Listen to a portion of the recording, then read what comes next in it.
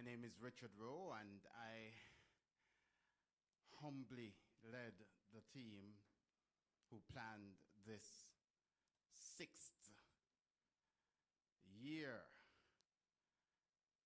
coming and going. This conference, ladies and gentlemen,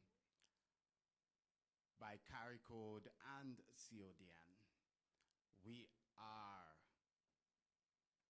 so happy to have you joining us this morning. Our MC for today is no stranger to us. As we are 6 years and going, she has been with us for 6 years and going.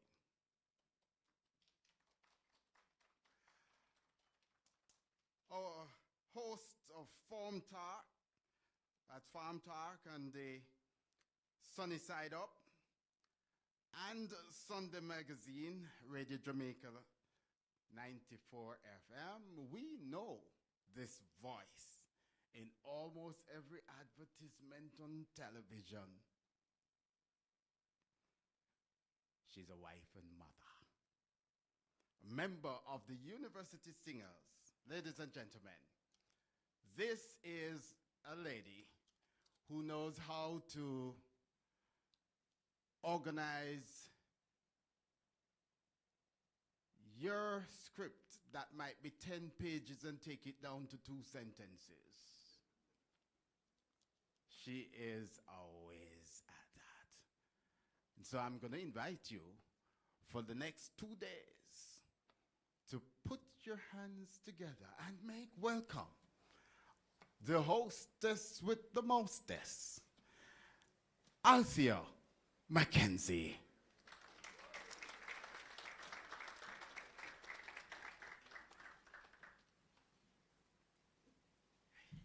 Good morning, Richard, my friend, and thank you so very much. So this organization is definitely like family. I must tell you before I start, before I launch into all of the fancy things that I'm going to do, that I wouldn't be standing on this platform were it not for Ilsa DuVernay. When she first had the conference at the conference center, the first one was held, I was much younger, much smaller, and I had voiced the commercial, I believe it was for her. I'd done an interview with her. And she said to me, "But Althea, you can host." And I said, "I don't think so." But you know what? Out of that experience working with her, I started to get calls. And so I thank you, Aunt Ilsa, for helping me to better define who I am as a speaker. Thank you very much for that. The Most Reverend Kenneth Richards, Archbishop of Kingston. I don't see Mr. Forbes, not yet here, but he is expected to come. He's the Custos Rotolorum of St. Andrew. Mrs. Ilsa DuVernay, Chairman and CEO, Center for Organization Development Excellence Limited, CARI-CODE. Chairman of the Planning Committee, the CARI-CODE Conference, Richard Rowe. Ian Williams, President of CODN. Stephanie Lindsay, Senior Superintendent of Police, Head of the JCF Ports Division. Andrew Laidley, PR and Marketing Executive, Private Sector Organization of Jamaica. And I believe we have sitting at that table as well, Corrent MacDonald Organization, Null Psychologist, CARI-CODE, Post-Hurricane Melissa, and Other Interventions Rebuilding Project. Well, we will get all of those titles correct as we go throughout. But ladies and gentlemen, welcome. I have 2 rules. 2 rules for this conference. 1, we don't do fenke clapping. We do not, for those of you who don't, anybody know what fenke clapping is? Clap fenke with me here. That's right. So when I say applaud, what am I expecting to hear? That's right. That's right. We have fenke down pat, so we need to have good applause. And the next thing that I want you to do is to pay attention. Much of who I am, I come to this conference to host, But the things that I have learned from these conferences have been invaluable in who I have become as an individual. I'm more organized, both in terms of my thoughts and the approach that I take to the things that I do. And also, just from this engagement, I have learned how to better handle relationships and how to sometimes, even just step back from being forward. It's important. Because even though some of you are in the limelight all the time, sometimes you have to learn how to step back. May I just now put in a plug for the University Singers of the West Indies? Andrew Laidley can bear me out. He was at our show. It is a must-see, and we only have 3 days left. 3 days. So Friday, Saturday, and Sunday, and we play at the PSCCA on campus at the UWI. I have been with the group for 22 years. So the group is directed by Franklin E. Halliburton, attorney at law, and he's also the director of the Philharmonic Orchestra of Jamaica. So if you're looking for something to do on the weekend, then that is what I'm recommending. Many people hear the term organization development, but they're unsure what it really means. Now, I'm not an organization development specialist, but I do know that some assume it refers to leadership training, team building programs, or human resource initiatives. And while those activities may be a part of OD, they do not capture the full scope of the field.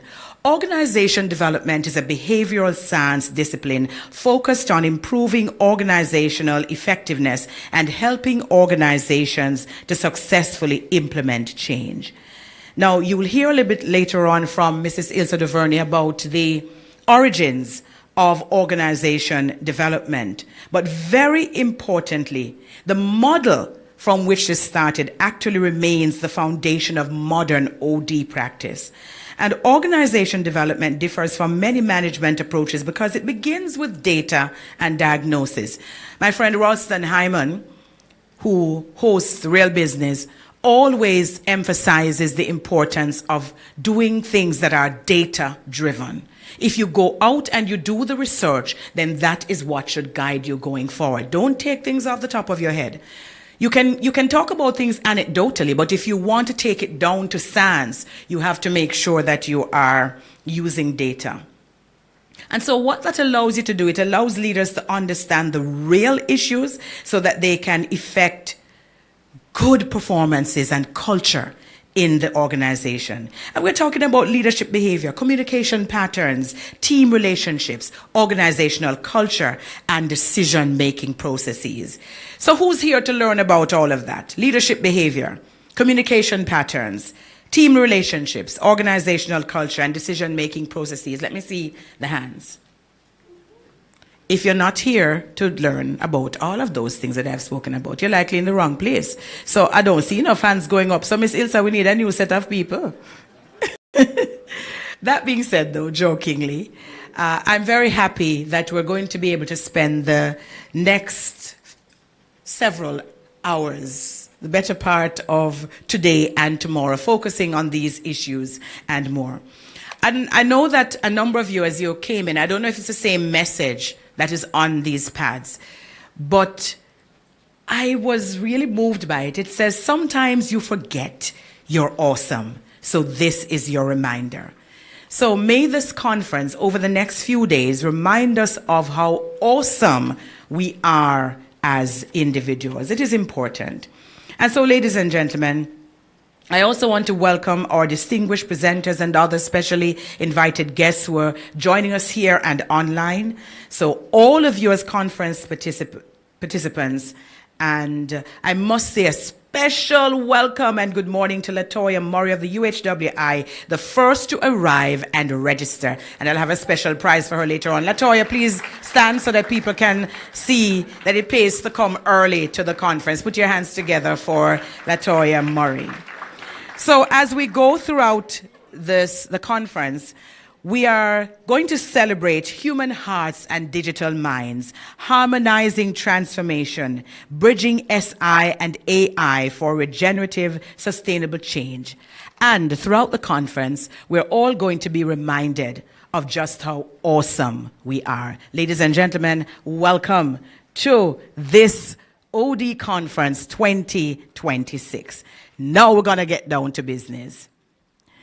So, we never start a function of this nature without prayer. And so I invite to share his thoughts with us, as he's led by the Spirit, the Most Reverend Kenneth Richards, Archbishop of Kingston. Please put your hands together and make him welcome.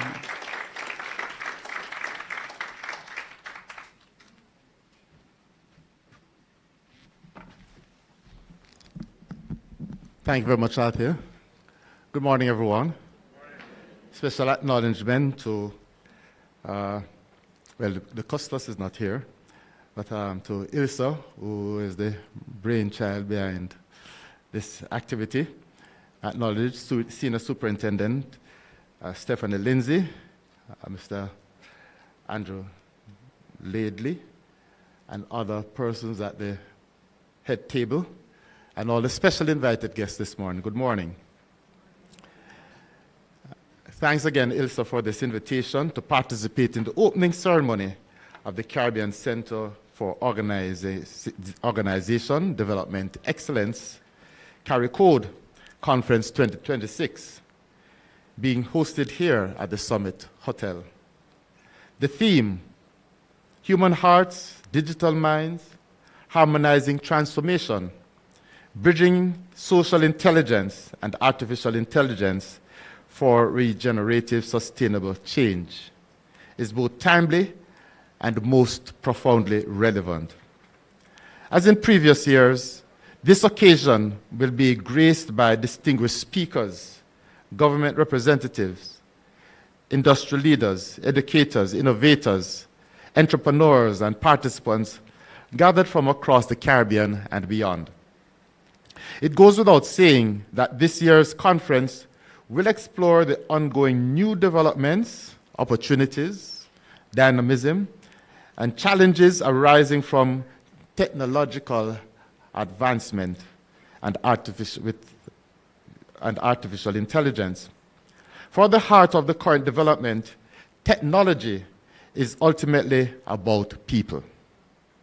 Hence, innovation, digital transformation, and emerging technologies must aim to achieve their greatest value by contributing to human flourishing, elevation of communities, creating opportunities for young people, and promoting the common good. In this regard, the recent Vatican document, Magnificat Humanitas by Pope Leo, offers a timely reminder, quote, in an era increasingly shaped by artificial intelligence and technological innovation, humanity's enduring task is to remain profoundly human, end of quote. This insight reminds us that technological progress must never be measured solely by efficiency or capability, but by its service to the dignity of the human person and the flourishing of society. St. Paul in 1 Corinthians chapter 10, verse 23 says, quote, all things are lawful, but not all things are beneficial. All things are lawful, but not all things build up, end of quote. In other words, the fact that we can do something does not mean that we should do it. Human freedom is not merely the ability to choose. It is the ability to choose what is true, good, and life-giving. These insights are particularly relevant in our age of rapid technological development. Artificial intelligence, genetic engineering, and digital technologies make many things possible. Yet the real question is not, can we do it, but should we do it? And will it promote authentic human flourishing? The Caribbean stands at an important moment. The digital age presents extraordinary possibilities for education, entrepreneurship, economic growth, and regional cooperation. At the same time, it challenges us to ensure that technological progress remains guided by ethical principles, human dignity, inclusion, and solidarity. May this conference be a forum, therefore, for creative thinking, fruitful dialogue, and meaningful partnership that will help shape a future of hope and opportunity for our region. I congratulate the organizers for their vision and dedication, and I wish all participants a productive and rewarding conference. May your deliberations be blessed with wisdom, insight, and success. God has given us remarkable freedom and creativity, yet maturity is not measured how much we can do, but our ability to discern what is good. The temptation is to ask, is it possible? Faith asks a deeper question. Does it lead to life, to truth, justice, and love? Not everything that is possible is beneficial. Not everything that is permitted is worthy of the human person. True wisdom chooses not merely what can be done, but what ought to be done. Let us pray. Gracious and loving God, we thank you for bringing us together at the opening of this CARI-CODE conference. We are grateful for the gifts of knowledge, creativity, curiosity, and innovation that you have placed within the human family. As we gather to explore new technologies and new possibilities for our region, grant us wisdom to use knowledge responsibly, vision to recognize opportunities for growth and development and integrity, to ensure that our work serves the dignity and well-being of every person. Bless all who are participating in this conference, the organizers, presenters, sponsors, and attendees. Inspire their conversations, guide their decisions, and strengthen their commitment to build a Caribbean that is innovative, just, inclusive, and prosperous. May the technologies we develop and the solutions we pursue always serve humanity, promote the common good, contribute to peace and solidarity among all peoples, and give honor to you, our Lord and our God. We ask this in the name of Jesus Christ, our Lord. Amen. I planned a song, but I never tightened it up. Let me see if I can sing it. Huh? I can sing, but I think I'll pass this time. That's that? Give it a taste. The thing is gone out of my head.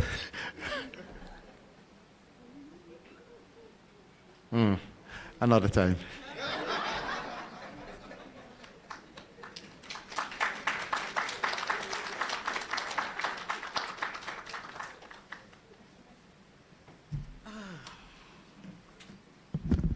Thank you. Thank you so very much, the Most Reverend Kenneth Richards.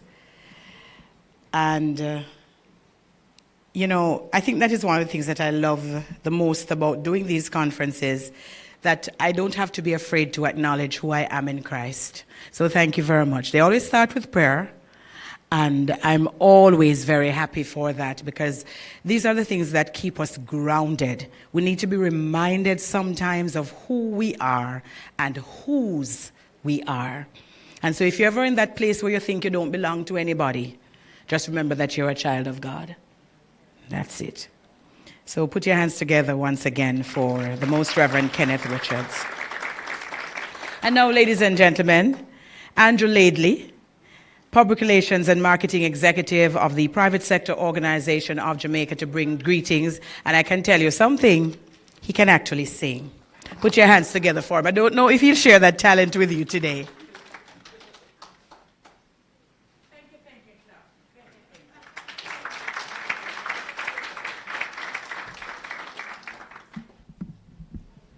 Thank you very much, Althea Mackenzie, my good friend and former colleague.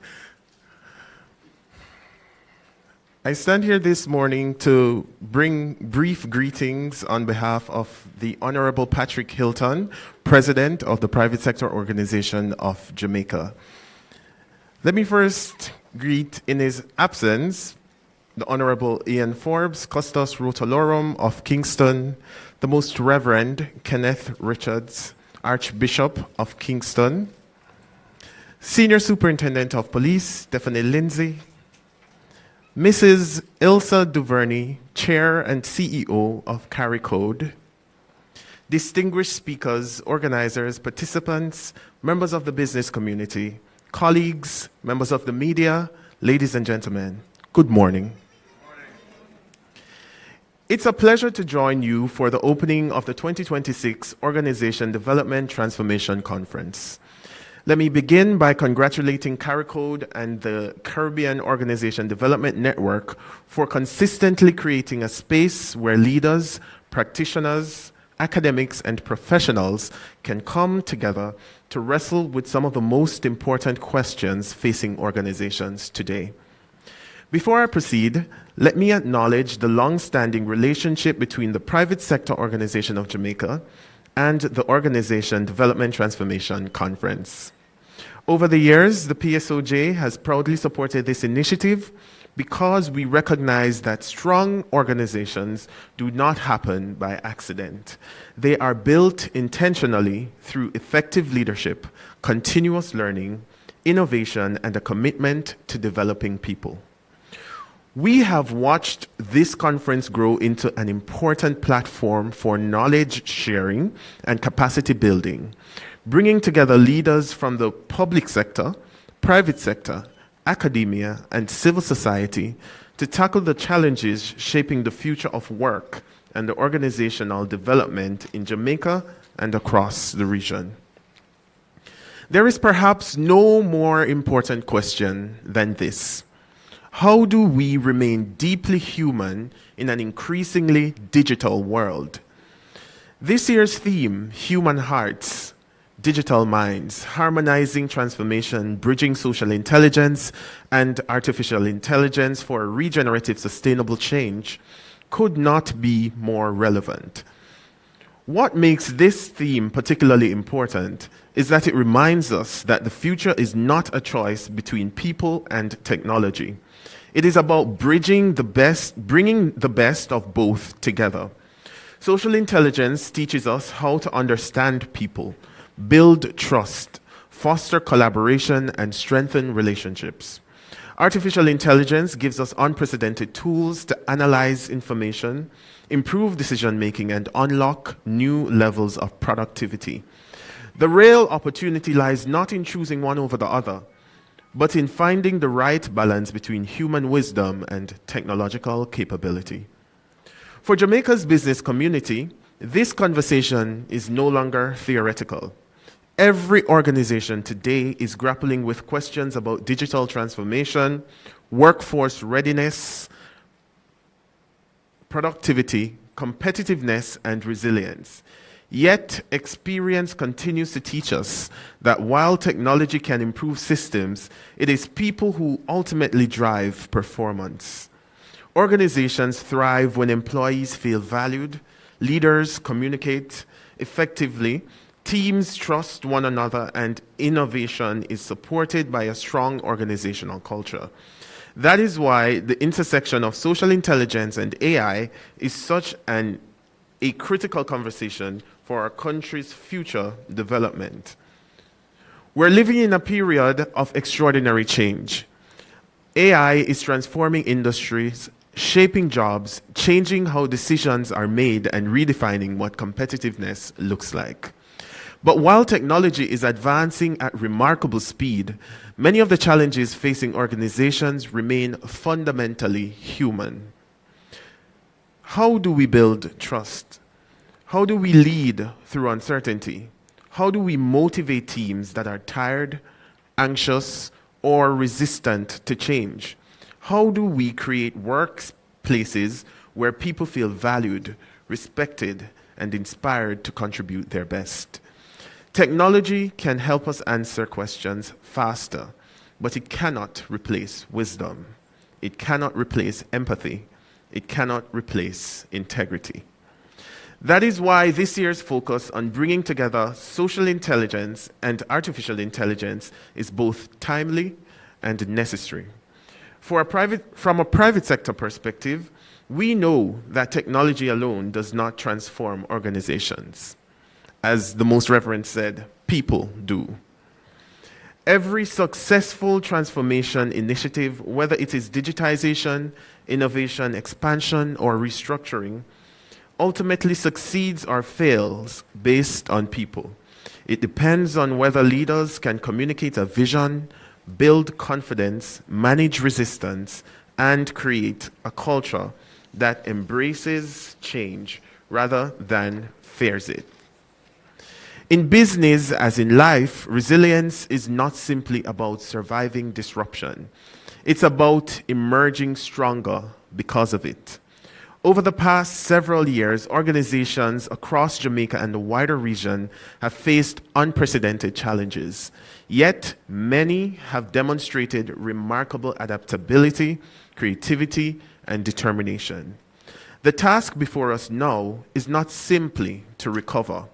It is to build organizations that are more agile and inclusive, more innovative, and ultimately more prepared for the future.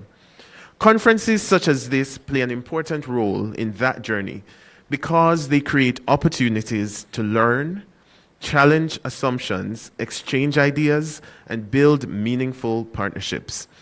I encourage you, each of you, to take full advantage of the discussions over the next 2 days. Ask difficult questions, share your experiences, challenge conventional thinking. Most importantly, leave with practical ideas that can be applied within your organizations and communities.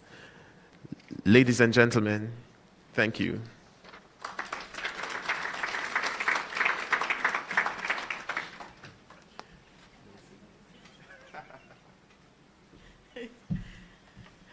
Andrew says no singing, and that's because he knows that you would have to warm up.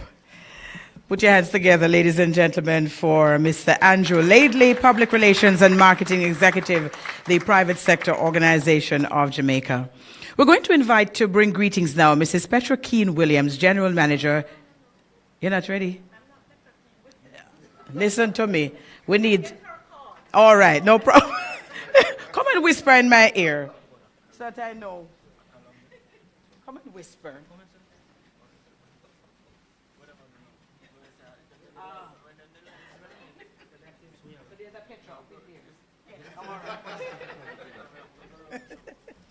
So, ladies and gentlemen, please put your hands together for Petra Ann Williamson. The title is correct. I'm the director of Hermaj. And she's the director of Hermaj. Thank you very much, Althea. They don't know me, so they're going to give me a thank you clap. That's okay.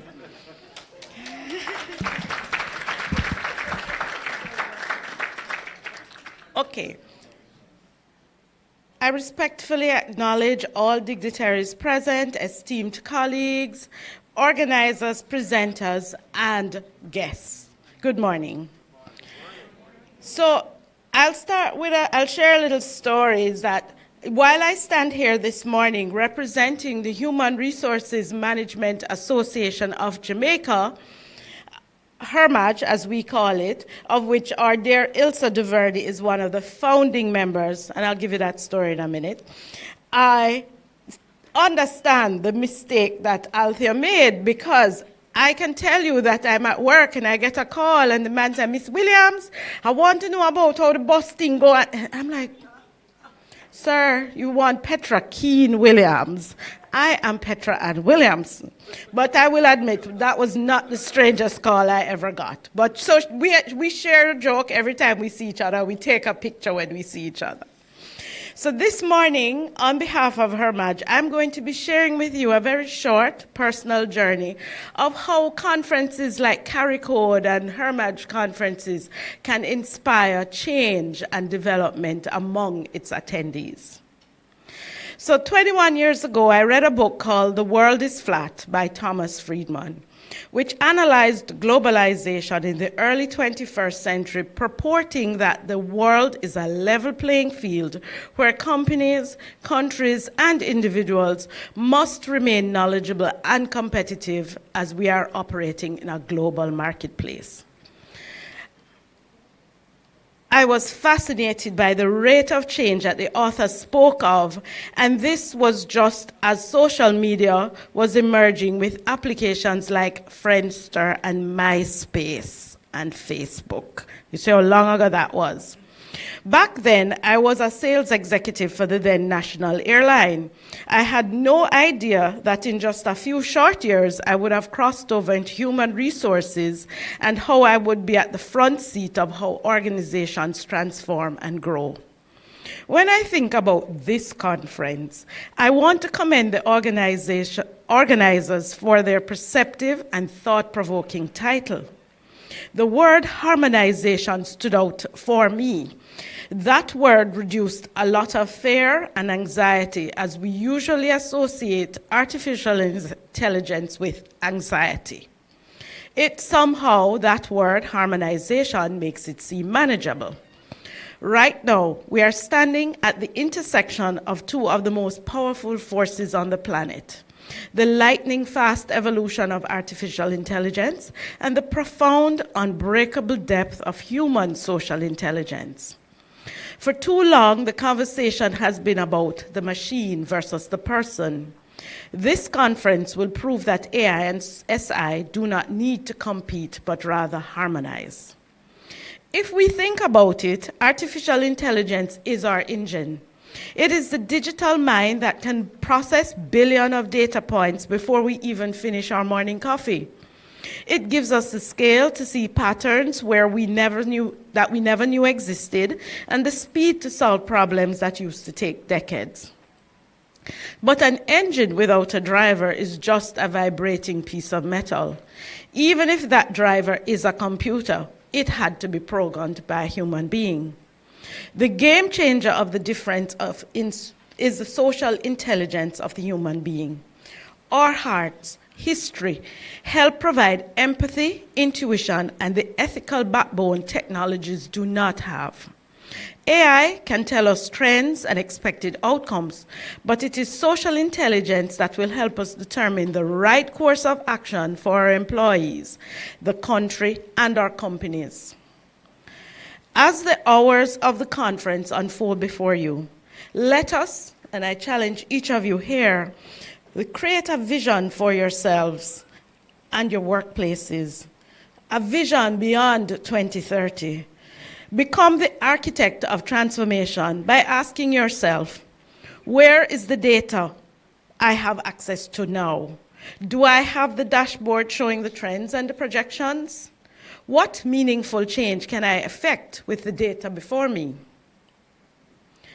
Years ago, I worked for another company in a capacity of HR that had a strong, very strong staff association. They behaved like a union. The negotiation meetings always were hostile, and they were very demanding representatives. So how did we go about making a difference? We knew we had to change the mindset. We reviewed the data, and much of the complaints brought before us were from things that happened 15 years ago. So we implemented a gratitude challenge, a competition by location where we recorded for a whole month what persons were grateful for each day. We challenged them day by day, put up your gratitude, say it, and we created artistic framework of how they could express that. The pictures were beautiful. The locations that had the highest participation rates saw significant increase in their desire for learning and growth and moving the organization forward. those locations that did not participate so much are still struggling today. While it is not AI, it was certainly data, useful data, that we used to make that change. And that idea came out of a conference much like this one. Today, the Human Resources Management Association is the institution it is because of founders like Ilsa, who was a founding member of what we then called JATAD, Jamaica Association of Training and Development.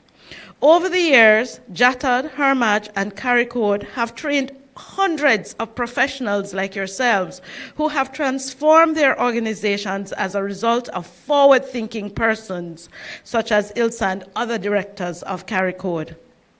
We, the members of Hermaj, applaud you, and we applaud the organizers, and we encourage you, participants, listen carefully, establish your legacy, transform yourselves and your organization. Have a blessed event.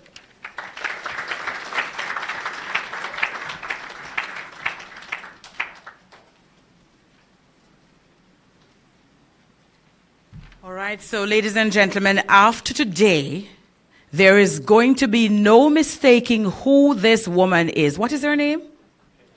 Petra Ann Williamson.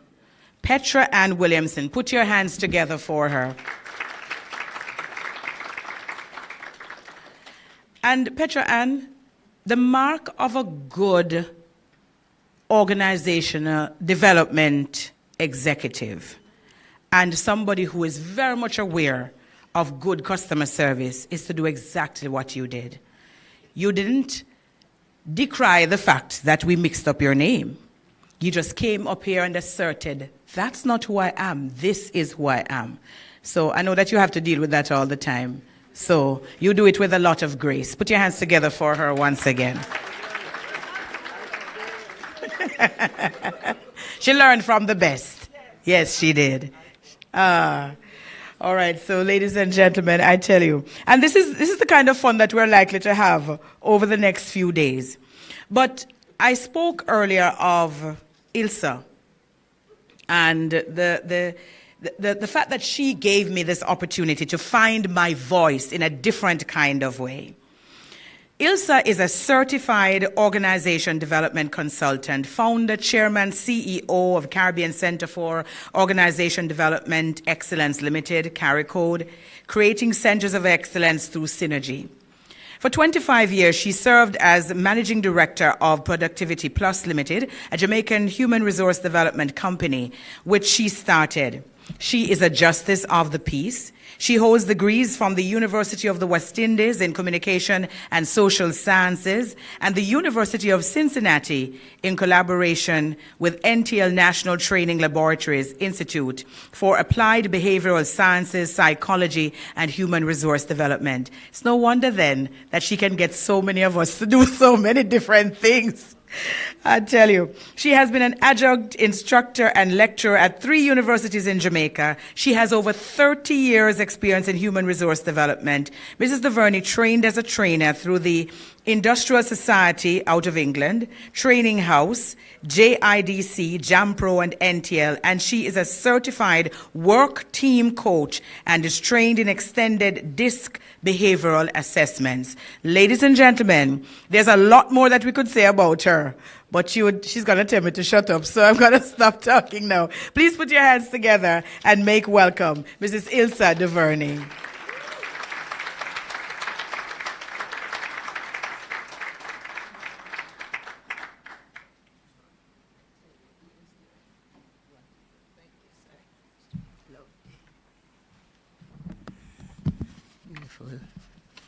Good morning. Wow, wow, wow. It's great to be here. Welcome, welcome, welcome, everyone. Thanks for coming. Well, it's human hearts and digital minds, a call to transformation. Good morning, colleagues, leaders, and fellow change agents. I believe organization development is much more than a profession or a set of tools. It is a movement grounded in human dignity, participation, inclusion, justice, and the belief that people can and will grow. Communities can thrive, and societies can be transformed.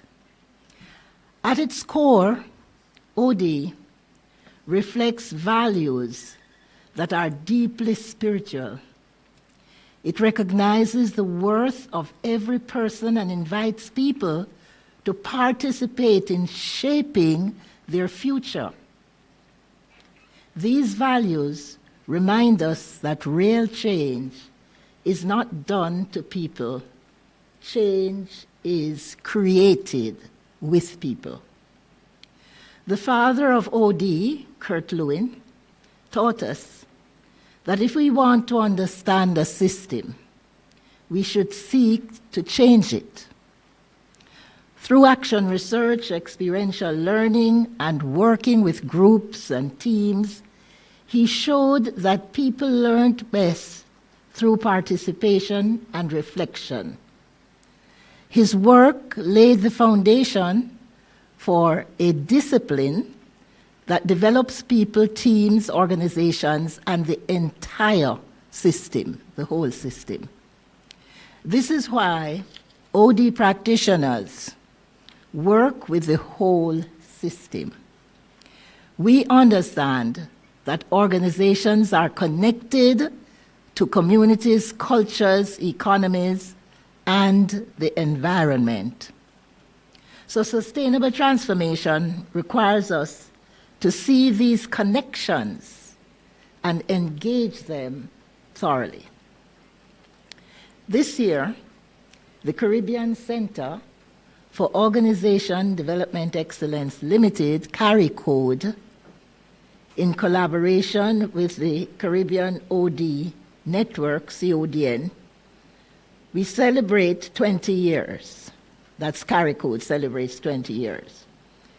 And we're staging today our 6th annual conference under the theme of the OD conference being Human Hearts and Digital Minds, Harmonizing Transformation, Bridging Social Intelligence, Emotional Intelligence, and Artificial Intelligence for a sustainable, regenerative future. So as artificial intelligence transforms our world, we need to remember that technology alone cannot create a better future. AI can process information, but it cannot replace true compassion, empathy, trust, or love. It's programmed to do that, but it will not. The future depends on our ability to integrate artificial intelligence with social intelligence and emotional intelligence while remaining guided by wisdom and values. So the world does not simply need smarter technology. It needs wiser leadership. In OD, we often say that development is not organizational. Development is human. Organizations do not learn, people learn. Organizations do not change, people change. So when people grow in capacity, they grow in capability, in character, and commitment, we find that organizations and communities are transformed. So today, our responsibility extends beyond just organizational effectiveness. The challenges facing our world, social inequality, environmental degradation, declining trust, and climate change requires a new form of leadership. They require regenerative leadership. So regenerative leadership asks us not merely to sustain what exists, but to restore and to renew and to create conditions where people, communities, and ecosystems can flourish. It calls us to care for each other and to care for our planet. So OD provides a pathway for this transformation through action research, dialogue, collaboration, and learning. We help people to discover solutions together. We create spaces where hope, possibility, and collective wisdom can emerge. And so, I changed my page. They're stuck together. One of the most important lessons in OD, folks, is that we enlarge what we dwell upon. We enlarge what we dwell upon. So if we as a people focus on problems, problems will grow. If we focus on possibilities, opportunities will emerge. Appreciative inquiry. This is not blind optimism. It is disciplined hope. The audacity of hope. This spirit, this Holy Spirit has guided the work of CARI-CODE through self-sponsorship and commitment. We have invested in developing people across the Caribbean, grounded in an understanding of our unique culture, strengths, and aspirations. We recognize that true development comes from within our people and within our communities. Jamaica's progress demonstrates what is possible. Increasingly, we are becoming a place of choice, building economies and building strengths and creating opportunities for future generations. Yet our confidence does not rest solely in human achievement. Our confidence rests in God. May I invite you to repeat that with me, please? Our confidence rests in God. We trust in God as our provider. And throughout our history, He has sustained us through adversity and opened doors where none seemed possible. Time and time again, He has sent us a ram in the bush at the very moment it was needed.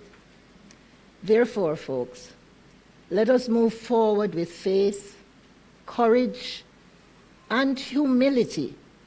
Let us develop leaders who serve organizations that value people and communities that care for one another.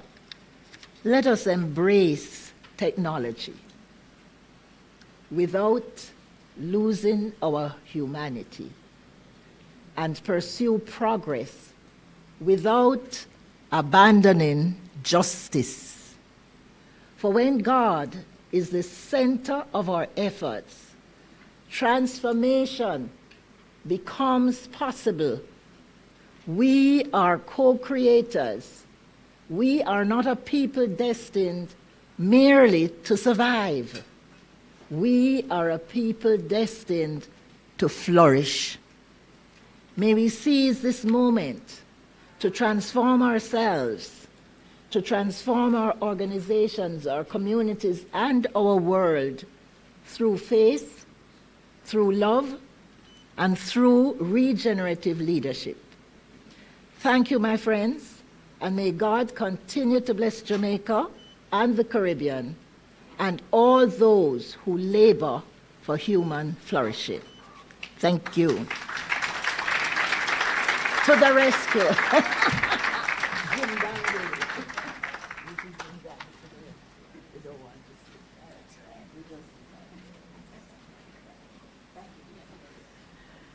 All right, so ladies and gentlemen, I'm certain that you could do more than that. In other spheres, I would say to you that if these are just the greetings that we have gotten, you know, and the welcome.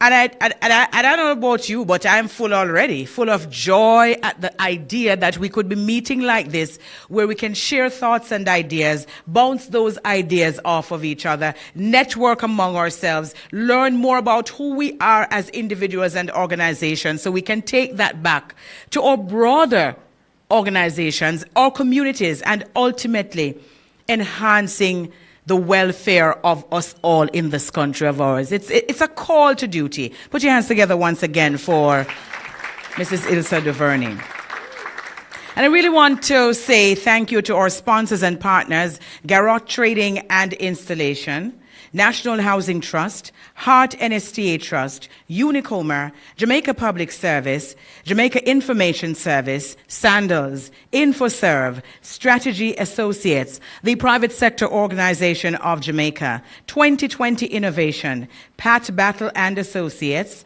Tax Administration of Jamaica, S Hotel, Public Broadcasting Corporation of Jamaica, Wisinco, Transformation Implementation Unit, and the Summit Hotel. And I'm sure that as we go along, we'll thank others who have contributed to what I'm already calling this a success. It always is. So I can call it a success from now because it's going to be successful. Always is successful. Now, ladies and gentlemen, the hallmark of any strong organization, any organization that survives, whether it is your family or it is a community organization, it is in giving back. And you don't give back so that you can get. You give back because you want to make a difference. So last year, this country of ours had a torrid time with Hurricane Melissa. And we're still going through it. And I know that sometimes when we sit in our corporate offices, we are in Kingston and St. Andrew, and somehow it escapes our thoughts that there are people out west who are still suffering, who still have challenges, who still have issues. And I know it is difficult, but we must continue to help those who are not in a position to help themselves. We must continue to help those who are challenged. We must continue to help those among us who are facing tough times, because were it not for the grace of God, we could all have faced tough times.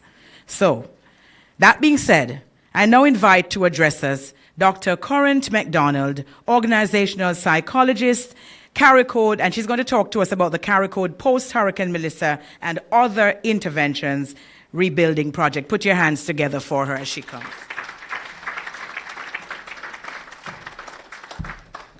Thank you, Althea. Thanks so much. I could have asked you to do my presentation because you did a really good job there. Yeah, thank you.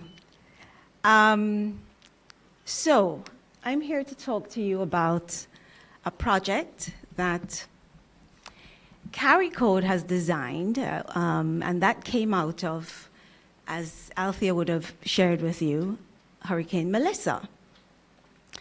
So we're looking at what's referred to now as beyond relief. So what happens after the trucks have left? You know, what happens after everything is done and dusted and everybody goes home and the people are left as they were. All right? So I'm going to tell you a little bit as to why this matters, why beyond relief matters, and what we're asking of everyone in this room today. All right? Is my prompter working, guys? You're seeing? Okay, good. Good stuff. So our most recent disaster gave us some important data. Yeah? Hurricane Melissa did not just destroy our infrastructure, it shattered people's sense of safety, belonging, and the dignity of thousands of Jamaicans, particularly in Western Jamaica. Now, not many of us in this room, because we're in Kingston or St. Andrew or this side of the world, i.e. this side of Jamaica, we did not experience what those persons, in Central and Western Jamaica experienced. So many of us can't relate to, what transpired. So Jamaica, so these people who are already carrying the weight of generational poverty, many of them, and repeated climate shocks would have experienced another, most devastating shock. So for them, Melissa was not a single crisis. It was one more unbearable chapter. Recovery that addresses only the physical dimension is recovery that will not hold. So we have been addressing, as you do, the physical aspects of disasters. So we feed the people, we clothe them, we put them in shelters, and you do what you can, but we're not addressing the people. Yeah, and that's part of our challenge as a nation. Okay, yes, thank you. So Jamaica has not simply suffered one hurricane. It has absorbed repeated disasters over decades, and the psychological damage of each has never been addressed before the next one arrived. So Gilbert, as we know, in '88 was devastating. Ivan and Dean caused significant harm to western and rural parishes. Sandy and repeated flooding events have added to the cumulative weight. Each time the physical recovery happened. So the human recovery, as I said, did not. The point here is not to list the disasters, really. The point is to establish the pattern, that there is indeed a pattern. Communities have been carrying layered, compounding, unaddressed trauma long before Hurricane Melissa arrived. So Melissa did not create the gap. What she did was expose the gap. So that distinction matters because it means beyond relief is not a response to one event. It's the answer to a permanent national deficit.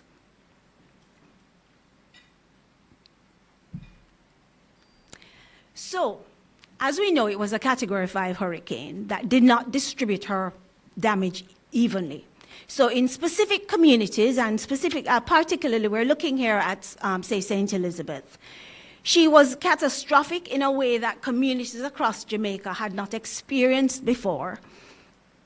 And the accounts of people who lived through her, teachers, community leaders, parents, they spoke of, if you listen to them carefully, they spoke of the psychological devastation that went deeper than anything that came before this.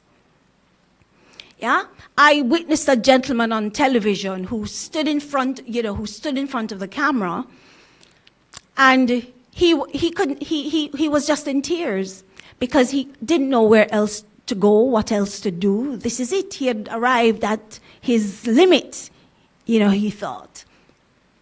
So the relief trucks came, private and public sector entities sent supplies, buildings are now being repaired, but nobody came for the teacher who cannot sleep, or the child who's staring at the wall, constantly staring at the wall, because he's traumatized.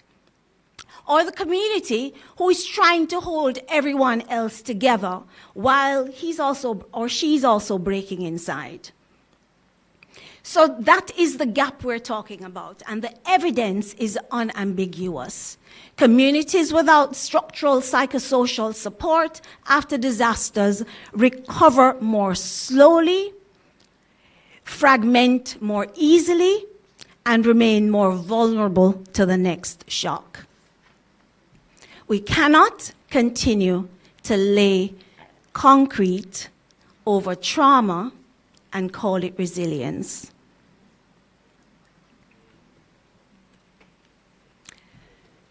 Psychosocial care, I just did a slide for those of you who may be just thinking, what are we talking about? So psychosocial care is really the support that addresses the psychological and social dimensions of recovery together. How people feel, how they connect, and if you think about it, how they behave. Yeah? So Beyond Relief is not a relief program. It is a regeneration initiative that is designed to spark a national movement.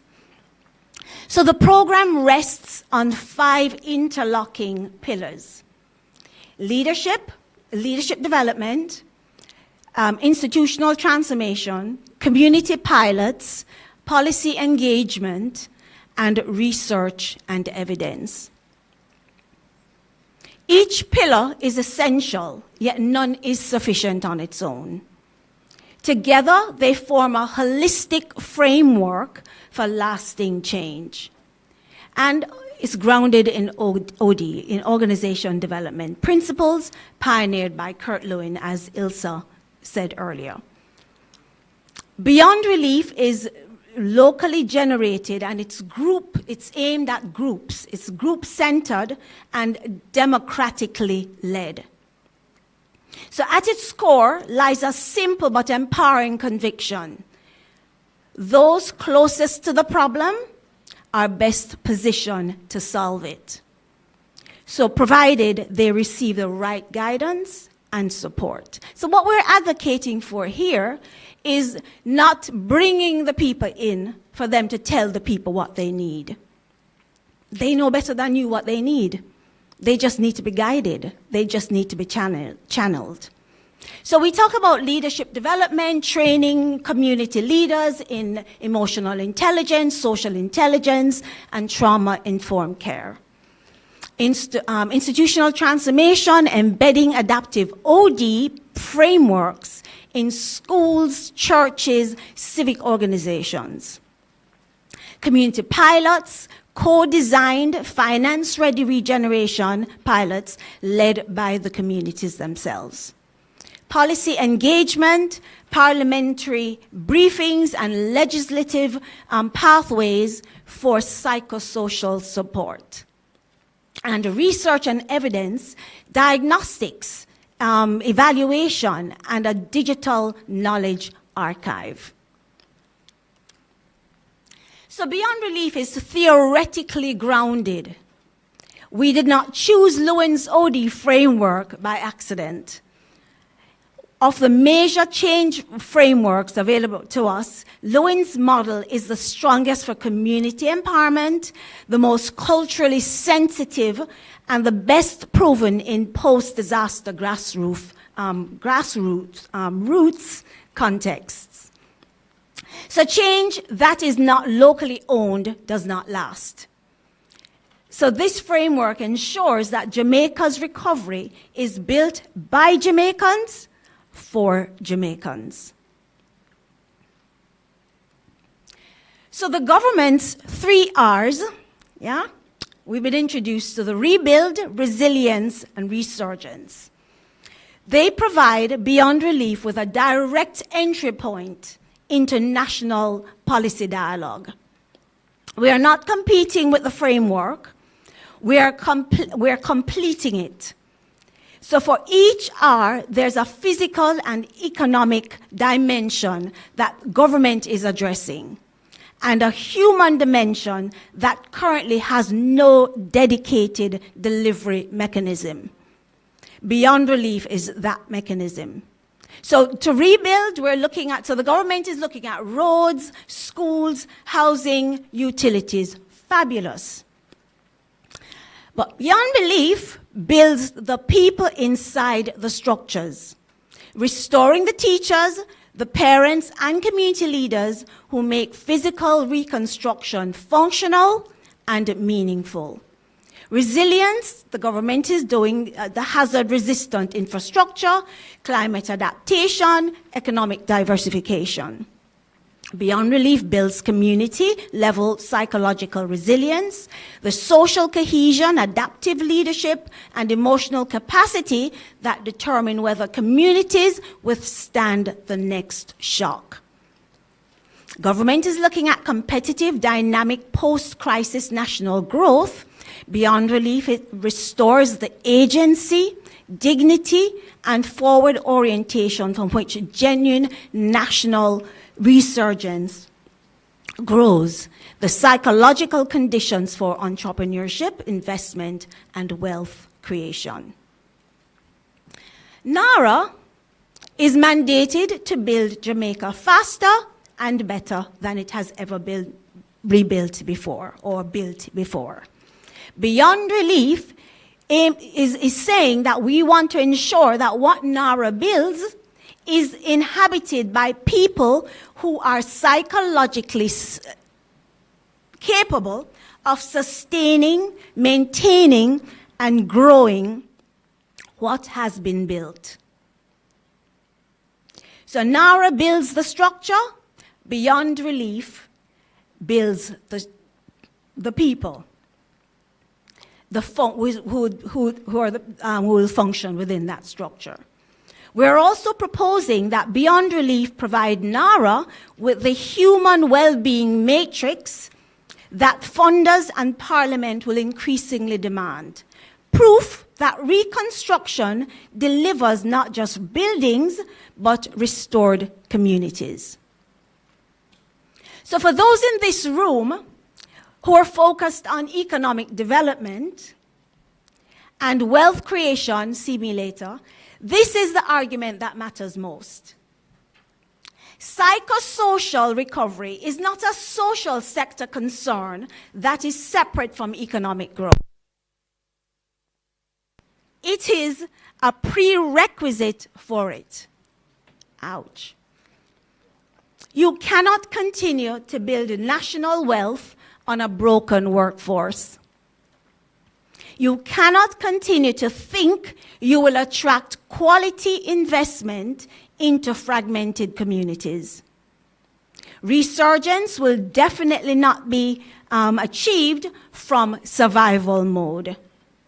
Psychosocial investment is indeed an economic investment. The government's social protection and climate resilience agendas are both critically important and both incomplete without a psychosocial dimension. Traditional social protection addresses material needs, but a person with food and shelter who is psychologically broken may not use those resources appropriately to rebuild their lives. Climate resilience built on fragile community psychology will not hold when the next storm arrives. Beyond Relief provides the missing layer for both agendas and makes the investments already being made in social protection and climate resilience significantly more likely to deliver lasting results. So, Beyond Relief is structured across 3 tiers. Just to give you a view into this project, Tier 1 is what we are requesting funding for at this point in time. A focused evidence-generating starter pilot in St. Elizabeth that proves the model actually works. So Tier 2 takes it national, and Tier 3 takes it regional. So essentially, the investment we're seeking today is not the ceiling of this initiative. It is the floor from which everything else is built. And we're not asking for money, we're asking for support. All right? Okay, so Beyond Relief is a living embodiment of this conference, the theme of this conference. The human heart, social intelligence, empathy, cultural attunement, relational trust is what the training of community leaders is fundamentally about. The digital mind, AI-assisted, needs diagnosis, data-driven evaluation, and adaptive learning is how we ensure the work is rigorous, scalable, and evidence-based. The conference theme asks how we harmonize these two. Beyond Relief is one concrete answer. So, CARI-CODE's vision is ambitious. For Jamaica, it means a nation that does not wait for the next hurricane to ask how its communities are doing. One that has built the human infrastructure of recovery before the next crisis arrives. So for the Caribbean, it means a Jamaica that leads by example, sharing what works and building a regional movement for regenerative recovery. Beyond Relief is how that vision begins to become real. So this is our call to action. Beyond Relief needs more than funding. It needs champions. Those needing the most help are not asking for sympathy, they're asking for partnership from everyone in this room who believes that Jamaicans deserve more than concrete and desks, that recovery means restoration, and that a nation that heals its people is a nation that can truly surge. Advocate, join us, connect us, support us, and together we shall rise.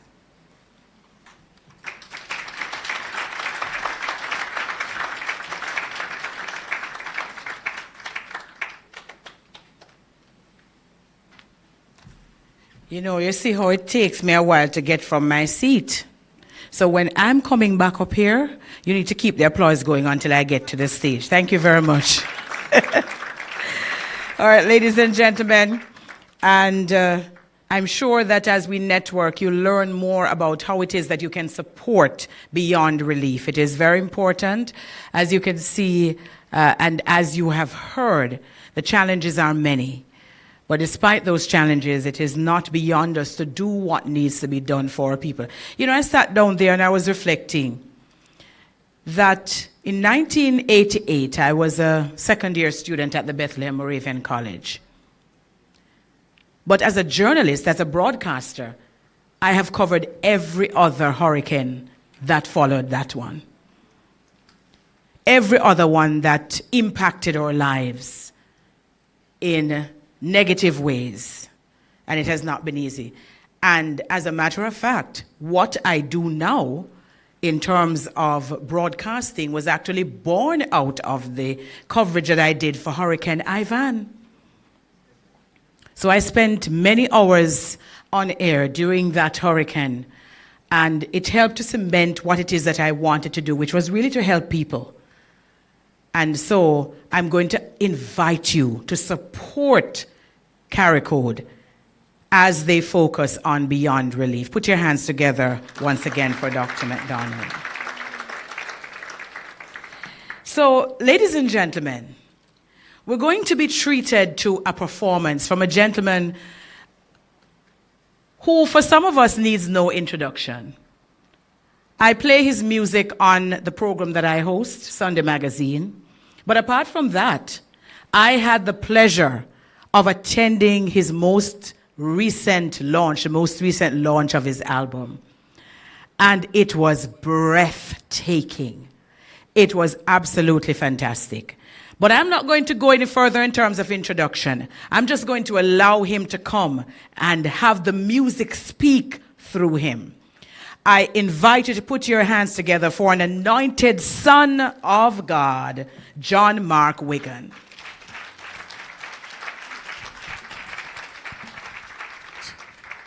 But if only did clap me like that when me I come up, me didn't bother come. I wouldn't bother come. Thank you. Thank you so much. Good morning. It's an honor to be here, and it's an honor to serve. Could I just shout out Mr. Ian Williams quickly for giving me the call? Extremely honored. Yeah, give him a hand because I see him serving you. And Auntie Benita, as I told you, she doubled down because when she saw me out, she asked if I'm locked into this, and I'm grateful to be here today because I'm hearing the reports, I'm hearing the plans, and I'm reflecting and saying, I realize we've had storms in our life before this storm, you know, and that we've lost roofs before there was wind blowing, because there's still people that can't afford the rent and go and get an eviction notice, you know, and some are prospecting, thinking about buying a home and can't afford the next roof that they're looking at. But I need for you to agree with me in something, if it's true, that regardless of all our situations, that God has still remained good. Is he? Yeah, amen. Amen. And if you would, just look at your neighbor and say, I don't look like. No, not me, no. Look at your neighbor, just somebody next to you. Right? I'll tell you again. Tell them, I don't look like what I've been through. Now, I beg you, just tell them, you look good, you look good, you look. Yeah, you do. You actually look good. If you would push it a little further, say, I don't look like what I'm going through. Now, is God taking people through some things right now and just carrying you over these storms and these hurdles in life? He is good. Have you sung so far for the morning? Can you sing? Excellent. If you would, engineer and play that song for me. We're going to agree this morning that God is good. And if you would stand with me as we worship God for a moment. For our families, for our nation, for all these executive decisions that you're making. We put God before them, so we believe he will cover them all. See if you find yourself here. I've had the storms of life, strong winds and the billows. I've had the longest nights, I doubt I'd see tomorrow. Listen, there's so much that I could tell you, 'cause I've really been through the rough. But one thing your goodness has taught me is your grace is always enough, and you're good. So, so good. Listen, I've got a testimony. It's this. I don't look like what I've been through. Why? Because God is good. So, so good. Yeah. And I've got so many stories, but I don't look like all I've been through. Why? Because God is good. Do you believe that this morning? That's the only reason why we're here, because of his grace and mercy. Because God is good. Oh, yeah. Thank you, Lord. Had it not been for Christ, I'd be drowning in the sorrows. If you want evidence, tears are in my pillow. Lord, you are the reason I made it. Yeah, holding me safe in your love. But one thing your goodness has taught me is your grace is always enough, and you're good. You're so, so good. Man, I've got a testimony. It's what? I don't look like what? Why? You sing it now. Because God is good. He's so, so good. And I've got so many stories, but I don't look like all I've been through, because God is good. Could you praise him right there if he's been good to you? Personally, if he's been good to you. Hallelujah. Because God is good. Now you're gonna sing this part with me if you agree that regardless of what we're going through, we're still praise God. Still required to praise him. For he, that's the words you're learning, is good. So good. You got it around the room? Sing praise God. For don't be shy, open up your mouth unto your Lord and say he's so good. Yeah.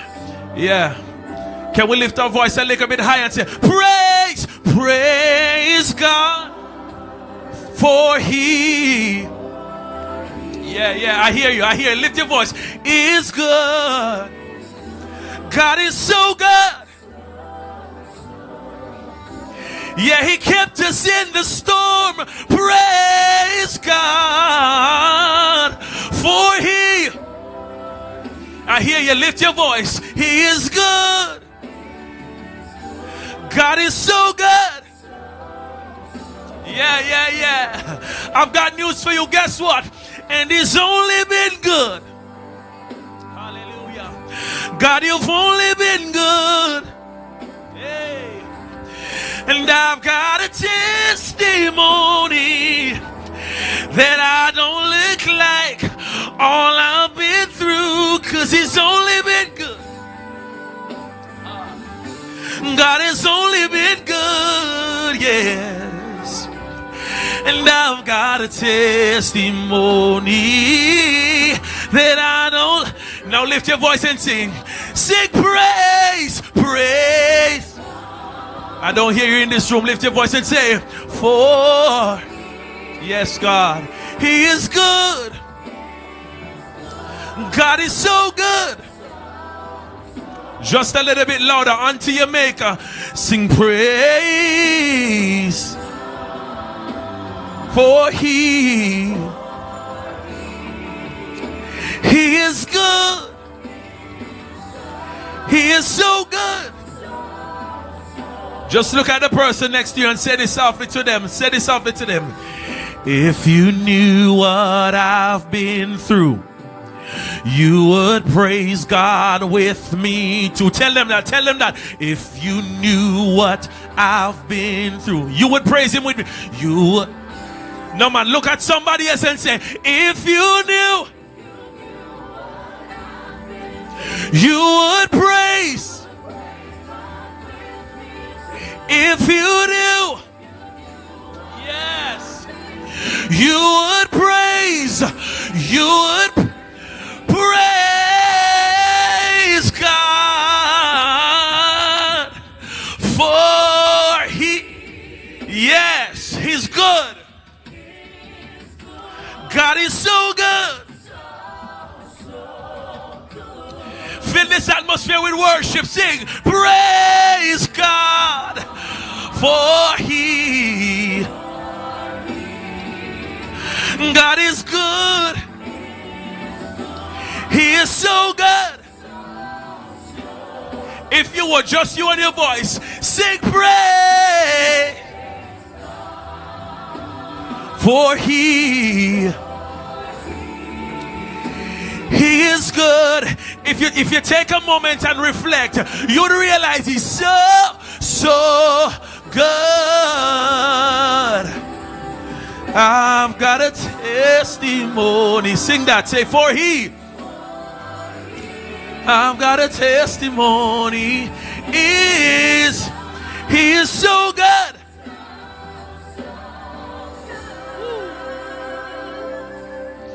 I've got a testimony.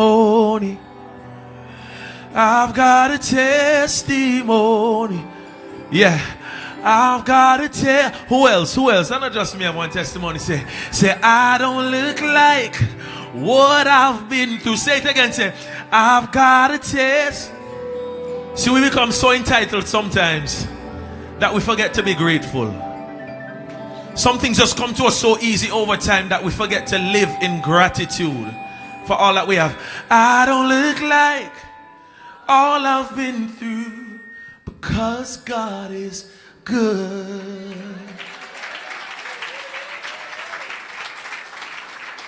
Could you just sing that one with me? Sing, praise God. Yeah.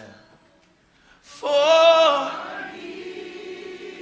just you and him, just you and him. Is good. Father, we lift the praise to you this morning. For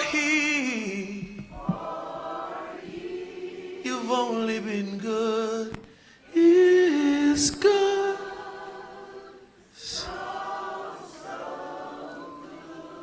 Say, I've got a test. Say, I've got a testimony. Yeah, I've got a testimony. I've got a testimony. I don't look like what I've been through. Why? Because God is good. Give him some praise this morning. My name is John Mark Wigan. It's been an honor worshiping with you.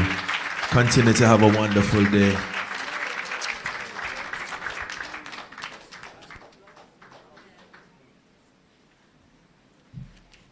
Well, I've certainly never seen that at a CARI-CODE conference where the entire room stood up in worship. Put your hands together, ladies and gentlemen, once again for Mr. John Mark Wigan. And John Mark, do you have an open mic for him still? Can you just let me ask him a couple of questions? Because I'm sure after that performance, people want to know where they can find your music, other than listening to it on Sunday Magazine. But where else can they find your music? Good morning again. John Mark Wigan, it's spelled very easy, JOHNMARK, WIGGAN. It's on all your streaming platforms, all your major streaming platforms that you like. And for those of you who don't like that hassle, it's right there on YouTube as well. And the most recent album is called By Fire. Listen to it, let it help you process God and think about him before, during, and after situations that can interrupt your life. Because he has plans with all of that. He's using all of that. And please, I'd love to see you on August 1 at Come Alive. You were there last year when CC Winans was there. Mm-hmm. I'll be on it again worshiping, so see you there. All right? Bless you. All right. Put your hands together for him once again. All right, so ladies and gentlemen, it is that time when we're going to have a presentation. And this presentation is from Recovery to Renewal, a national security agenda in post-Melissa Jamaica. Our presenter today is Stephanie Lindsay, Senior Superintendent of Police with over 35 years of policing experience and 15 years of regional and international policing experience. SSP Lindsay has contributed significantly to the transformation and reformation of the Jamaica Constabulary Forces, the JCF brand. With a Master of Science degree in Security Studies from the Maritime University, a Bachelor's in Leadership and Management, and a Diploma in Secondary Education from the Michael University College, she has vast experience and knowledge in both the theoretical and practical application of policing strategies across the region. She works extensively on studies related to the application of community-based policing principles. In addition, she has done several courses and workshops in strategic communication. She also lectures on communication at the National Police College of Jamaica and has worked extensively on the development of strategic communication and brand support in the Jamaica Constabulary Force, JCF, for over 20 years. It's over 30, right? Yes. She was instrumental in creating the Constabulary Communication Network, and that is where I first met her and the work that she was doing. She served as the officer in charge of the CCN, the appointed spokesperson for the JCF, and now the head of the Ports Division. She has acted as Assistant Commissioner of Police for the Border Security Branch, which oversees all major airports in Jamaica, the K-9 Division, and the Marine Division. SSP Lindsay is a highly organized individual who is dedicated and committed to professionalism. She demonstrates exceptional leadership and motivational skills. She is highly analytical and has outstanding interpersonal customer service and communication skills. And as you can see, she can easily disarm you with her smile. Ladies and gentlemen, put your hands together and welcome SSP Lindsay. I just believe I wanted us to please have a seat, because I'm not going to preach today. And by the way, sir, thank you for that song. And I just want to say to the audience, if you knew what I've been through, you'd have given me a better round of applause.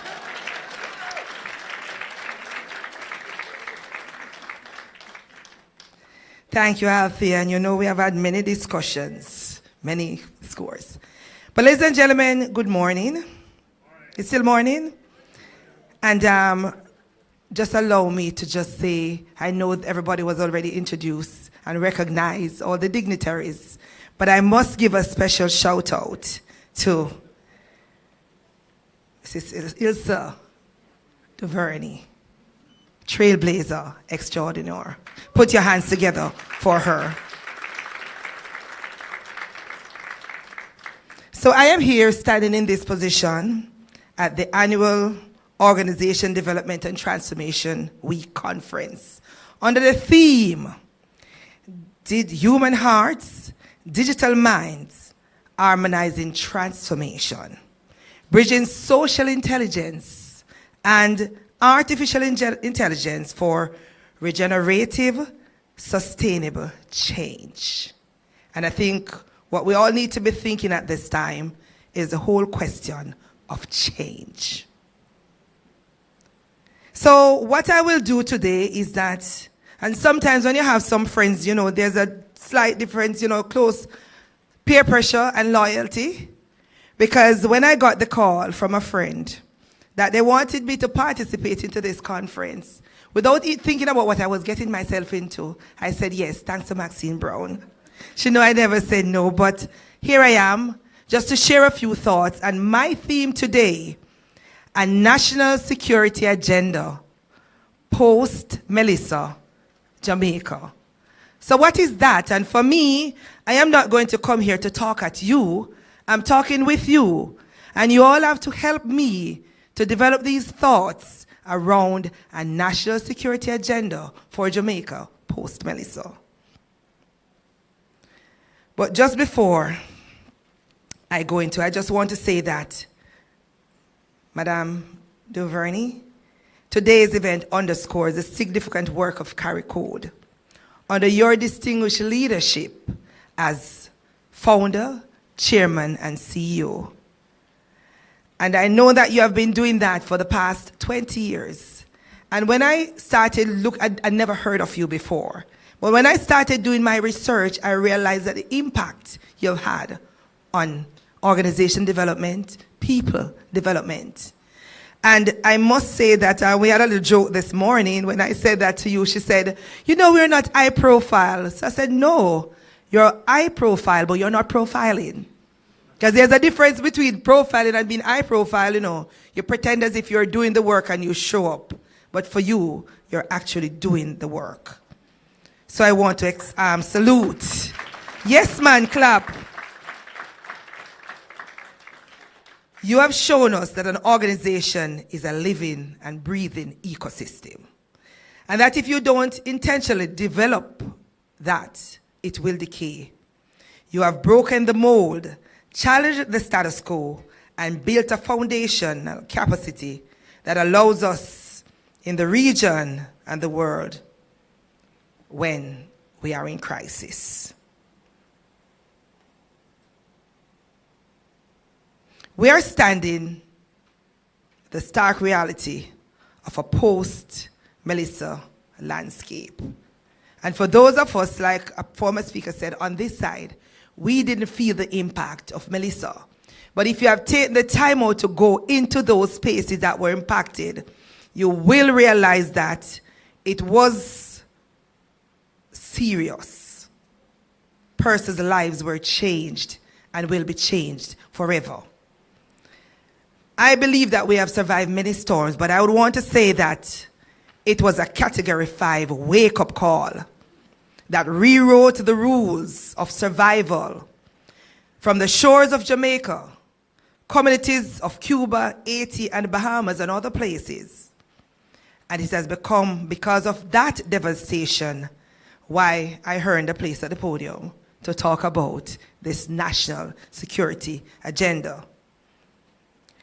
And of course, it is because of that devastation that we believe it is an urgent mandate and a sacred responsibility for us all to see how we can create that agenda. Our theme for this conference, I don't see it as a comfort blanket. It is a battle cry for systematic evolution. It demands that we step in this room with a singular focus, setting a national security agenda for Jamaica. And because Jamaica is seen as a leader in the Caribbean, maybe by default, it may become a national agenda for the region. So let's talk a little about national security. When you hear about national security, what readily comes to mind? Huh? JCF. What else? Crime, huh? Blue lights, sirens, huh? Boots on the ground. So I just want to, for the purpose of this conversation, to say, let's unfreeze those thoughts for a moment and broaden this perspective, because quite often when we talk about a national security agenda, we just think about those things. But a national security agenda post-Melissa is a bit more than that. Would you agree with me? No, you don't sound like you agree, man. Sound like you agree for real, man. Put your hands together and give me a round of applause. Me love praise, you know, so if you agree, you have to let it show. So I want to say that if we continue to see national security just from that narrow scape, then we are bound to fail as institutions. And of course, we will be fighting yesterday's war with blinders on today. So the citizens of Jamaica must see national security beyond crime and violence. We must pull back the lens and confront other dimensions of global security situations that dictate whether we live as a nation or we die. So what is that national security agenda when a superstorm decimates 70% of the country's power grid in 12 hours? To me, that sounds like energy security. You agree? Because you can't call the police for that. So that is energy security. That right? That one, that's one. So what is the impact on the health sector? Just think about the hospitals where you have these patients who are so critically ill, depending on power support to keep them alive. What about the household that you have relatives who live on machines, the oxygen must be going, and then you have no power? That sounds like health security. That makes sense? I'm asking a lot of questions, you know, because I'm a police by profession. So we hear about energy security, and we can see the correlation between the energy security and the health security, not true? Remember now, you know, all those sophisticated solar panels, they are gone with the wind. So either we took them down before Melissa, or what was left up were blown away. We agree? So what is a national security issue when rising levels swallow coastal infrastructure and contaminated floodwaters threaten our water source. Do we call the police for that? That sounds like environmental and climate security. Remember, we are talking about building a resilient national security agenda to withstand a Category 5 hurricane. So the question is, recognizing that in those instances, we might need a solution. So how will the lessons learned from Melissa inform that national climate and environmental security agenda so persons are educated and mandated and how to improve large and small infrastructures while protecting the environment? So part of the national security agenda must be something about how we build and develop. You agree? No, sound like, I know that I have in this room, some CEOs and Tapanaris people, because when they come to these conferences, they just tush so. Don't want to let go. You're not in office today. We're in an environment where we're going to talk the things. Right? So just walk with me, man. And if you don't, I will just talk long, because I don't stop talking until I get the love. So if you don't give me some love, you know how that goes. What is a national security item on the agenda to protect vulnerable when supplies chain collapse? Our ports are choked, leaving us days away from empty supermarket shelves. If you have gone down the country, 2 milliliters of water, sharing for 5 persons. So that sounds to me like food and economic security, not true? Do we call the police for that? So it means, therefore, that all these things are important things to contemplate when we decide whether what we do. What is important is that we must eat. When and where and how we should stock up emergency supplies during a hurricane season. Who and what agency of government or key partner should be responsible. Remember, down the country, Melissa took with it all the entities that were supposed to provide post-Melissa relief. All the warehouses that they stock up with the medical supplies and the food and water, gone with the wind. So it means, therefore, now that we have to start rethinking as a national country, how do we prepare in the event we have something similar? We have to start looking now, and Mr. PSOJ, I know in your group, we have some of your partners with some big warehouses that are so fortified. Melissa has no chance. So we have to start to think now, is it that we should, part of the agenda, should develop some, come hurricane season, sell lease us some space, or your good corporate citizens, give us some spaces in your warehouse to restock some emergency supplies to last for about 2 weeks. So in the event of a hurricane, down the country, don't have anything. Areas that are devastated, but we know that at least food security is guaranteed. That makes sense? So don't clap me now. I don't understand you. If it makes sense, you're supposed to clap me, man. Are there some thinking that needs to be a part of it? We hear about the work of Beyond Relief. How is it that we are going to build a national security agenda that when it's time for Beyond Relief, they don't have to be bulldozing them ways into entities and sections to provide that psychosocial support, but it's part of the national agenda somewhere. That makes sense?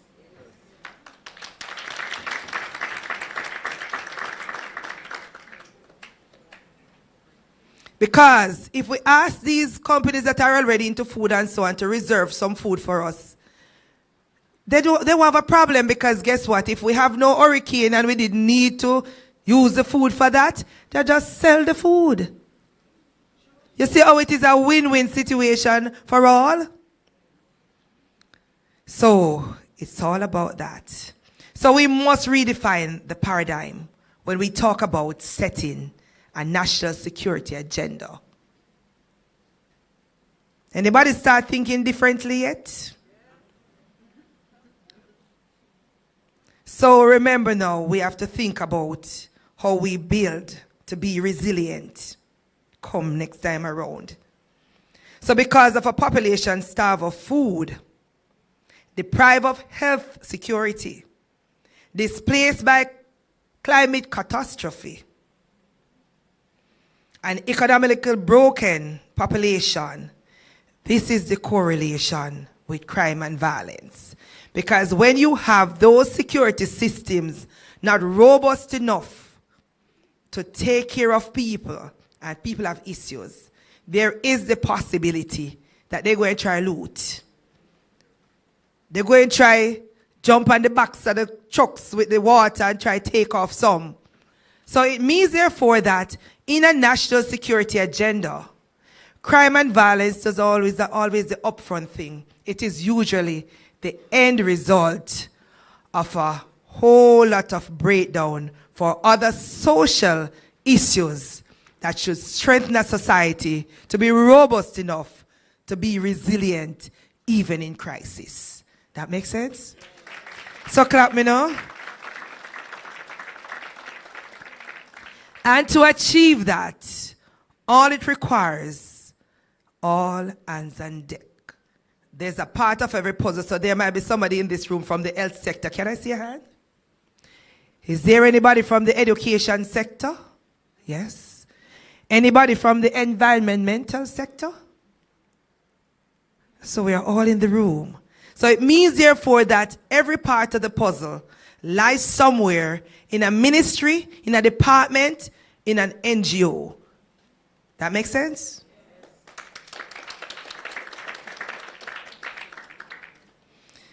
So, as we build this agenda and this shield, how do we transform from a state of raw vulnerability to a state of unbreakable, resilient armor? That's a question, you know. We do that by returning to the core of why we are here today. And in preparing for this presentation, I look and I read that CARI-CODE was built on the foundation of the theory of social psychologist Kurt Lewin. And he promotes a 360-degree model. Lewin taught us a timeless three-stage framework for transformation, because all of what we're talking, it comes together in a one big word that we call transformation. And part of a transformation agenda, and we do that a lot in the public service, we transfer everything else and then we leave the people for last. So when you buy the nice building and you put up the best IT system, right, we transform, you know, we look good, but are we good? So as we transform all of those now, then we leave the people behind. Then who is going to drive this transformation? Talk truth. Who will drive the transformation? So what we have to look at now, and I remember in college we used to do this theory, and it's talk about unfreeze, your change phase, and your refreeze. Not true? So I'm not going to go too deep into that because that is another subject for another presenter. But it is relevant to what we're discussing here today. Because if we are going to develop a national agenda, first of all, we have to change our mindset by not seeing ourselves as part of the role, but it's over JCF. We have a role to play and we'll always be there, but not always up front. And I usually think of it like water. You know, water and ice? So you use water now when you make the ice, so you have this nice ice, so it's frozen, not true? So when you unfreeze that, and when it's frozen, it's in one form, not true? Whatever you put it in, it takes that shape. But when we unfreeze that, now we end up with liquid, not true? And we can use it, we can put it little in different shapes and forms, not true? So that is how we're going to break down the national security agenda, you know, and put it in little bits and pieces, what fits into your organization, that is your role. Because when it comes together, and this is where the change phase comes in, because while you're doing this, you'll find that, but if I put it in a round bottle, it look round and nice. But could we put it in something triangular? You know? Could we do it this? Because when it comes to change and transformation, we have to start reshaping, putting away some of the old things that we practiced for years and for decades, because we just love it. And even though we are being very efficient at what we do because we're doing, but can we ask the question, how effective are we in creating this change? We love to talk about culture change in the organization. As a member of the JCF, every research that was done about the JCF, we have a culture problem and there needs to be a culture change, but they can't tell you to change to what you know. So you must change, and change to what? They say we must change our name from the Jamaica Constabulary Force to JPS, Jamaica Police Service. Don't we have a JPS already? That is already treated with energy security. So, at some point, we decided, because I can't come here to talk about transformation without talking about the Jamaica Constabulary Force, 159-year-old. Anybody see the new JCF? Hello? Anybody looking at the JCF? Anybody see transformation in the JCF? You believe that was accidental? It was not accidental. And you know what we love about the JCF transformation? It was transformation from within. And we never call it 360, madam. But when I look at the model, it's exactly what we did. So we look at what the experts saying, and then we said, look here, we're not changing from no force to good. You know why? They said we must change from the Jamaica Constabulary Force, because they misunderstood what force meant for the JCF. Force meant, if you put one police out there and two police officers to deal with a situation, the taxi man them go and beat them up and all and draw them and we laugh and video them and ridicule them, because guess what? That human force is not sufficient. But when you put 6 officers to deal with that situation, the force of the presence of the police is a whole different story. So they thought force was synonymous to things that's brutality and all that. No, that's not the force. So you know what we did? We said, look here, we are JCF strong, all of 14,000, and we are a force for good. We are a force for good. And to get it around, even us as police officers sometimes never really believed that we were a force for good. But there was a deliberate institutional, internal mechanism that every police officer must say that every day as affirmation. We are a force for good. It was on everything. It's on our cars, it's on our force orders. If you get a pen from the JCF, it's a force for good. Because if we as the practitioners and the owners of the process don't believe that we're a force for good, so how are people going to believe it? We couldn't just talk about a force for good. We had to demonstrate it, had to be obvious. And I stand here as one of the champions, was pretty much the face of the JCF transformation, because every opportunity we had to use to get the message out that we are a transformed organization. We change the uniform. We do all kind of nice things. But you know what was important about the transformation? We used a model that's called PQT. That was our transformation map. You know what PQT stands for? People, Quality, Technology. And those were the 3 main thematic areas that we transformed the force. Which one came first? People. Because we had a vision. And for us to get that transformation agenda, every single member and our commissioner, Dr. Kevin Blake, you can put your hands together for him as a transformational leader. because he developed a system where anything about the JCF, not one member of the force should hear about the happening in the JCF by the media, Madam Althea. They must hear from him. So since he became Commissioner of Police, every single week he pens the strategic direction for the force and put it in our force orders that's accessible to every member of the force. And because he believed that we should be in the know, because if you have a vision and the people who are to drive that vision doesn't understand it, how are they going to help you to achieve it? And if he feels that the message is so strong that they should get it, he knows that everybody doesn't like to read.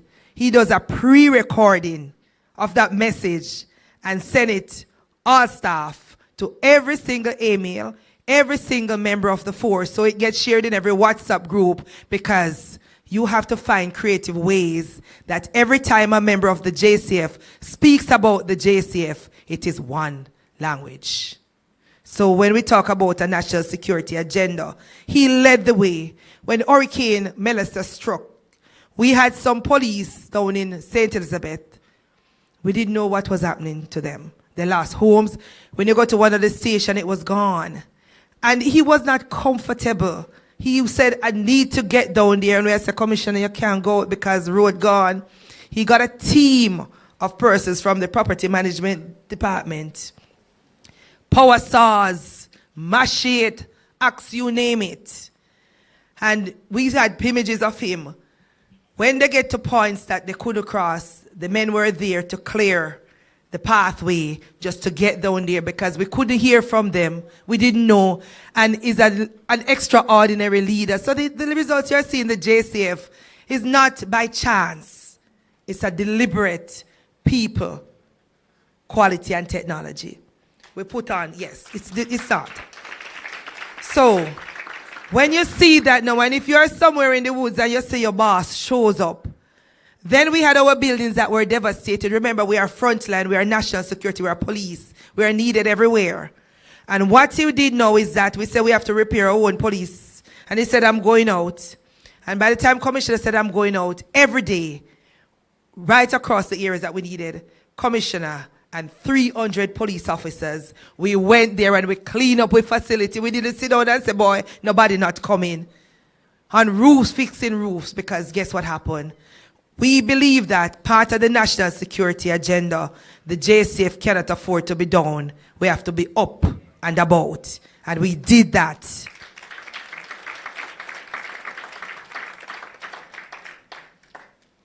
So we can look at all the work that's been done everywhere and to talk about national security. We can focus on the 360 model, because after we change now, and after we change and we find out what we want and we find the remote, then what we do now is that we refreeze. Not true? Because remember, we unfroze. We change and we put things in place and we build this national security agenda. And when we feel it's perfect, then we freeze again. Because guess what happened? This is what we do when we are a society that believes that we can be resilient. This is what we do as a society when we put the right systems in place. Technology is everywhere. People see that everything that we do in most of the things automated in the JCF. For persons who break the road traffic rules sometime and earn themselves a ticket. You see how easy that is? The waiting time is very short. You don't have to wait for them to call 119 to find out if you have a warrant or you have unpaid tickets. It's there. So when they see the police on the road sometimes and believe that they are on their phones, they're just checking your registration to see how you stay.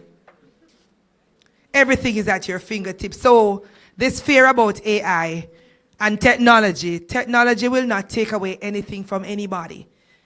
The world study shows that come 2020, technology and automation may take about 72 million jobs. I think that is a research that was done, and they say that it will take about 92 million jobs to be lost due to automation, and that is according to the World Economic Forum and the Gartner Research Group. But they are saying that by 2030, it might take about 92 million jobs But the same research says that in the same time, 170 million jobs will be created. So if we don't develop our people now, you know, we may just get left behind. So it is important that we continue to do this. Continue to develop your people. Continue to implement your technology. Technology will not deprive you of anything. It is a force multiplier. It makes work easier. When I want to write a speech, I just give AI some instruction and tell them the tone. And they come back and it's not right. I say, look here, that's not what I asked for. You give me what I want. Because AI not going to tell me what to do. I tell AI what I want. That is what you do, so don't fear it. It is here.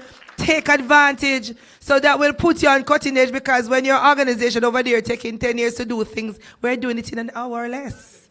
So we're effective and we're efficient. And that is why my JCF transformation story within the context of all of what we are discussing is very, very important. And you all promised me that you were going to help me out. You never do nothing. So, I just want to get this affirmation from you. And you're going to say after me because you clap and say yes. So, in order to develop a multidimensional national security agenda that impacts health security, energy security, environmental security, food security, health, not sure? Education, and all of those, we have to just pull up our sleeves. And before we leave this conference, we must leave with a mindset that when you go back to your entity, you're going to do it. And you're going to do it, so you're going to say this after me now. You're going to do it because we are capable. Listen to me now.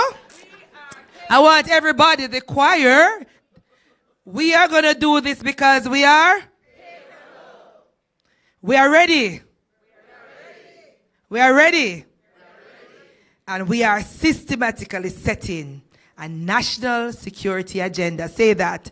We are systematically setting a national security agenda for Jamaica and by extension, the Caribbean. So, post Melissa looks bright. Ladies and gentlemen, I thank you.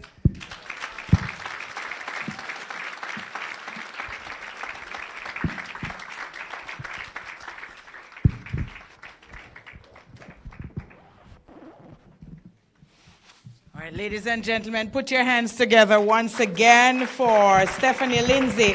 And you can see why she was chosen as the face, the voice, that power behind a lot of that transformational work that was taking place in the Jamaica Constabulary Force. So we are capable, aren't we?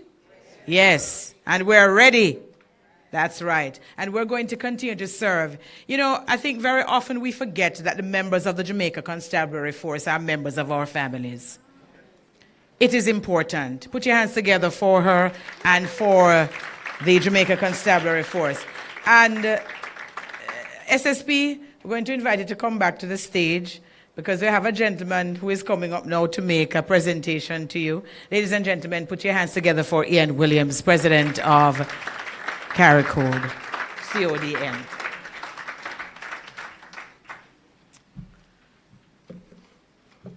SSP Lindsay, may I step closer to you? Thank you. Thank you. Thank you very much. So there was a part of the presentation that made a few persons nervous, I must say, when you made mention of traffic tickets. But it is nervousness with a reason, and we thank you for the reminder. Now, as we sat and we listened to you, you engaged us beautifully. You made mention of 4 key elements that we must be mindful of: energy security, health security, environmental and climate security, food and economic security. This has certainly changed our way of thinking as to what national security is all about. And so as we sat and we listened, some of us wondered, how does this intertwine with AI, SI, and regenerative sustainability? But you brought it together so beautifully in a one capsule that when we ingest it, it makes us fat and nice. And so, SSP Lindsay, it is with great honor that I stand here to present to you this token from CARI-CODE, CODN. Thank you very much for a wonderful presentation.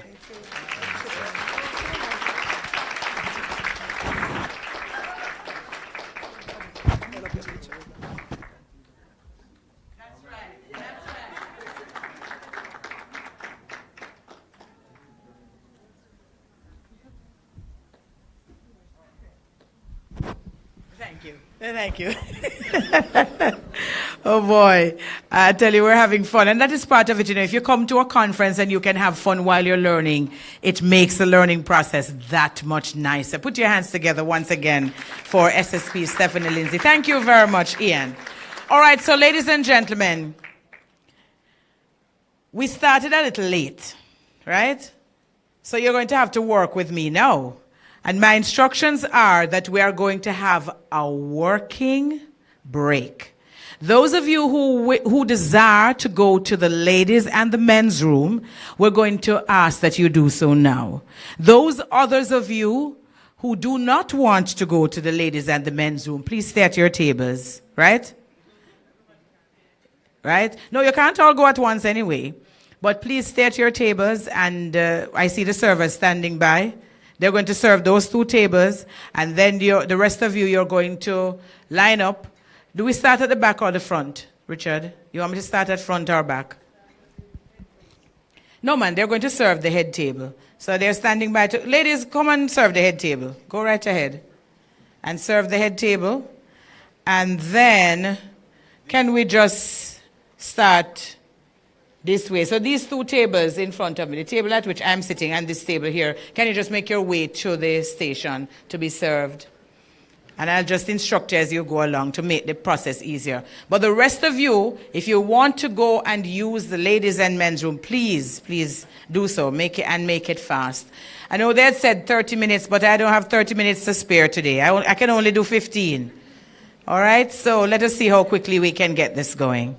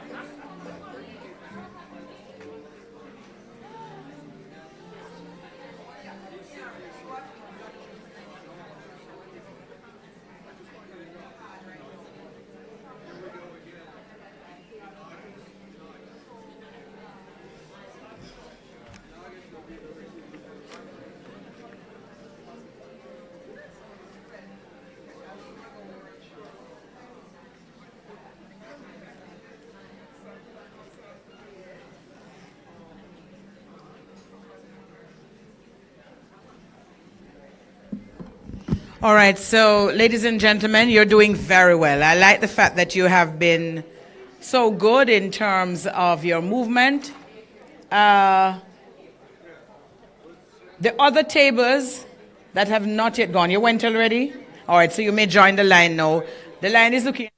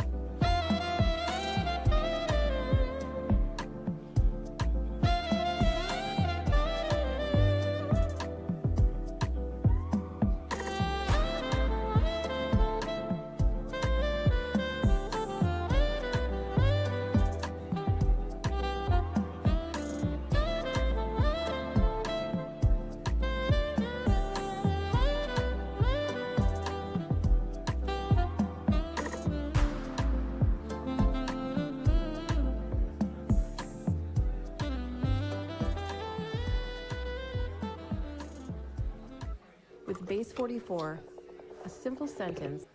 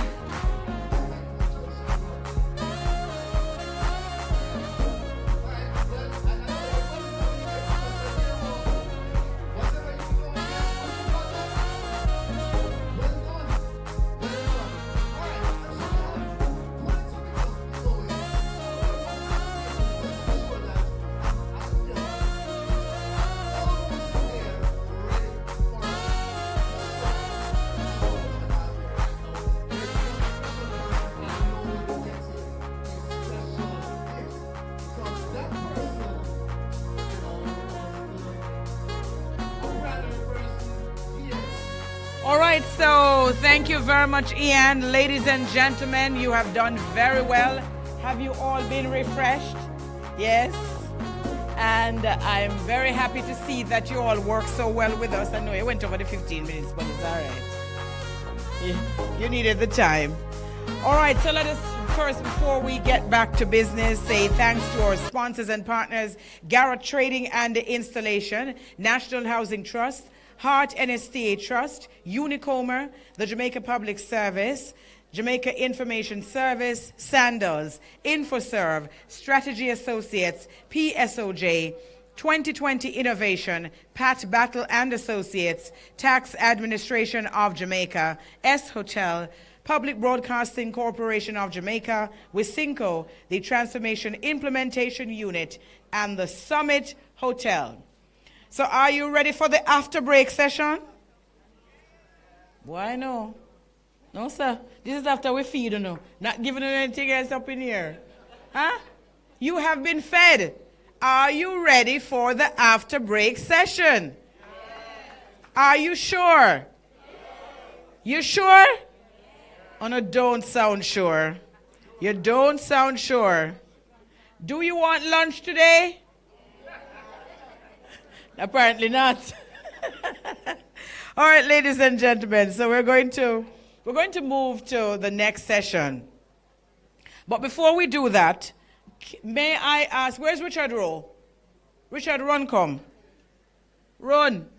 Richard didn't know run. I said run. This is Richard's version of running. All right, so ladies and gentlemen, we did point out that we had an early bird catch worm. That's right. So, Ms. Murray, that's what's your name?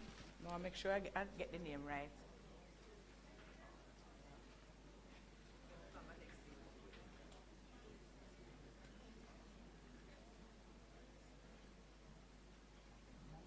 Yes, I did get it right. So my memory is not so bad. It was in my head. So, ladies and gentlemen, put your hands together for Miss Murray from the UHWI as she comes to collect her early bird prize from Richard.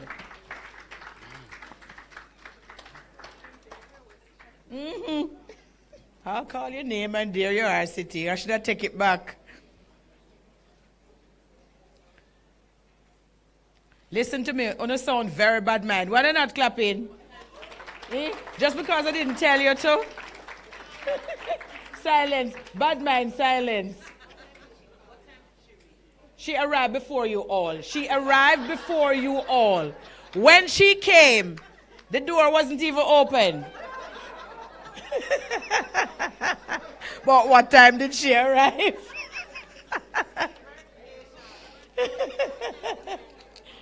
No, you can be here tomorrow morning early because we're giving away prize for coming early tomorrow morning. But she might still beat you.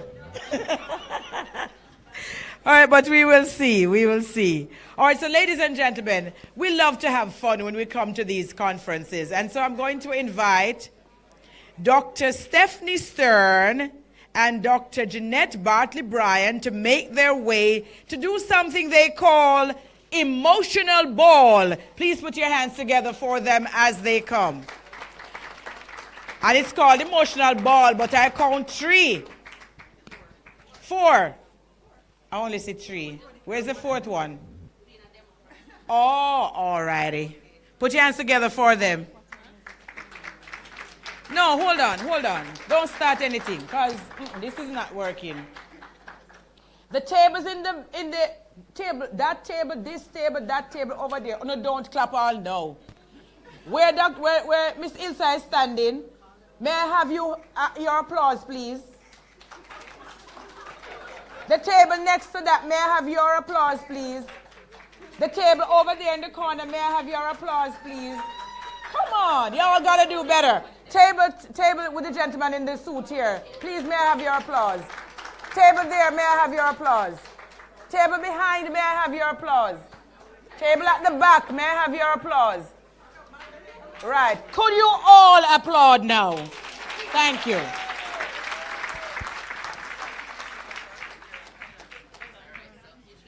Good morning, all. How are we doing so far? Thank you. How are we doing? Okay, so we're going to be going through an activity with you, but we're going to demo it first. Then I'm going to share with you what the activity is all about. I'm going to tell you the process, what you're going to be doing with the balls, and then we're going to have a discussion about what you believe we just did. All right? So first we're going to start with the demo. Then I'm going to be telling you what you should be doing. We're going to start throwing the balls, and then we're going to have a discussion after. Are we ready? Okay.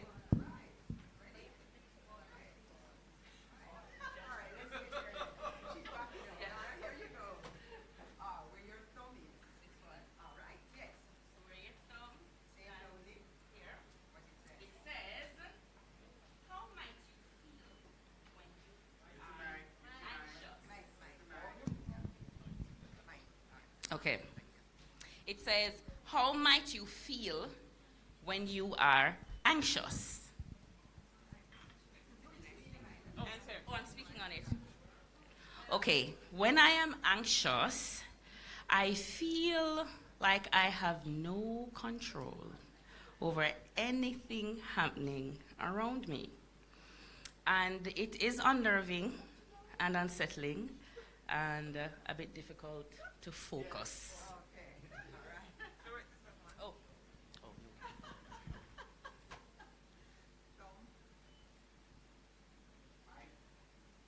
How do you physically feel when you are excited? Physically feel? Not mentally? Physically, when I'm excited, I move, I jump, I stomp, I clap, I dance, I jump around, I shout, woo-hoo. All right, yeah.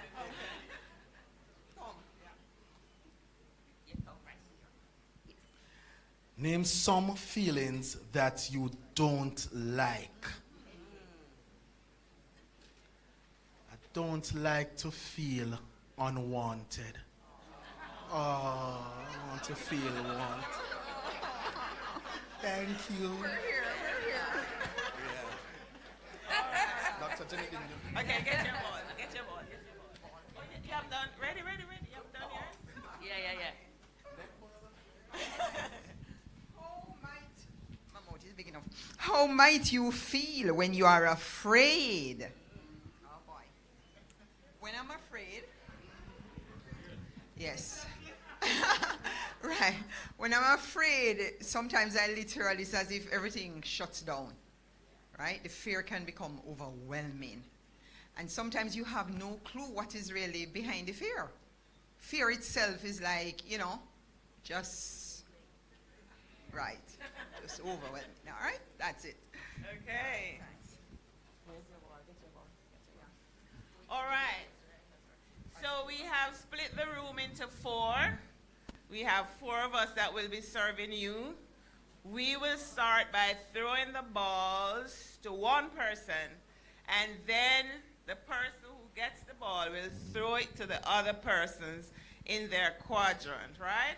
The game is, when you get the ball, whichever question your big finger, your big right thumb touches on, that's the question you're answering. If you are uncomfortable about that question, we're going to say go to the other question, okay? So we declare now that this room is psychologically safe. What does that mean? What does that mean? It's a safe space. You will not be judged. You will not be penalized. Remember the saying, what happens at Vegas stays at Vegas? Okay, so what is happening in this room will stay in this room.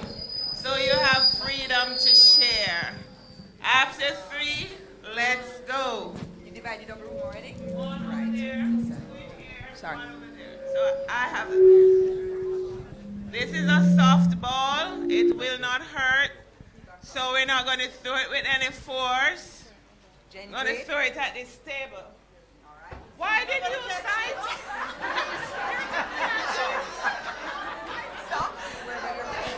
Okay, let's do it again. Not dandy shandy. It's catch. Share on this side. So listen, all right? I'm going to try another table. Have you ever felt overwhelmed? If we don't catch it, we're going to have accidents. Yes, sometimes I do, especially when there is something to be completed, and there is a lot. All right, so we have one over here. We have one over here. And the question is, how does someone who is miserable act? And so we're going to ask Dennis to start to walk with us to the front here. Right? And so Dennis will be doing this one. How does someone who is miserable act? And so we're going to ask you to stand here and you act that out. Oh, we're supposed to act it out. Well, that person is always asking questions, always fussing about something, I believe. Yeah, act it out. Why did they give me this ball to play today? Awesome. Thank you. Yeah. Dr. Steph? Yeah. The mics. Yes.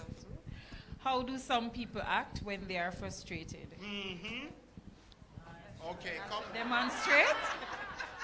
How? Can't bother in a man, sure. I'm frustrated, you know. I just feel stressed out. Can't do this.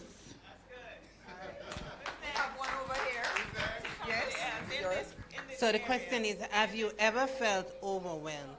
Yes, sometimes. Somebody is talking? Oh, I'm not sure about somebody else. All right, just go ahead. Have you ever felt overwhelmed? Have you ever felt overwhelmed? Yes, sometimes when you have things to do with limited resources. So how do you feel? What it feels like? It feels like you want to shut in. And shut down? Yes. Okay. All right, good. Thank you. Yeah. Who's ready? Just throw it again. Anybody. Let's go. Somebody please catch it. All right. Okay. Describe what you think it means to be loving. Loving. I think what it means to be loving is to show you care about the person, is to ensure that the person's welfare is taken care of. You become very considerate of the person. You want to see the person happy, and you cheer for the person. Good. Good job. All right, good. So Charnel has one this side.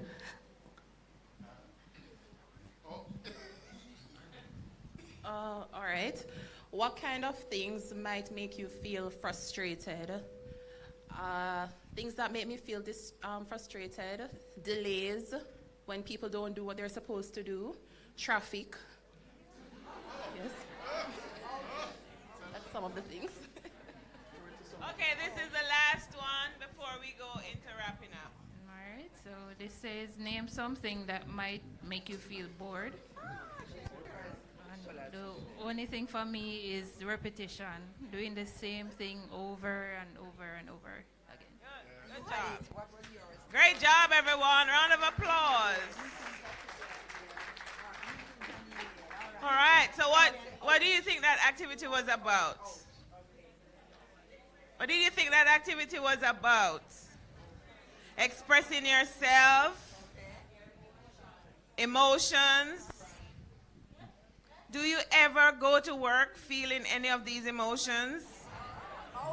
Can you do your best job when you're feeling any of these emotions? What about some managers who will tell you leave your troubles at the front of the door, and when you walk in, you should be a whole new person? Will that work? All right, so we're going to lead more into emotional intelligence today. We're going to be talking about psychological safety, because we want our people to know that they matter, right? We want them to know that their feelings matter. And if we don't attend to these feelings, it will negatively impact performance. And Steph, right, you bring all of yourself to the work that you do. Even if you only show certain sides of you, but you are a total person, you bring all of yourself to the work that you do. So if you didn't sleep properly last night, and if you have not been getting enough sleep, I touch on that one, because our jobs, we have been ouch, right, Steph? Ouch. We are so, you know, what do you call it, achievement focused and overperformers and all of that. But many of us, we are not getting the sleep that we deserve, that the good Lord made for you to repair your bodies. So you are coming to work with brain fog, with grouchy, with weariness. You're just tired, always fatigued. Yeah. So emotional intelligence teaches us that we should be aware of our own emotions as well as being able to identify emotions in others, correct? All right. Anyone else want to share any outstanding feedback to us about the exercise? Even from observation.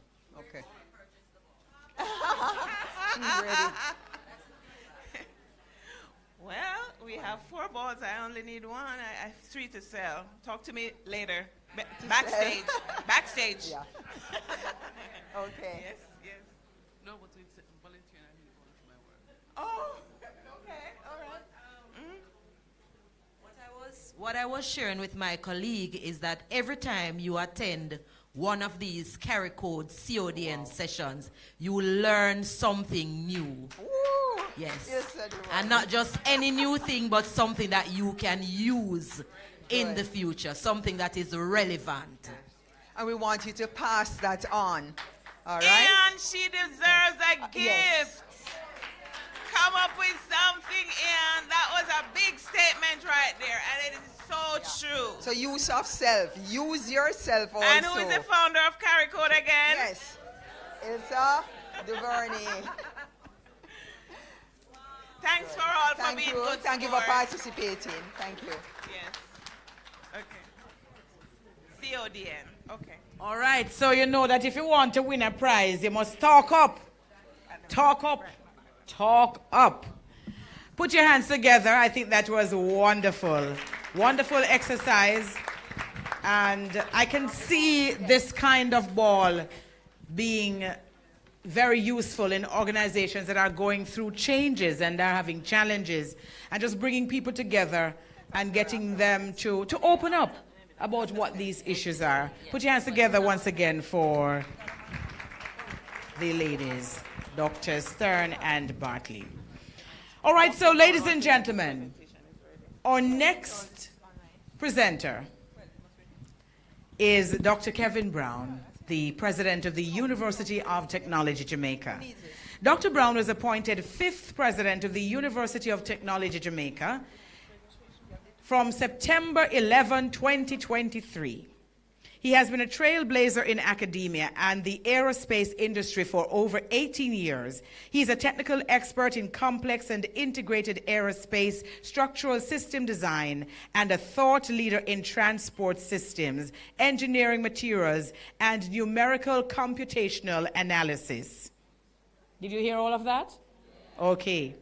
He's an inventor and holds a patent in America and Britain. He's also an entrepreneur and co-founder of a startup company in telecommunications. His innovative and pioneering work includes the strategic development of lightweight composite material structures for future jet engines through collaboration with a series of technology partners and the UK universities, including Oxford and Bristol universities.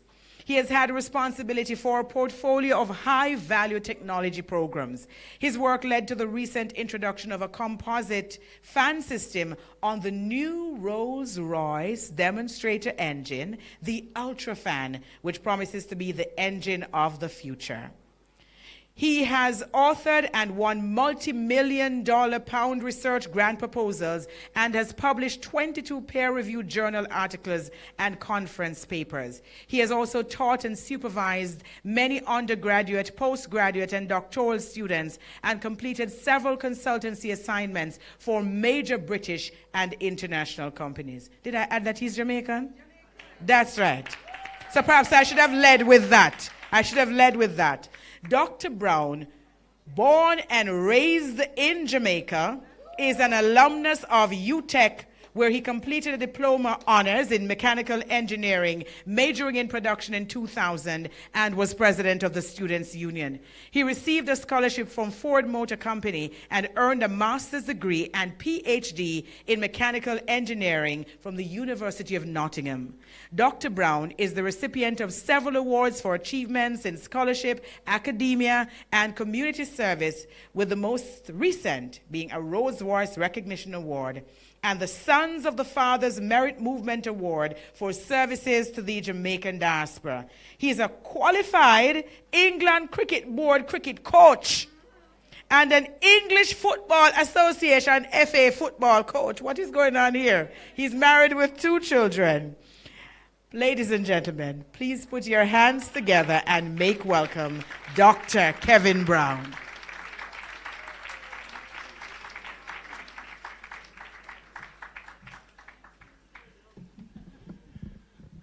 You're expecting gray hairs? I heard someone say, look so young. My youthful looks deceive you. I'm probably a bit older than you think. And I see the gray hairs emerging as well. So, but thank you so much for your introduction. I should have some slides here. I'm just waiting. But while I'm waiting, let me just take you on a little journey, a little scenario, if I may. So if you imagine, let's see if this clicker works. Next slide. Okay. So, it's 2 a.m. A nurse in rural Jamaica in an hospital, maybe Savlamar, she's reviewing the condition of a critically ill patient. She has the training, she's a Jamaican nurse, well trained. She has the instincts, but what she doesn't have is a specialist consultant in the ward. That consultant is at home sleeping. So she picks up a tablet. And on the tablet is an AI-assisted diagnostic tool, and this tool analyzes the patient's vitals. It flags an early stage cardiac event, which the nurse suspected, but it has been confirmed with this tool. And so within minutes, the tool connects her to a specialized telemedicine practitioner. The good news is that the patient survives. Now, was that technology saving a life? Or was it a human being armed with wisdom, good training, empathy, and professional courage using technology as a tool? That's the question. That beautiful, complicated question is what we'll be exploring in my brief talk to you. So I want to say good morning, CARI-CODEers. Boy, I tell you, every presenter come up here struggles to get you guys to... So it's my turn now, right? As Dr. Stern said, this finky response. And so, gosh, you know, and it's in the morning. I'm glad I'm speaking in the morning. For those speaking in the afternoon, I'll pray for you. But I want to wish you a very good morning. I notice I am always here, and I'm always given these big topics to talk on. But I'm looking forward to really exploring this topic with you today. I must recognize Miss Ilsa DeVerney, founder, CEO of CARI-CODE, the directors of CARI-CODE, other distinguished delegates here. It's such a privilege to be standing here at your 6th conference. Now let's look at your theme. It's a mouthful, isn't it? Human hearts, digital minds, harmonizing transformation. And this is not merely a timely topic to discuss. It's urgent. And so my invitation today is to go somewhere specific within this conversation, to ask not whether AI and human intelligence can coexist, but to ask what will it actually take to build an organization that is ready for both. So let me begin with something that I'm going to call the Great Acceleration. Next slide. Now, there was some data in 2020. I think they got ahead of themselves here because I don't think the numbers predicted have actually been achieved. But you keep hearing that we're going to have this shift.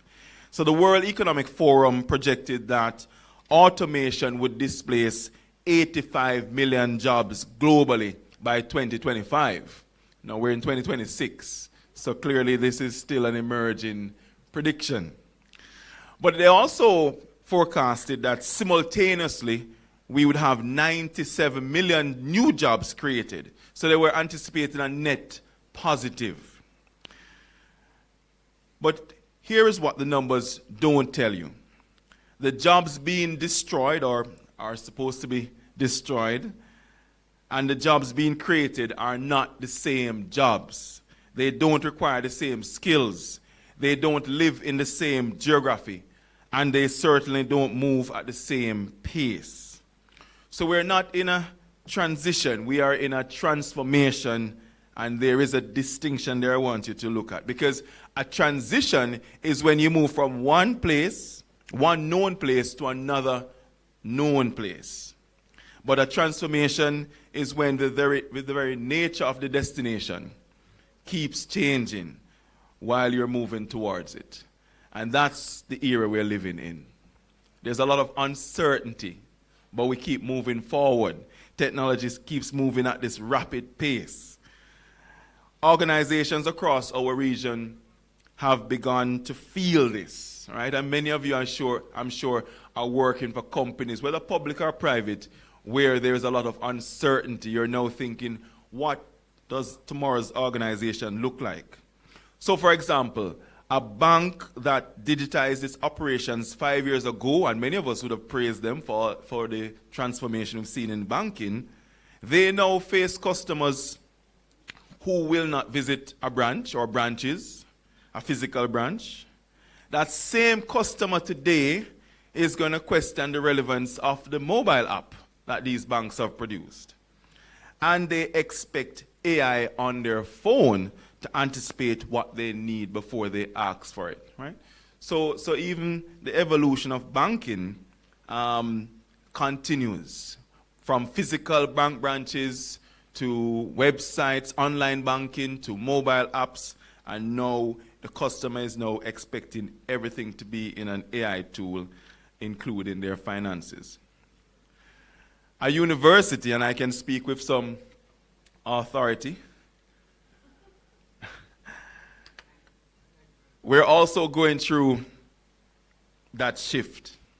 So we shifted to online learning during the pandemic, or remote learning. And now we're grappling with students who use AI to draft essays, faculty who aren't sure whether that's cheating, and a curriculum that risks becoming obsolete before the ink dries on the accreditation. So university and education in general, but university education is under a lot of pressure. You hear these tech bosses say, you don't need to go to universities. And I keep asking someone, would you accept a medical doctor or a pharmacist straight out of high school?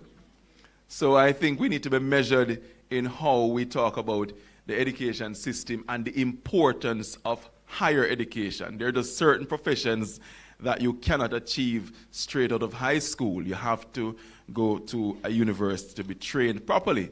You want your engineers to be trained properly. A high schooler can't do that. So we have to be measured in how we see these things. But this is the world we live in. But this is not a technology problem. This is a readiness problem. And here is the critical insight I want to anchor in the first part of this talk. So AI readiness is not about having AI. It's about building organizations that can evolve with AI continuously, ethically, and humanely. Let me give you 4 markers, or what they call 4 pressures. Next slide. 4 pressures that we need, that are happening right now, that are driving this. The first one is speed. Do you feel like you're keeping up? There's always something, right? The half-life of skills is shrinking. You know, I was just speaking to and the early bird, who is a UTech alum, and she was telling me that she got her degree at UTech in human resource management. But I'm sure even in that field, where, for example, it is quite commonplace in the UK. Can you go back, please? Yeah. Thank you. In the UK, it's quite commonplace that when you apply for a job, it is an AI tool that does the first shortlist. That started before I left the UK, so that's pretty much commonplace now, right? The first batch of applications are going to go through an AI tool. Most big companies have done that, and they're not turning back, right? So even in HR, she'd have done her degree several years ago. There's evolution, and it continues to grow. So the half-life of skills is shrinking. What your best performer learned 5 years ago may be partially obsolete today. What you teach a student this year may need refreshing before you graduate. So even as teachers and lecturers, you have to keep up to date. And then there's increasing complexity. The problems organizations face are no longer linear. You have climate change, you have social inequality, you have geopolitical instability. Right now, I mean, you see what's going on in Iran, Lebanon, and other places. You have technological disruption. They arrive together, and they're entangled, demanding solutions that require systems thinking, not just technical expertise.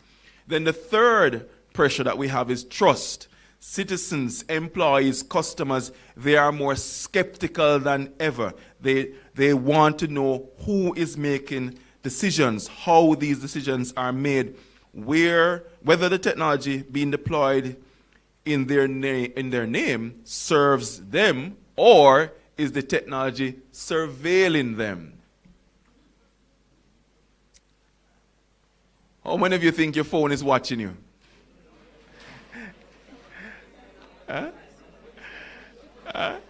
Listening to you. And then once you go on the internet now, all your preferences pop up, right? So is your phone, is it serving you or is it surveilling you, right? Is it?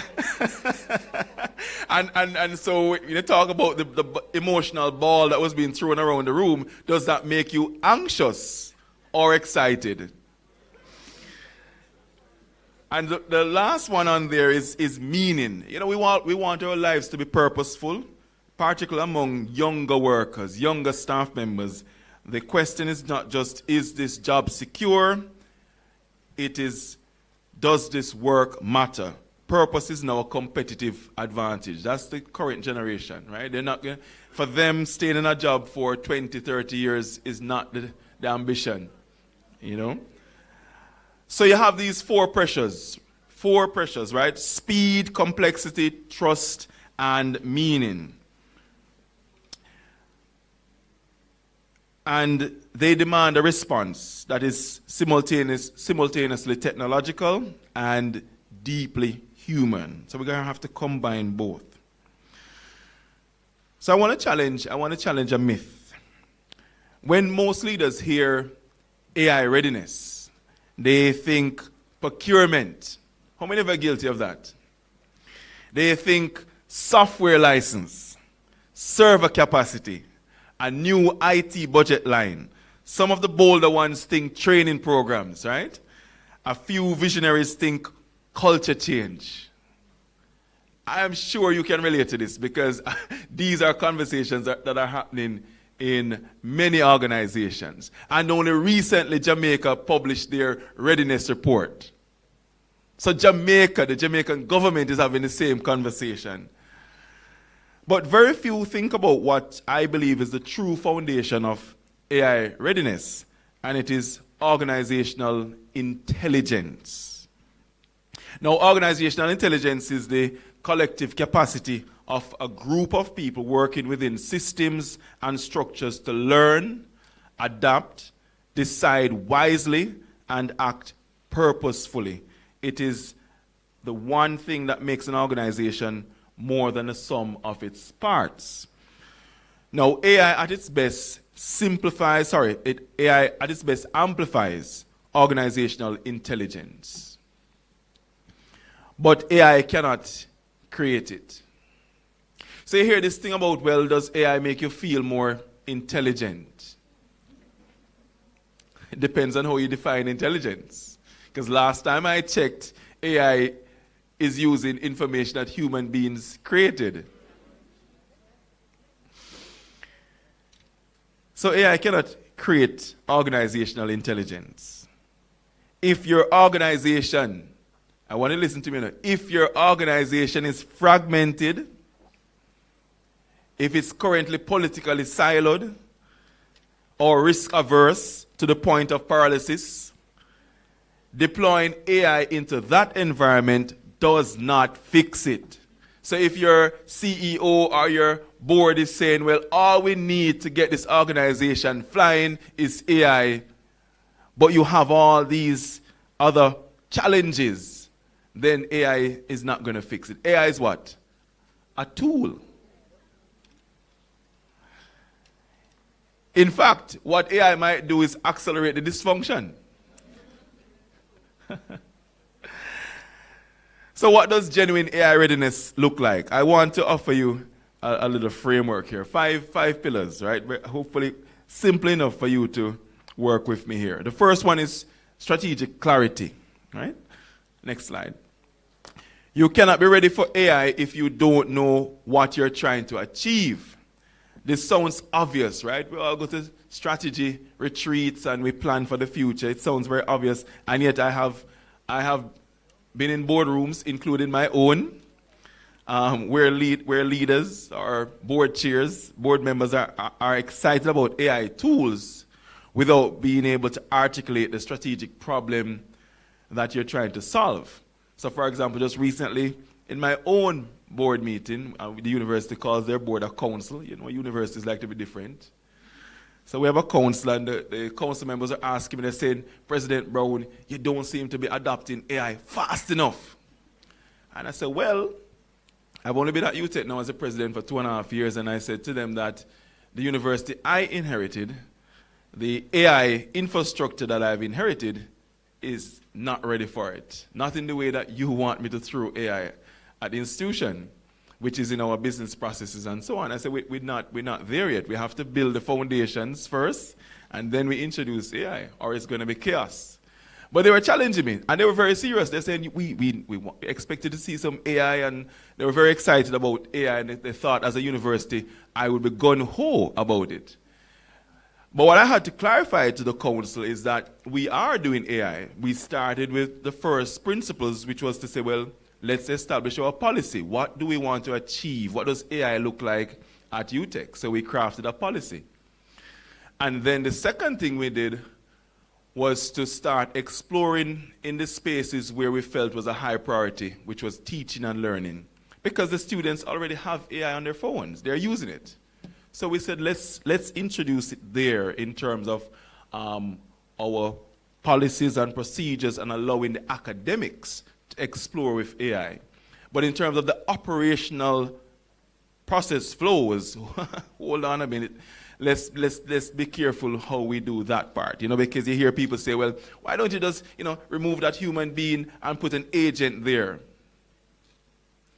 And we're finding that it's not that straightforward, right? So even I'm facing that pressure, and I know some of you might be under the same challenge of AI being seen as this panacea.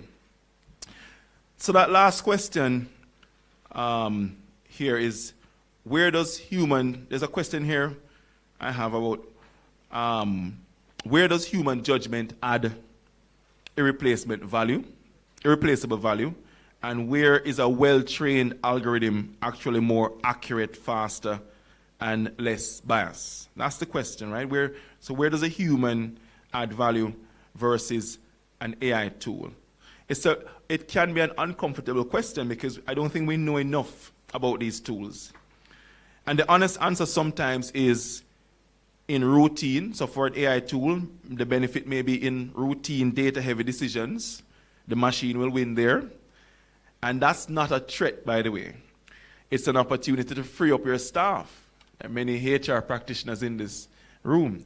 It is an opportunity to free your people for the work that only humans can do. Then pillar number 2 is data maturity. This is an interesting one. So AI runs on data. We agree? Just the way a car runs on fuel, AI operates on data that humans generated. I keep saying that point because it's very important. We created all this data that they're using. But in many ways, in many organizations, and we can be candid, right? Our data is scattered. It is inconsistent. It is poorly governed. And sometimes it's just missing. So UTech has been around since 1958, and we have a lot of student records that we can't dispose of. But the infrastructure where we keep these records worries me, right? Because it's a fight between the papers and the termites who want to eat student records, right? So data is a challenge. And how we've managed it, how we keep it safe is a challenge. So data maturity is not just about having the data. UTech has a lot of data, whole heap. It's about having trustworthy data. It's about data governance frameworks that protect privacy. None of you'd like to know that your data at UTech is now out there, right? Even my past student here. You know, even though she was a straight-A student, she might not want everybody to know that. It's about data governance frameworks that protect privacy, especially in contexts involving vulnerable populations. It's about closing that data gap that often means that AI systems trained on data from the global north are deployed in the Caribbean and produce outputs that don't reflect our reality, our culture, our needs. So we're consuming all these AI tools produced by someone else, somewhere else, who has a different culture, values, and we're consuming it here within a different context, within a Caribbean context. Does it reflect who we are? And then there's Caribbean data sovereignty. And that's not just a technical conversation. It's a justice conversation, because in some jurisdiction, they're saying that if your data is in my jurisdiction, I now own it. It's mine. But I don't remember signing up to that. But these are some of the terms and conditions that when you download these apps and you don't read the terms of conditions, you say, I agree. And you don't realize you've agreed that every time you put data into this tool and the data center is in some other geographical space, they have legally said in their legal system, oh, thank you, that's mine now. And that's why you hear the government of Jamaica talking about data embassies. And what they're saying is, just like a physical embassy that has diplomatic jurisdiction in a foreign land, when we put Jamaican data in foreign lands, we want to define that data center as an embassy because of this problem around jurisdiction and who owns your data. And then the other pillar is workforce, next slide, workforce agility. This is perhaps the most human-centered pillar. Workforce agility means building people who can learn, then unlearn, and then relearn. How many of us are blessed with such staff members? I get a finger answer, but I don't know if that's... But that's been the trend. But I'm going to assume that that answer is, I can take something from it, that we don't necessarily have staff members who who are sort of tripartite, right? They can quickly learn, very keen to unlearn, and then relearn.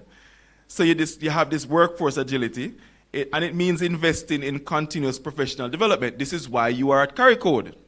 It's about continuous professional development, not as once every 3 years, but as an embedded feature on how you work, how work happens every day. So you're continuously training and development.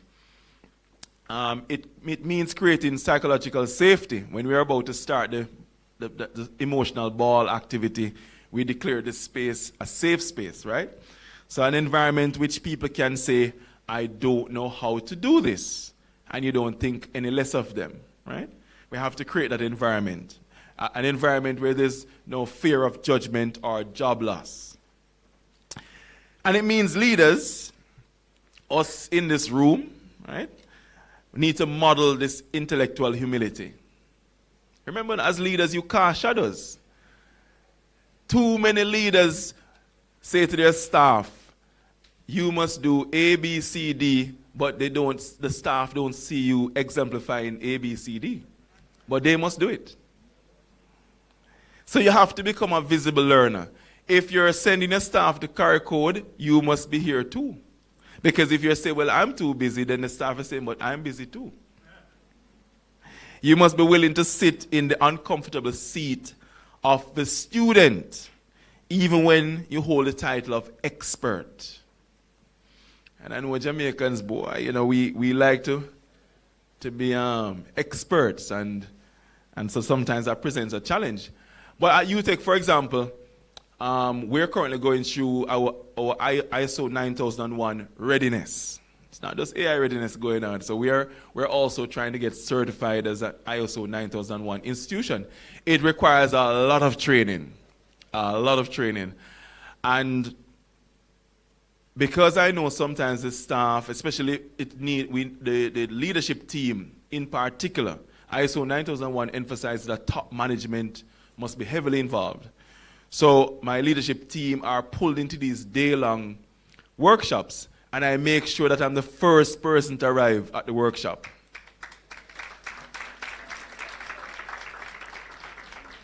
So I clear my diary, and I'm there all day, because I'm trying to model this behavior. Because I know that I'm asking them out of their very busy schedules to attend these workshops, and I'm saying to them, I am here with you. We're going to do this together. So I say to all of you, you have to model these behaviors, right? Don't just send your staff on this journey and you're somewhere else doing something different. Leaders cast shadows. A lot of us spend time blaming our staff. Oh, the staff, this is the staff that we never look at ourselves. What are you doing? We tell the staff, come here at 8 a.m. and we come to work at what? 2 p.m. because you're the boss. You're the boss. But you're casting a shadow. So over time, your staff will start to come at 2 p.m. They will, I'm telling you. They're following you, you're the leader. Ethical infrastructure, the last pillar. So this is the pillar where most organizations, they build this last, if they build it at all. The whole ethics thing, right? We feel it's optional. And it is the one that, when missing, produces the headlines that damage trust for years. And I think politicians can relate to this one, right? If you don't get the ethics right, it can be devastating. But also in the private sector, it's the same. Ethical infrastructure means who is accountable when an AI system makes the wrong call. What are our principles around fairness, transparency, and consent? How do we ensure that the communities most affected by our decisions have a voice in how our systems are designed? So in the Caribbean context, this carries particular weight. If you look at our history, it includes enough examples of systems, political, economical, social, that were presented as neutral and turned out to be deeply partial. And we cannot allow AI to become the newest vector of that old story. every organization in this room needs an AI ethics policy. So not just a policy on how to use AI, the procedural nuts and bolts, but the ethics behind it. And by the way, when I speak of our history, I'm reflecting on our colonial history and how that was presented to the world, but had significant negative impact. And I'm putting it in very nice language here. We can't allow AI to be the next colonizer, right? So we have to make sure we get the ethics right there. Pillar 5, leadership courage. And here we arrive at one that determines whether the other 4 are ever built, right? 5 pillars. Leadership courage. I spoke about this a bit earlier, about leading by example. Leadership courage is the willingness to make decisions under uncertainty. To say, we are going to invest in this transformation before we have a fully proven business case, because the cost of waiting is greater than the cost of learning. I want to be direct with you. AI readiness is a leadership challenge, not a technology challenge. The tools already exist. AI is out there. It's a leadership challenge. The question is whether we have the will, the wisdom, and the institutional courage to deploy them in ways that serve human success. Human success. How are we going to deploy it? And do we have the courage to deploy it that allows for human success, people success? Now I want to turn to the other side of our conference theme, the people side, the human side, and talk about social intelligence. Daniel Goleman, who popularized emotional intelligence, right? Everybody talks about emotional intelligence. And he defined social intelligence as well.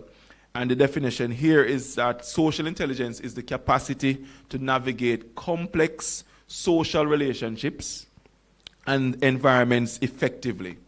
It is the ability to read a room. So, you know, when you come up here as a speaker, you're going to get a thank you response to your good morning. But that doesn't mean that they're not engaged. But that's just how we are at the moment, right? I guess you're going to say, well, yeah, forget about the small talk. Get on with them. Tell us what you come up here to talk about. That's the crowd I have in front of me, right? And you have to sense the unspoken. You have to understand how power moves to build coalitions. You have to hold space for grief, uncertainty, and conflict. All those things that were on that emotion ball that was being thrown around.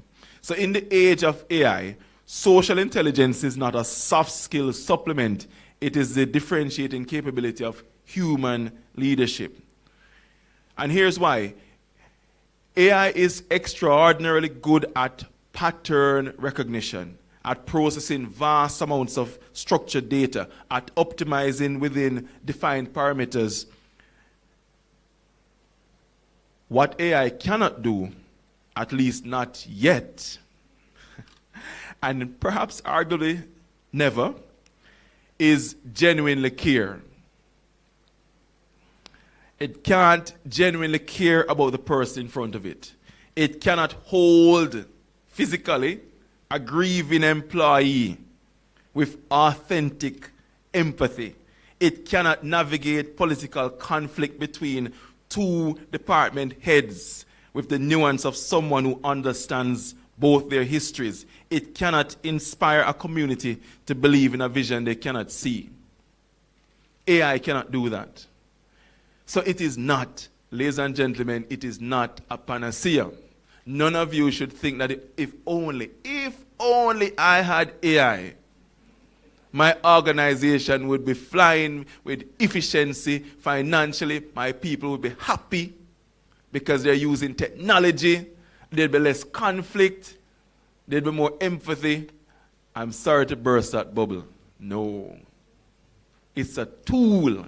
It's a tool. So the social intelligence, the emotional intelligence has to be there in your organization. And it has to be delivered by your people, by you leaders. So when you talk about AI readiness, please make sure the context is there and that you understand. Those are human gifts, God-given gifts. No AI can replace that. And we must invest in them with the same vigor as we invest in digital transformation. We must. Because of some of us, look at the eye-watering amount of money we spend on AI in the United States, for example. Are we spending enough money on creating a better human experience? Are we spending the same amount of money trying to reduce conflict, trying to increase empathy? So I want to propose that the organizations that will thrive in the next decade are not those that successfully deploy AI. You're surprised by that statement? No. It's not those who successfully deploy AI. No.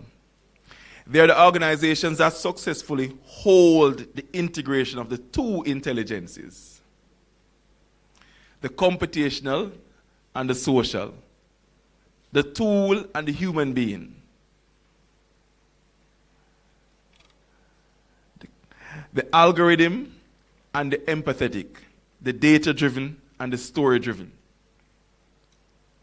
So when we talk about AI readiness, the question for all of you in this room is, are you ready to integrate AI into your organization and at the same time ensure that it sits right next to the human elements of your business and your people? So it's not a trade-off. You're not swapping out AI for your people. But if you listen to all the talk out there, it's as if it's a trade-off. I bring in AI, and I don't need staff anymore.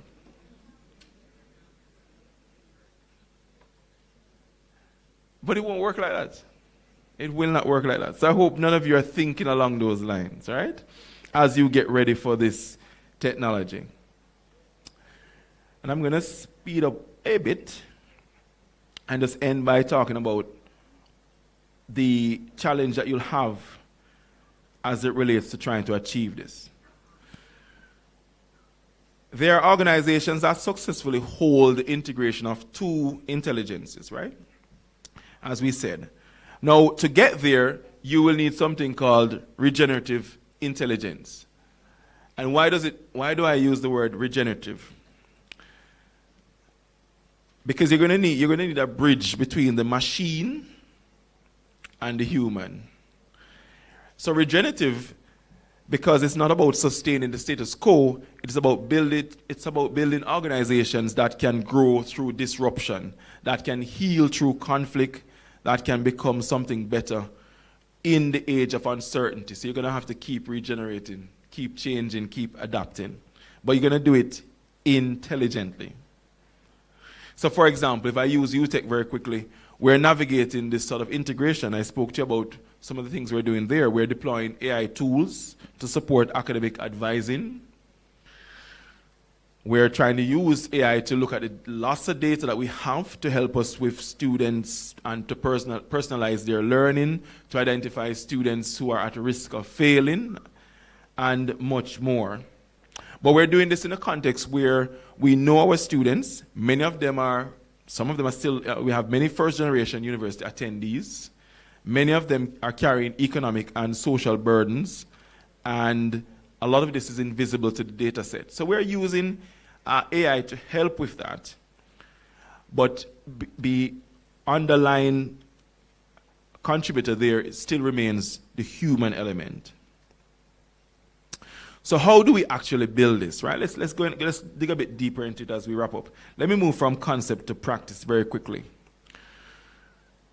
There are 3 sequential steps I would suggest that you need to take.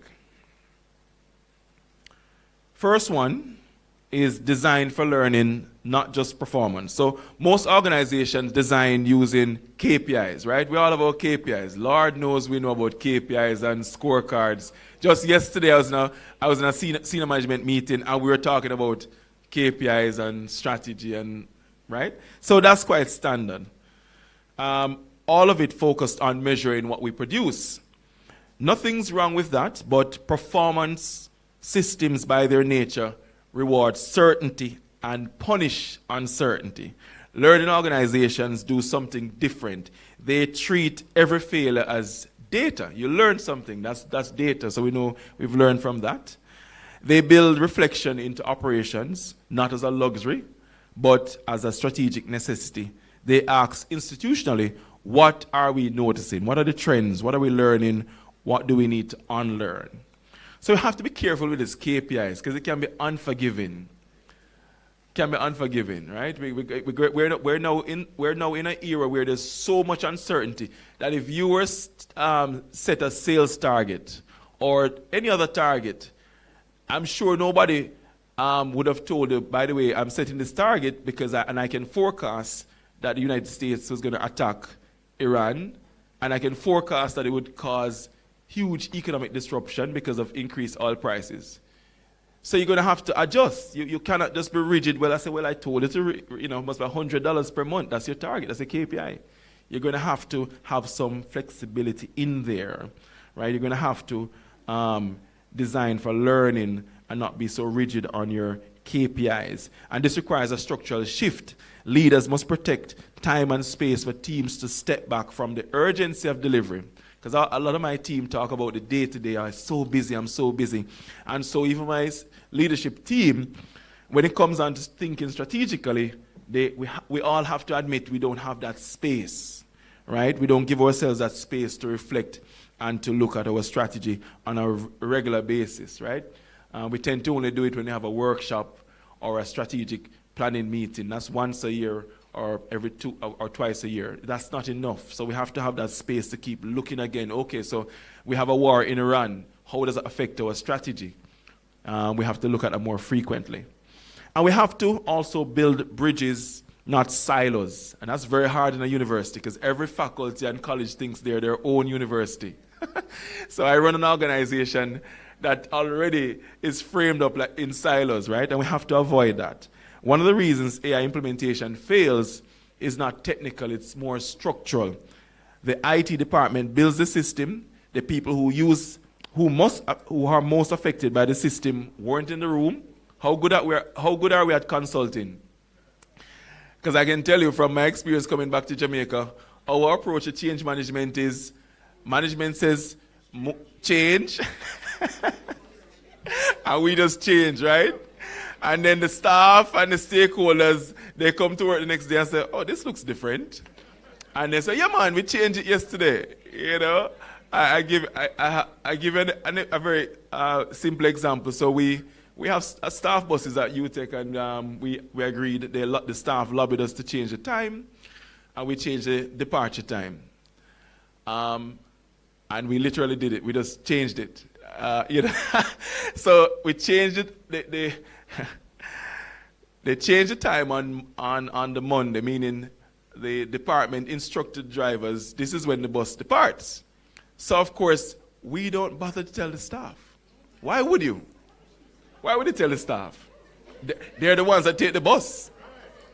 But no, we told the driver. The driver knows. So, of course, the staff are like, Monday, the bus is leaving at a different time. And they're like, whoa, what's going on here? And it creates a lot of upheaval. And so the notice now is telling the staff the bus time has changed, goes out on the Tuesday. So, but this is why, and I'm looking at my friend here, Madam Jaja, because I'm sure she can relate. This is her bread and butter. How we handle change in Jamaica has to change.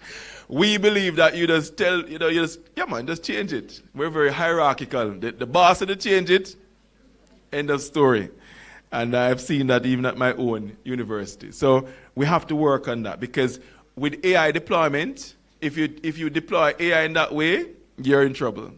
You're in trouble. As much as you may think the tool is intuitive, if the staff turn up the next day and they said, oh, we have AI. I'm like, oh, really? No training, no introduction, no warning. The board just decided AI, you're going to be in trouble. So we have to look at systems deployment and make sure people are in the room. Build bridges, invite everyone. And Dr. Bartley-Bryan can tell you, when I have even my strategic meetings, leadership meetings, I open it up to the entire university. So the physical team is here, as in the vice presidents and so on, but anybody at the university can log on and via Zoom and observe. Very open, very transparent, right? So, and I just believe it works, because guess what happens? When we now make these big decisions as VPs and president, the staff can say, oh yeah, I heard them talk about it at the strategic meeting, so I know it's coming. Rather than we introduce it, like, nobody never tell me that, we weren't consulted. So I just open up my strategic meetings in that way. Now, future-ready organizations build what we call translation capacity. So people and processes that bridge that language of technology with the language of human experience. And that's quite difficult. That can take a complex AI output and ask, what does this mean for a nurse on a night shift? Right? We have to somehow translate the technology into how people work, and the benefits have to be very clear. And it's not an IT department job. It requires HR, it requires operations, frontline staff, community members, all at the table. And I don't know if there's a culture. Maybe I should just use my university. I assume maybe the rest of you are different. But leaders like to protect their space. So when I started to open up UTech to all staff, my leadership team were like, why are you inviting that person, you know? And I said, but they need to know. It's fine. There are no secrets here. So culturally, leaders like to protect their own space. You know, we're the VPs. You know, they'll figure it out. The rest of the staff will figure it out. But with AI, I'm encouraging you to be a bit more transparent. Tell the staff what you're going to do. You know why? Because once you start to talk about AI, and in Jamaica, there are no secrets. No matter who you think as leaders, it's just us who know. They'll know that you're talking about AI. It will create anxiety. Oh, my job, they're going to replace me with AI? And so you find that there's a groundswell of anxiety if you're not careful, right? So you have to get everyone around the table. Anchor everything in your values. You know, I sometimes say to my staff, bring your Christian values to UTech. Bring them. If you bring those Christian values to UTech, we're good. I won't have another customer complaint if you bring those Christian values here. So our values, right? We have to anchor everything on our values, right? Organizations that navigate AI transformation most successfully are those that are brutally clear about what they stand for. What do you stand for? What's your organization? What are your values? And they use that clarity as a compass when technology pulls in uncertain directions. So values that should not just be a poster on the wall. They are the answer to questions. When the algorithm tells us to do one thing and our conscience tells us to do another, what do we do? The whole idea of AI for cheating. And that's why at UTech, what we said to students is, if you're going to use AI, that's fine. Just fill in the declaration form and tell us how you've used it. And it's an experiment. Some students actually fill it in, tell you the prompt, and you say, okay, fine, so you know what's going on. And some don't. But of course, when you read the content, you know, it's there. So it's a bit of an experiment. We're challenging the students. And even in meetings, we openly talk about use of AI. So someone will present something and they say, right, you know, I use Claude on this, and we got some assistance from Claude. That's how we speak at our meetings. So it just encourages people to be honest. Yes, I use AI. I don't have to hide or use it. and everyone sort of understands that it's a tool that we're using to complement our work without compromising our values, right? We want an honest environment, for sure. So the Caribbean context. We are people who know how to hold complexity. And as I wrap, I want to say this to you. We may see AI as this tool from somewhere else that we all like to use casually, that we'd now want to introduce into our organizations. But I believe that Jamaica can be very successful in the AI age. Because one, we know how to handle complexity. Look, Jamaica, out of many one people, we already know how to handle multiple identities. We can handle multiple histories and multiple influences. Everybody's trying to influence Jamaican culture, and we are doing the same as well. And we have built resilient cultures, our culture. We're very creative. We're extraordinarily good at influencing others to adopt our culture. Really, really good at that, right? Everybody wants to be Jamaican. And so we have a lot of advantages. And we should use these advantages in the age of AI. Our social intelligence has been forged through generations of navigating colonial structures. And we have survived economic pressures. So we are not behind, in my opinion. We are positioned. But we must make choices. We must decide whether we'll be simply consumers of AI tools designed elsewhere, or will we be architects of AI applications. So, colleagues, we must invest in AI literacy. In schools, in boardrooms, in communities, we must build Caribbean data infrastructure, because you cannot build equity in AI on data that excludes you. Because the governance questions of this technology are not universal, they're contextual. We have to build our own. We must tell our young people loudly and repeatedly that the future needs them, not as passive users of AI technology designed somewhere else, but as the creators of it, as the critics of it, and as the custodians. They must own it.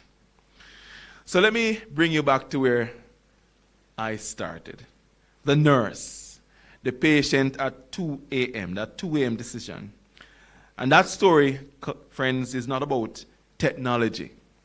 It's about what happens when human beings equipped with wisdom, courage, and care uses every available resource in service of another human being. Again, I keep repeating it, AI is a tool used by human beings. That is what future-ready organizations make possible. Not the replacement of human judgment. Not the replacement of human judgment, but the amplification of it. So you are in this room because you believe that organizations can be better. That's the whole principle behind ILSA's journey, CARI-CODE. That's what CARI-CODE lives and breathes by. We are here to make organizations better. That leadership can be wiser, we believe that, and that change can be more human. So, ladies and gentlemen, let's go out there and do it together. Let's work together to succeed in the AI age. Thank you.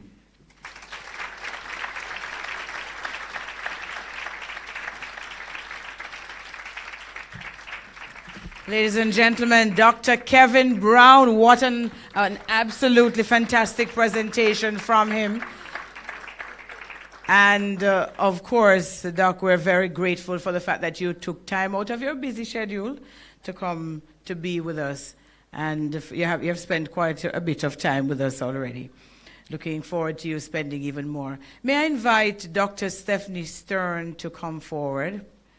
And Doc, may I invite you to come back on stage as Dr. Stern tells you thanks for that wonderful, wonderful presentation. Let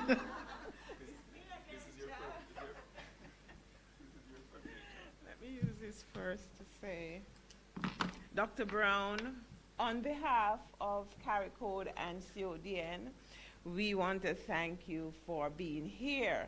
And I want to repeat that.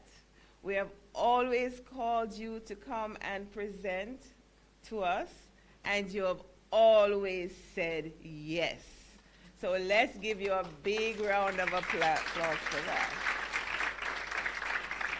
So thank you for your engaging and informative presentation and your call to action, to own it, to build it, to let's work together. I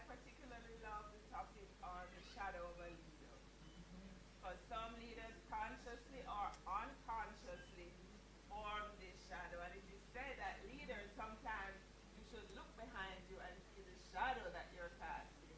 So thank you for bringing back that to my fore. So on behalf of the little token of our appreciation, we thank you so much.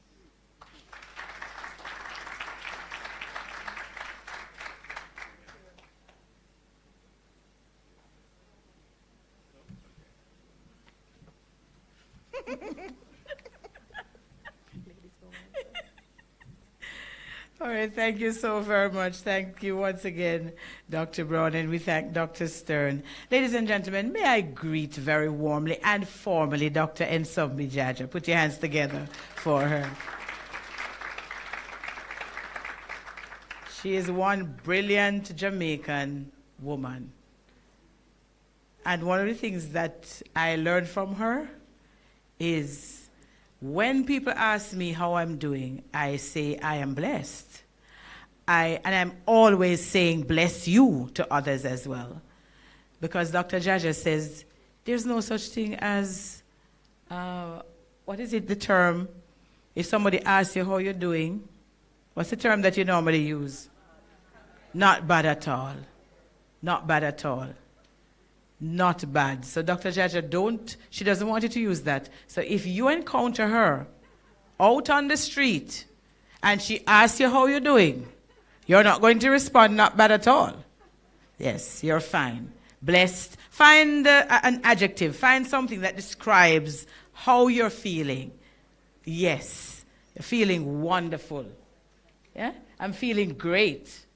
I'm feeling awesome. And I can go back to what is written on the book. There's a notebook that we have. I think we all have it. What does it say? Can you read what it says for me? Right. Right. So we want to remind you how awesome you are. Thank you, Dr. Jaja, for being an inspiration. All right. So, ladies and gentlemen, as you can note yourselves, we're running way behind time. So we're going to try to see how we can make up the time. I'm hoping that you will do it during lunch, but before we get to lunch, we have another presentation to get through. And this one is from Ryan Matthew, Corporate Director, Human Resources, Sandals International. In 2008, after a successful 14-year career in the airline operations industry with American Airlines and Air Jamaica, St. Lucia national Ryan Matthew joined Sandals Resorts International in its Human Resources, Training and Service Standards Division. His professional journey with the organization continued in roles such as Operations Manager, Sandals Regency Letok, and Regional Group Manager, Human Resources and Training for the Eastern Caribbean. In the latter, he led SRI in being a 3-time winner of the Award for Excellence in Human Resource Development from the St. Lucia Chamber of Commerce. He currently serves as the Corporate Director, Human Resources, responsible for SRI's human resources function across the Caribbean, serving close to 20,000 team members. Over the years, Ryan has served as an exceptional resource for several human resources strategic initiatives, including playing a key leadership role in many new resort openings. Ryan's passion for people development and belief in delivering a rewarding employee experience are evident in his leadership of major HR initiatives throughout the organization. In 2023, he received the Stewart Family Culture Award for promoting and preserving the company's vibrant culture. He also serves as chairman of the Board of Trustees for the Cicerone Management Limited Staff Pension Plan and a member of the Board of Advisors of the Sandals Corporate University. Ryan holds a Bachelor of Science in Business Administration and has completed professional development programs with the Disney Training Institute, Project Management Institute, American Hotel and Lodging Educational Institute, Toastmasters International, and the Mona School of Business. Ladies and gentlemen, please put your hands together for Mr. Ryan Matthew, Sandals Corporation, St. Lucia Corporation Foundation.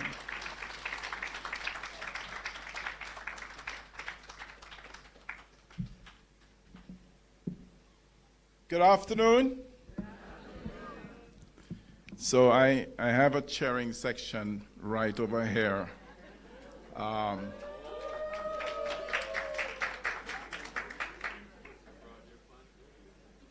Yeah, I had to bring them because, and I'll be honest with you, and I'm going to ask for your support, because we're having a conversation, we're talking about just what a high level of quality presenters and presentations that we've had this morning. You agree? Yeah, man, clap them. So we're talking about it, and they say, Mr. Matthew, you're going to end up in lunch. You know what that means. I say, oh, wow, thank you so much. That really helps me when I'm going to get up here. And then Dr. Brown comes up, and then when Dr. Brown is introduced, I get a look. I don't know if the look is, no, sir, you can't beat that. Or the look is, boy, we're with you, you know. We're going to go for it. So, are we going for it? Are we going for it? I'm asking for your support. I know it's time, but I'm going to humble myself and ask for your support.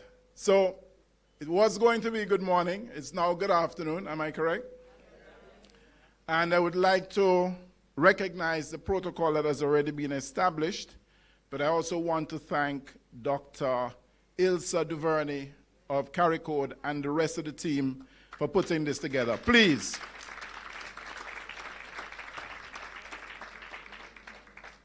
Today I want to explore a question that is becoming increasingly important across the Caribbean. What role should the private sector play in leading national recovery? Because increasingly, this is what communities expect from us. Now, before we discuss leadership frameworks, let me take you back to the day after, or the morning after Hurricane Melissa. Information was beginning to flow in, roads were flooded, communities were cut off, homes were damaged, power was down, communication was limited. And if you lived in the Caribbean long enough, you know exactly what happens next. Everybody becomes a meteorologist. Your neighbor becomes an expert, your cousin becomes an expert, the man 3 houses down from you becomes an expert, and with the technology, ladies and gentlemen, WhatsApp became the National Hurricane Center. Everybody has a weather update, everybody has a damage assessment, everybody has a recovery strategy. True? But while all of that was happening, our leadership team at Sanders was focused on one question, a very simple question. Not when can we reopen, not what is the financial impact, not when can we get back to normal. The question was, are our people safe and healthy and uninjured? Because at that moment, nothing else mattered. Not occupancy, not budgets, not forecasts. People, team members, guests who stayed with us during the hurricane, families and communities, and the human beings whose lives had changed overnight is what was at the forefront of our minds. And what followed over the next few days reinforced something that I have come to believe very deeply. Recovery reveals leadership. It exposes culture. It exposes values. It exposes whether the things we say are important are truly important, because many times we talk about how our employees are number one. Because during Melissa, I watched managers become welfare officers. I watched our leaders become counselors. I watched engineers become community responders. I watched ordinary people do extraordinary things. Not because a policy required it, but because they cared. And that experience reinforced a simple truth. National recovery is not only about restoring infrastructure. National recovery is about restoring people. Before roads are repaired, businesses reopen, before economies regain momentum, people need reassurance. People need direction, they need stability, and that's where leadership begins. Because as Caribbean people, disruption is not new to us. We know hurricanes, we know pandemics, we know economic shocks, but we also know something else. We know how to rise. And that brings me to the central message for today. When nations are disrupted, the private sector is not simply a part of the recovery story. The private sector helps to write the next chapter. Next slide for me, please. But let me ask you a question.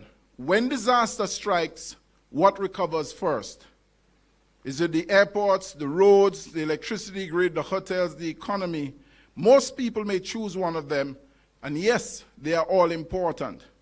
But after my more than 20 years of leadership experience that has been infused by this lovely lady here, Dr. Nsombi Jaja, over 20 years ago, and we've always remained close, even came to St. Lucia and has always remained close to the Sanders family. The experience across aviation, tourism operations, and human resources, I have come to a different conclusion. The first thing that must recover is belief. Belief that things will improve, that progress is possible, that there is a path forward. Because when people lose that belief, momentum slows. Communities become uncertain, businesses hesitate, investment slows, recovery becomes harder. And this is where the private sector becomes critically important, because everyday businesses influence confidence. That means that when businesses move, recovery moves. When businesses invest, communities benefit. When businesses create employment, families stabilize. When businesses demonstrate leadership, national confidence grows. This is why I believe that the private sector is not simply a participant in recovery. It is one of the engines that drives recovery. But the private sector continues to contribute something uniquely powerful: execution, innovation, resources, capability, and speed. The reality is that disruption is no longer an occasional event.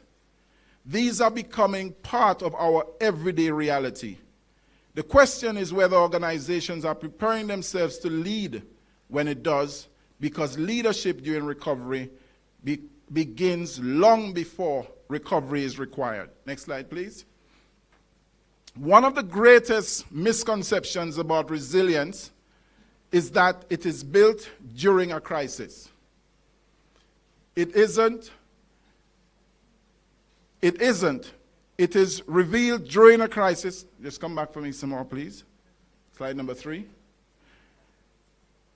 Through culture, through leadership, through values, through relationships. The strongest organizations do not suddenly become strong when disruption arrives. What happens is that their culture becomes visible. Permit me to just share a little bit with you of us at Sanders Resorts, why I speak with such passion to what I'm telling you. Because at Sanders Resorts International, our founder, the late Dr. the Honorable Gordon Butts Stewart, built an organization around a philosophy that was remarkably simple. Take care of our employees, and they will exceed our guests' expectations. Take care of our communities, and they will look after the nation.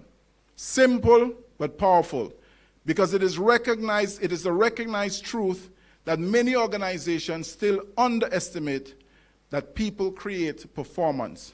Performance does not create people. So today, that philosophy and the spirit of our founder continues through our executive chairman, Mr. Adam Stewart. And Dr. Brown mentioned about that common purpose. And for us at Sandals, our purpose is to create Caribbean moments and memories that inspire people, their families, and our global community to dream bigger and to live more prosperous, sustainable, and fulfilling lives. And that is the foundation under which the organization was built. Values that guide us: one team, big dreams, loving families, authentic human connection, unbridled spirit. These are not slogans, ladies and gentlemen. Those are behaviors for us that we live every single day. Because culture had already done its work by infusing these things through our teams, by making sure that through orientation, through reorientation, through re-energizing everything that we do. If you go to a Sandals property and you ask any team member to tell me about your purpose, it is something that we do every single day. And I will share with you why that strategic investment is important. Because when you do get to moments of crises, you now have built an infrastructure that allows you to make a withdrawal from that emotional bank. Next slide, please. When disruption occurs, organizations often become something much bigger than businesses. They become anchors, anchors of stability, anchors of employment, anchors of certainty, and anchors of possibilities. Next slide, please. For many years, recovery followed a predictable pattern: protect people, restore operations, return to normal. Success was measured by how quickly we got back to where we were before. But today I believe we need to challenge the mindset. Because what if normal is no longer enough? What if normal was already vulnerable? What if normal was already underprepared? Perhaps returning to normal should no longer be our objective. Perhaps our objective should be transformation.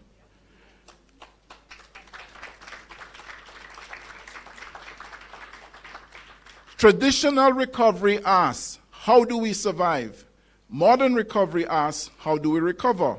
Regenerative recovery asks, how do we emerge stronger? That is a fundamentally different question, because now recovery is no longer simply about restoration. It becomes about capability, leadership, innovation, partnerships, future readiness, as we've heard before. One of the phrases that I often hear say is, build back better. But I would like to suggest something slightly different. The goal is not to build back better. The goal is to build forward wiser. Because disruption leaves behind many lessons. The organizations that learn from these lessons become stronger. The organizations that ignore them remain vulnerable. And I believe that the private sector has a unique ability to help lead that transition. Because we sit at the intersection of people, communities, innovation, and economic activity, which means that we are uniquely positioned to convert disruption into progress. Next slide, please. This brings me to what I believe the most important intelligence of all, emotional intelligence, or what I prefer to call the intelligence of care. Because national recovery is ultimately a human experience, and we've heard that so many times today, talking about people and the human experience. Not an infrastructure experience, a human experience. During every crisis, employees ask remarkably simple questions. Am I safe? Is my family safe? Can I rely on my organization? What happens next? And I'm not sure if you noticed something, that those are not operational questions. Those are human questions, and human questions require human leadership. So, during Melissa, the first dashboard we reviewed was not revenue, not occupancy, it was people. Who was safe, who needed assistance, who needed accommodation, who had not yet been contacted, because we wanted to make sure that within the first 48 to 72 hours, we could account for all 6,000 plus of our team members.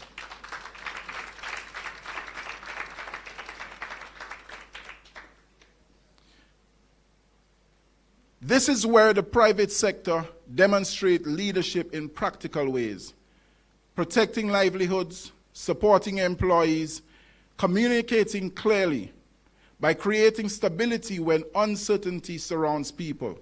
People do not need perfect leaders during difficult times. They need present leaders, they need visible leaders, they need authentic leaders, and they need leaders who will listen and leaders who will show up. You heard Senior Superintendent this morning on the leadership that was displayed by the Commissioner, always up front. And perhaps the greatest lesson I've learned is this. People may forget the recovery plan, but they rarely forget how leaders made them feel while navigating the recovery. And that brings us to the next question. If people are at the center of national recovery, what do they need from us before they can help rebuild? Next slide, please. Because one of the biggest mistakes that organizations can make is assuming that recovery begins when people return to work. It doesn't. Recovery begins when people regain the ability to look beyond survival. Think about what happens after a major disruption. People are not immediately thinking about productivity, they are thinking about their families, their homes, their finances, their future.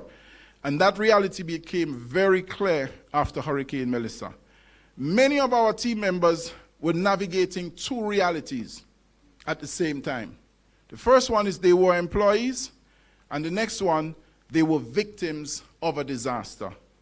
Trying to support recovery at work while managing recovery at home.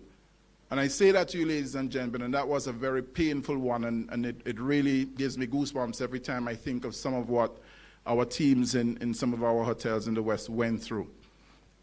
But it has taught us an important lesson. Before people can rebuild organizations, communities, and economies, they often need to help rebuilding stability in their own lives. That is why emotional intelligence matters, not because it makes us kinder leaders, because it makes us more effective leaders. The stronger people feel emotionally, the stronger they perform operationally. And this is where private sector leadership becomes incredibly important, because organizations have the ability to reduce uncertainty, create structure, provide support, and remind people that they are not facing recovery alone.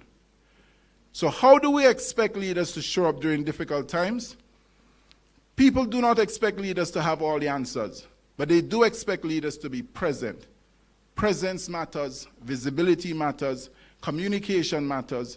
People want to know somebody is paying attention, listening, and helping move things forward. And before long, leaders find themselves managing anxiety instead of managing recovery. And that is why visibility matters. Sometimes the most powerful thing a leader can say is, I don't have all the answers yet, but we are working on it, and I will keep you informed. That creates more credibility than pretending certainty exists when it doesn't. And perhaps most importantly, they expect consistency, because recovery is not one conversation, it is hundreds of conversations, thousands of moments. Moments where people decide whether they believe what leaders say, moments where people decide whether organizations genuinely care, and that lesson can be incredibly clear during Hurricane Melissa. Next slide, please. So, a lot of conversation has gone off about heart. And for me, it meant a lot because of what we did at Sandler's, and that's the most recent experience that I can share with you. Because one of the things that we did after Hurricane Melissa is that we created a work stream that was called Hands and Hearts. That was our lifeline. This is probably the most personal slide of this entire presentation for me, because it's not about strategy, it's about people. When Hurricane Melissa passed, one of the first things we recognized was that recovery would not only be physical. We recognized it would be emotional, the visible damage was obvious, and everything else that our team members had gone through. But there was another reality: stress, anxiety, fear, uncertainty. And one of the things that made me most proud was the speed at which emotional wellness support was mobilized. Within days, ladies and gentlemen, within days, we had emotional wellness support reaching our team members and families in some of the most difficult areas when the roads were impassable at our furthest resort at Sanders South Coast. That did not happen by accident. It happened because extraordinary people stepped forward. And I would like to publicly acknowledge and thank Dr. Luz Longsworth, our Senior Corporate Director for the Sanders Corporate University, and a special group of team members from various departments, alongside Mrs. Cecil Minot, Dr. Kai Morgan Campbell and her team, and Mrs. Margaret O'Rain for the tremendous work they did in helping provide emotional support, counseling, and reassurance when it was needed. Because sometimes leadership is not measured by how many people you report to. Leadership is measured by how many people you help. And I'll be honest with you, there will be moments where during Melissa, the scale of the challenge felt overwhelming. Every update seemed to reveal another family in need, another community affected, another problem requiring attention. But what kept me optimistic was watching ordinary people do extraordinary things. It reminded me that leadership is rarely about having all the answers. Leadership is about creating conditions for others to rise. But emotional support was only one part of the story. We also witnessed the power of rapid economic intervention. Within days of Hurricane Melissa, we gave all 6,000 plus of our employees a financial grant that everyone got within that first week of the hurricane hitting. Cash to all our employees. Not weeks later, not months, days later, because recovery operates on human timelines. People needed food, they needed supplies, they needed transportation, building materials, immediate support. And what happened next was actually fascinating. The grants helped team members, but they also helped their communities. Hardware stores benefited, supermarkets benefited, taxi operators benefited, small businesses benefited, and anybody who had the ability to assist with whether it be what was left of the basic needs for our team members, they were able to go and purchase those. The economic activity started moving again. And that reminded us of something important. When the private sector organizations support employees, they often help restart local economies. That is national recovery leadership. We also made a deliberate decision to keep team members on payroll during the entire closure of all our hotels.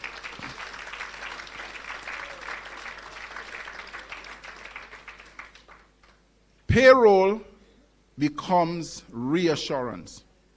Payroll becomes stability.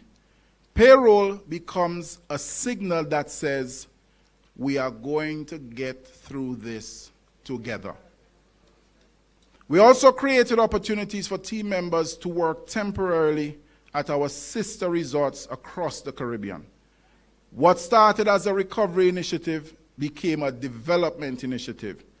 Team members continued earning, continued learning, experienced different cultures, different islands, different operations.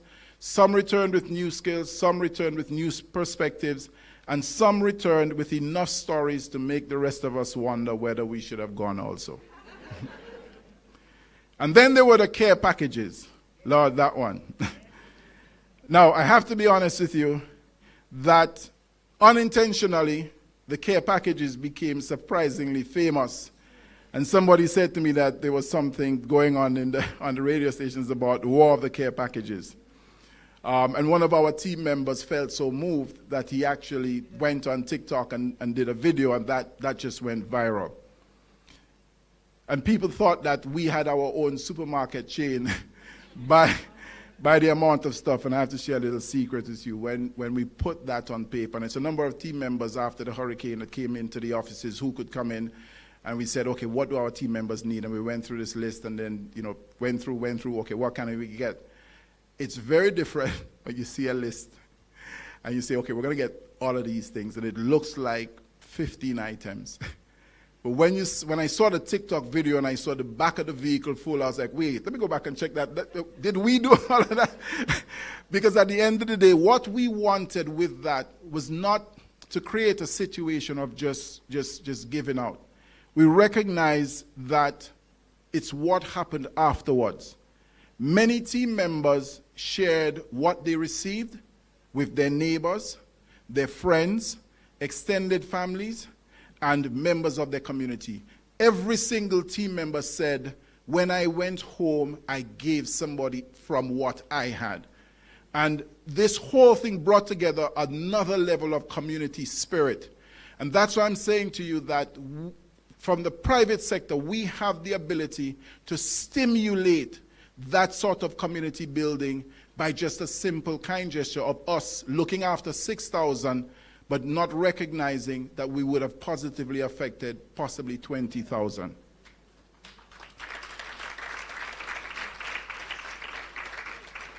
And it reminded me of something beautiful about the Caribbean and the Caribbean people. When we receive support, we rarely keep it to ourselves. We share it. And because of that, the impact of one care package extended far beyond one household. And finally, one of the most meaningful moments of our recovery journey was our Hurricane Heroes recognition event. Next slide, please. An opportunity to celebrate so many of our team members who went above and beyond. People who stepped forward when circumstances became difficult. People who solved problems nobody anticipated. People who checked on colleagues, supported families, moved supplies, helped communities, and demonstrated extraordinary leadership without ever holding a leadership title. Because again, ladies and gentlemen, leadership is not a position. Leadership is a choice. And Hurricane Melissa reminded us that some of the most extraordinary leaders are the people nobody expects.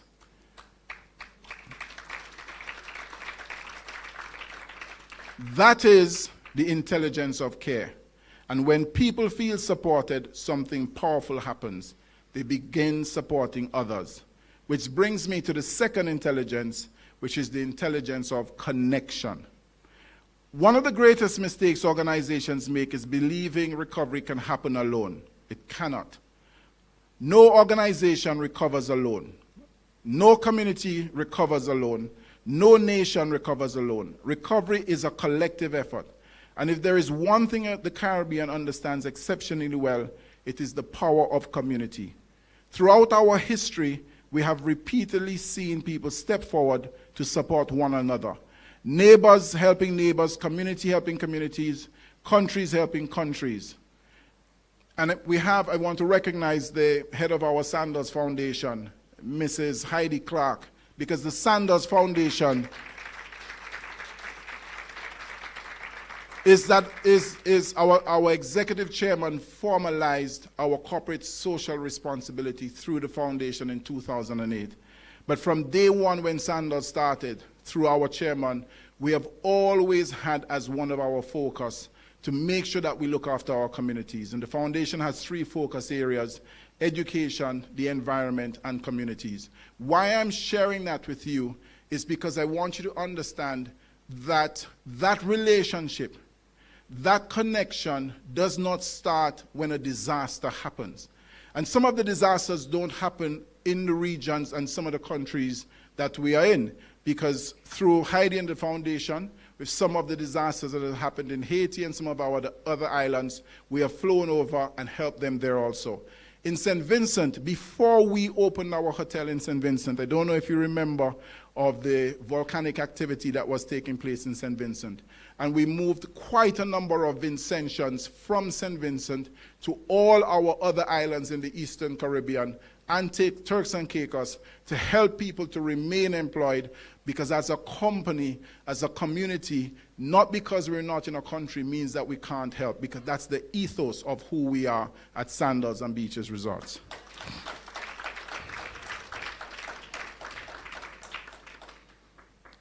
So, support in everything that we did came from every direction. The government, our private sector, NGOs, faith-based organizations, community groups, volunteers, regional partners, everyone contributing, because recovery is not simply about resources. Recovery is about relationships. And relationships determine how quickly resources move. Years ago, whilst working in the airline industry, I learned a lesson that has stayed with me throughout my career. I remember dealing with probably one of the most difficult customer service moments that I had at my favorite airline, Air Jamaica. And I remember one summer, very nice, very, very nice lady, about this high, you know, looked like a nice church sister. Her dress go all the way down to her ankles. And the team said to me, Mr. Matthew, this passenger on the line is actually not going to make the flight because the flight is overbooked. And I said, okay, no problem. She looks like a nice lady. She probably will receive it well, and I'll do my best. Nearly 2 hours after, and when I told her she was not making the flight, her response made me feel as if my spirit left my body. And that was my first class in a lot of Jamaican bad words, which at the time I didn't know what they meant until I heard a team member say, boy, the lady tell me something Matthew about in parts. I said, what you mean about it? But at the end of the day, ladies and gentlemen, what I saw was an overbooked flight. Eventually, we found a solution. As much as we went through the process, she didn't want to go back home because she worked in a community in a factory, and she called in sick. And when I asked her about calling her spouse to let him know that she's not coming, she said to me, Mr. Matthew, he don't even know I'm coming. I hear him have another.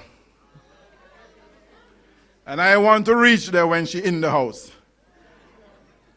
And at that point, I realized that the challenge she was facing was not the flight just being overbooked, but there was actually a very big human problem. But that lesson stayed with me. Most organizations' challenges are not really operational challenges. They are human challenges, and recovery leadership is no different. When disruption arrives, we often think we are managing logistics. In reality, we are managing relationships. No pun intended. One of my favorite leadership observations is this. When disruption arrives, we do not rise to the level of our plans. We fall to the level of our relationships. That is why partnerships matter.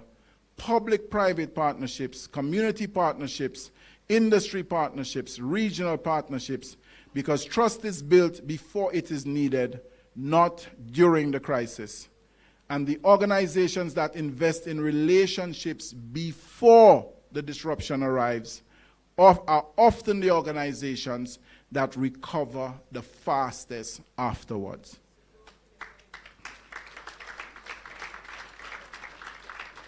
Now, I know a lot has been said, and we had an excellent presentation on artificial intelligence, but I'm just going to share a little bit with you on what I see in terms of artificial intelligence and how we incorporate it. Next slide. Yes, thank you. The true power of AI is not technology. The true power of AI is time. AI gives leaders more time to lead, more time to communicate, more time to listen, more time to support people. Workforce intelligence is already helping organizations identify emerging risks before they become major problems, and we saw that earlier. skill shortages, retention risks, capability gaps, redeployment opportunities, future workforce needs. Imagine combining those insights with national recovery efforts. The possibilities are extraordinary. But let me be clear, AI can identify risk. Only leaders can inspire commitment. AI can identify patterns, as we learned earlier. Only leaders can build relationships. AI can process information. Only leaders can demonstrate compassion. Technology may accelerate recovery, but people will always lead recovery. And that is why the future belongs to leaders who can intentionally combine the intelligence of care, the intelligence of connection, and the intelligence of foresight. Because when we care for people, connect people, and enable people, recovery becomes something much bigger than restoration. It becomes transformation. And that brings us to the final question: what happens when recovery becomes transformation? Next slide. When we reflected, next slide again. When we reflected on our response, we realized that our efforts were organized around 5 major priorities. The first one, which I shared with you, is team member support and relief.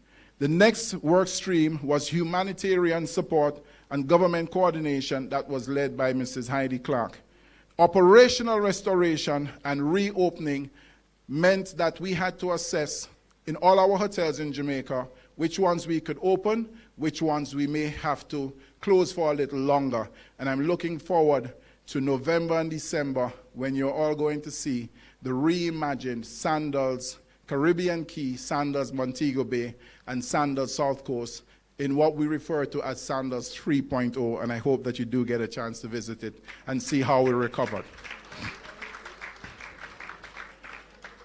Corporate services stabilization, our head office, we had to make sure that was stable, and then for business continuity, remember that we have another 14 resorts that are outside of Jamaica. So whilst we're trying to deal with Jamaica, we had to make sure that we provided support. So at first, they looked like work streams, project plans, and recovery activities. But over time, we realized they were teaching us something bigger. Team member support was teaching us workforce well-being.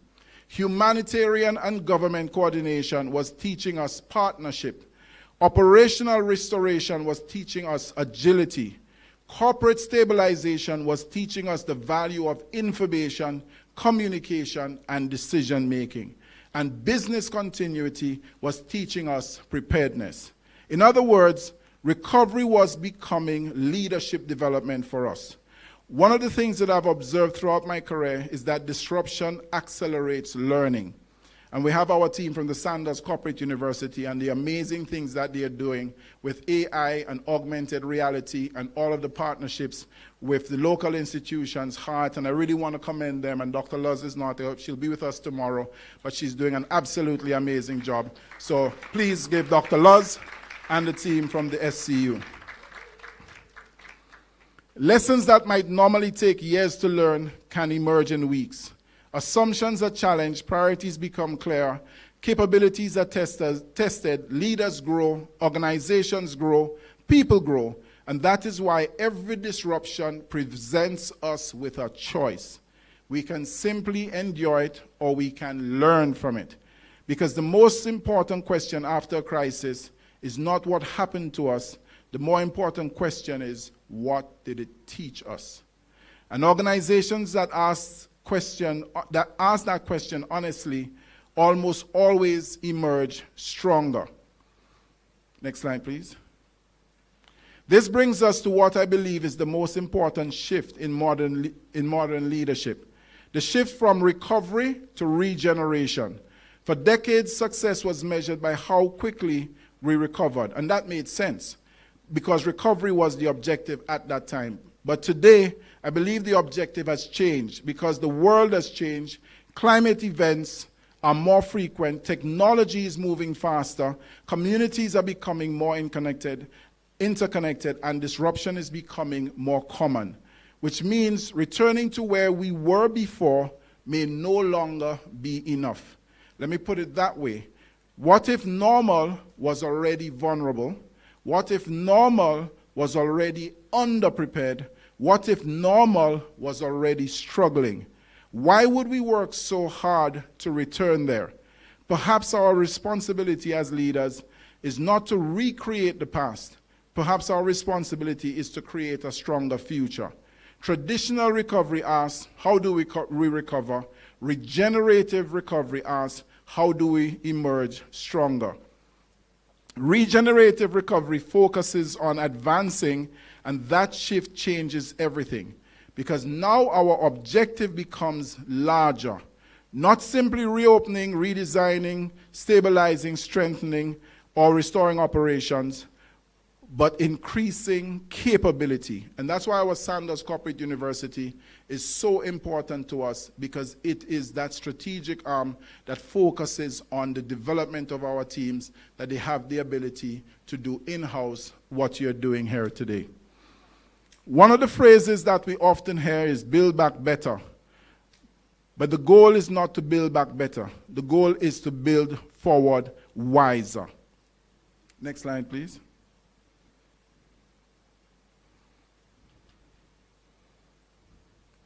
For many years, organizations defined themselves by what they produced, what they sold, what they owned, what they operated, what they generated. Today, I believe we need a broader definition.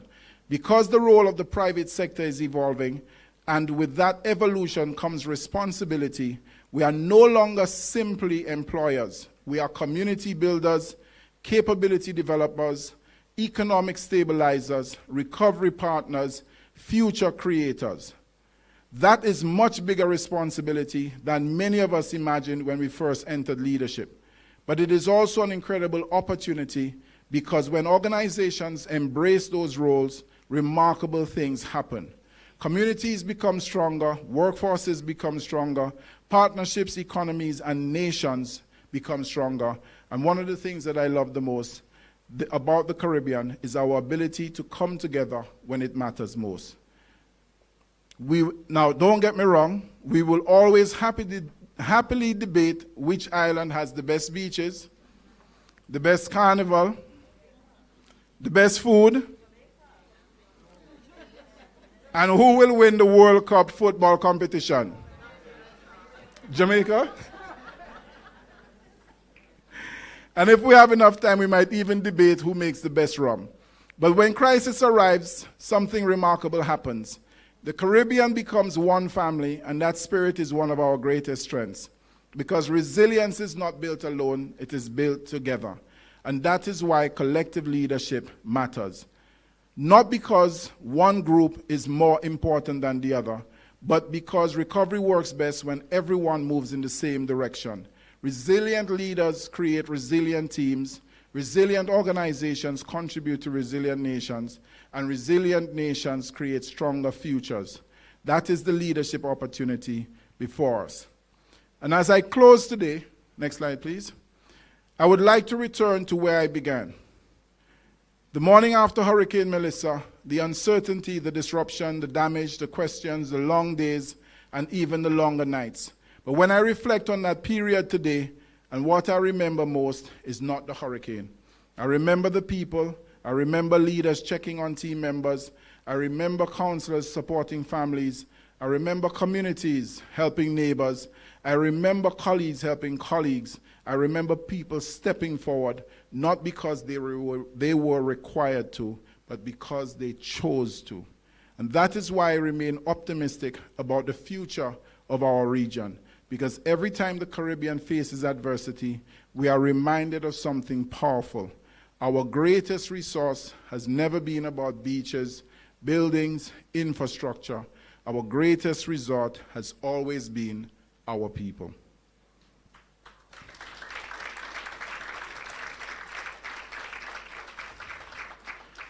So, ladies and gentlemen, history will not remember how many meetings we had. History will not remember how many reports we wrote. History will not remember how many recovery meetings we established. But history will remember whether people were better because we led. That is the measure that matters, not whether we managed disruption but whether we help people emerge stronger from it. Because roads can be built, buildings can be reconstructed, utilities can be restored, economies can be restarted, but the true measure of leadership is whether people emerge stronger because we led. And when emotional intelligence helps us care for people, when social intelligence helps us to connect people, and when artificial intelligence helps us enable people, recovery becomes regeneration and resilience becomes transformation. And disruption becomes the catalyst for a stronger Caribbean future. So I will leave you with one final question. When the next disruption comes, and we're in the hurricane season, just in case you're not paying attention, will we simply recover, or will we regenerate? Will we rebuild what existed, or will we create what is possible? Because the future of leadership will not be measured by how quickly we return to normal. It will be measured by what emerges stronger because we led. Thank you. May God continue to bless each one of you, and may God continue to bless Jamaica and the Caribbean. Thank you. Lunch is served.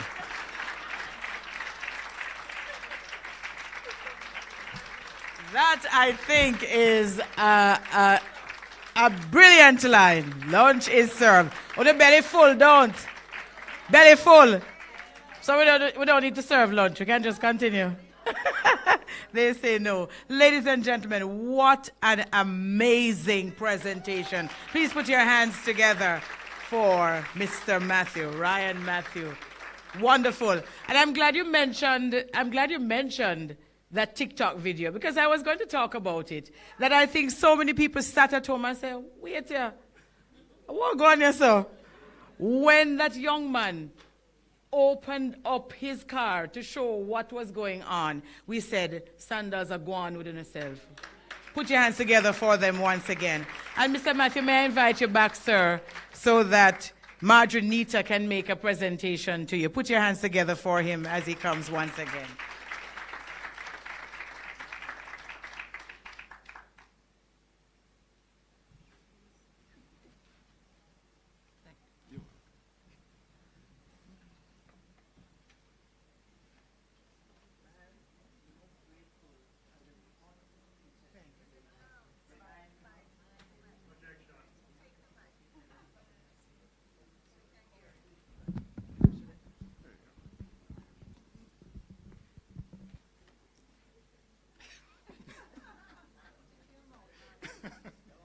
Ryan, we want to thank you for that wonderful speech that you just gave, reminding us of the power of the private sector.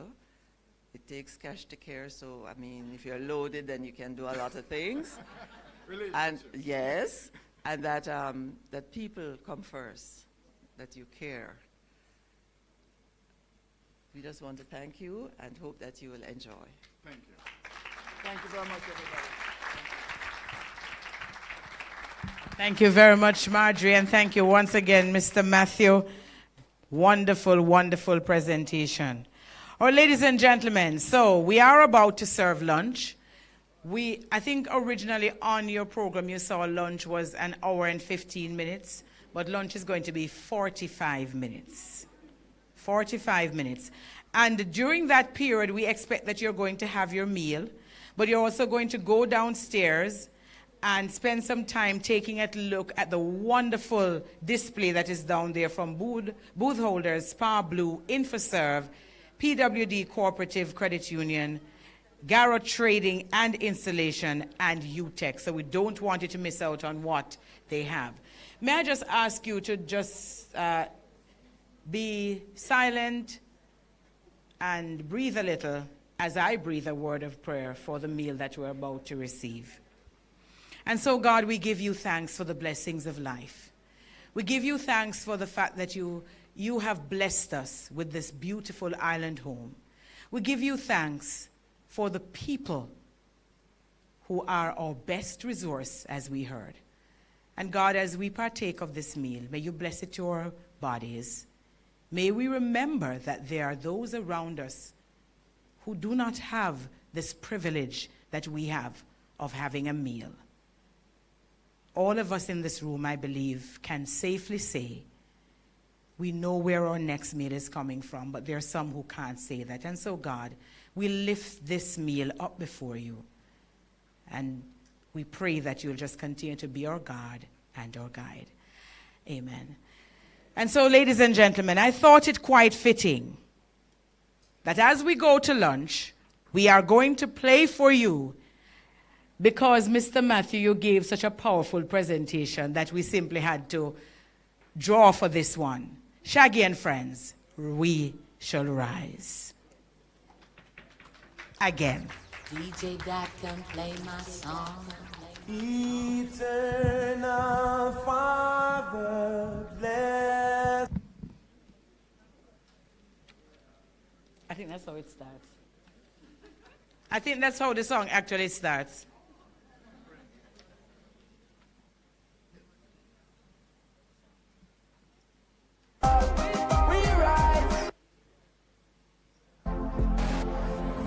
Everybody wanna visit Jamaica. Jamaica love, Jamaica. Jamaica love. We wanna see Jamaica love. DJ.com. The one that represent the citizens of Jamaica. Jamaica love, Jamaica. Ladies and gentlemen, if you do not have on your armband, you can't go into that lunch line. I think you are issued with armbands, so make sure you're wearing them.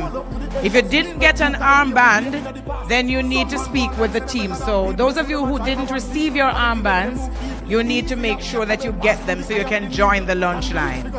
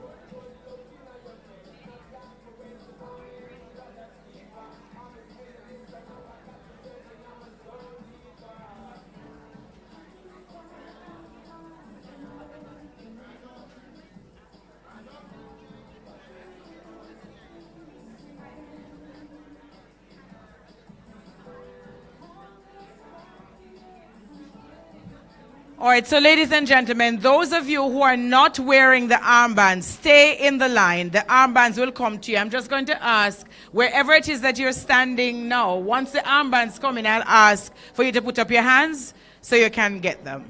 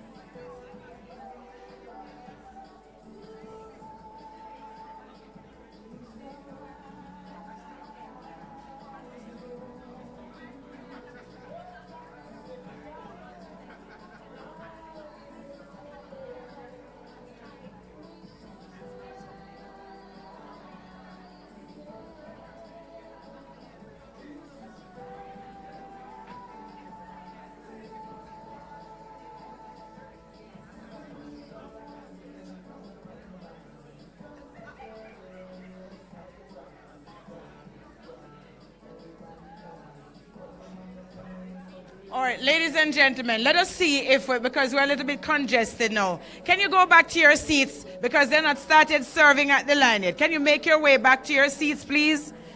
Let us see if we can better organize ourselves.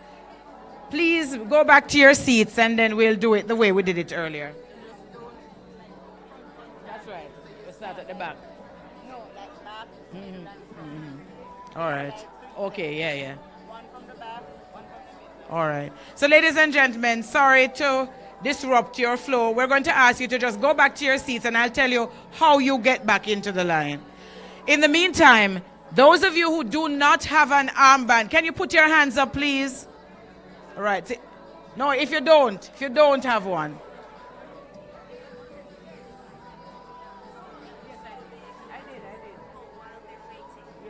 I did say that they could go, so I suppose they will. But I'm going to do it again.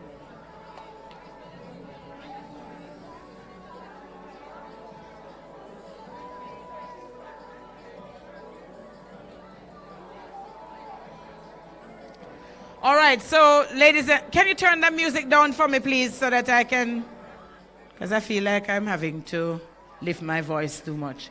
All right, so ladies and gentlemen, here's how we're going to do it. I think the last time that we did, we started over here and we waited to the back. But I have a suggestion and I'm going with the suggestion. You ready for it now? All right, good. And some of you might, while you're waiting, you might want to go downstairs and take a look at the exhibits as well. So that is an option that is open to you. But here's how we're going to do it.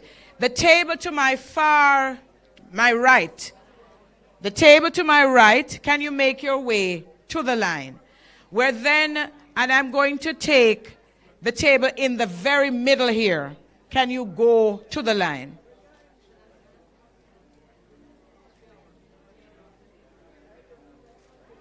And then I'm going to take the table to my far left. Can you join the line? So we're getting a mix of all of the tables as they're spread out across the room. Thank you very much for your wonderful cooperation.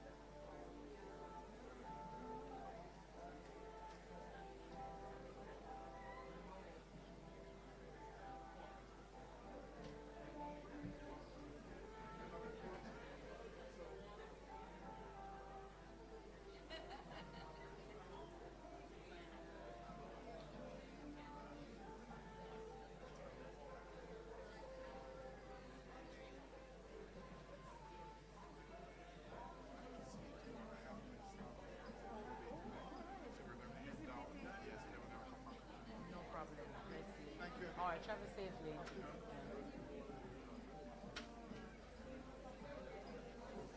There are members of the sandals team that will have to leave. If you do, going to have you join the line. Oh, they're at the back. Okay, fine, that's good. All right, thanks.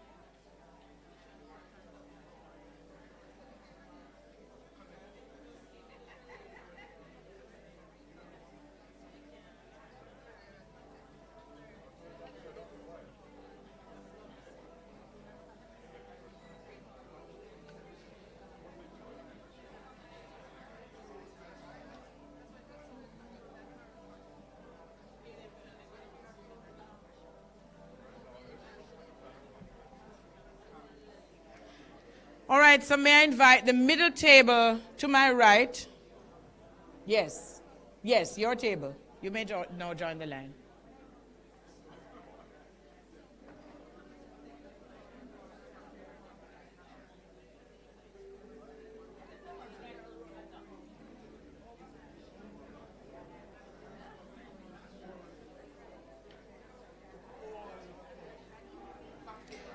The table to the furthest back, the back of the room.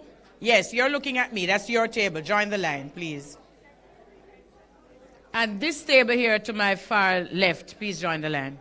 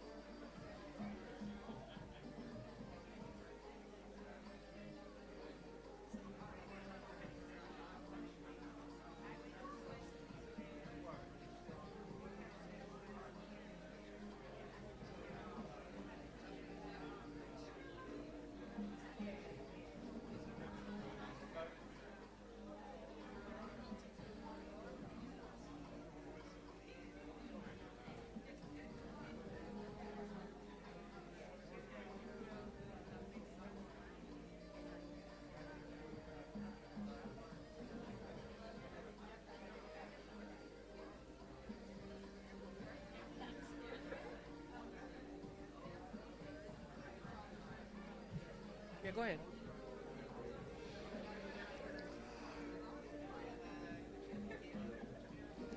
May I invite the table to my far right, yes, to come and join the line. I'm going middle.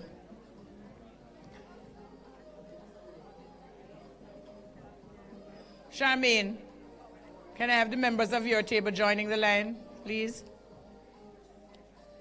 And this table with the gentleman who is in the suit. So that's the only way I can identify you. Please join the line.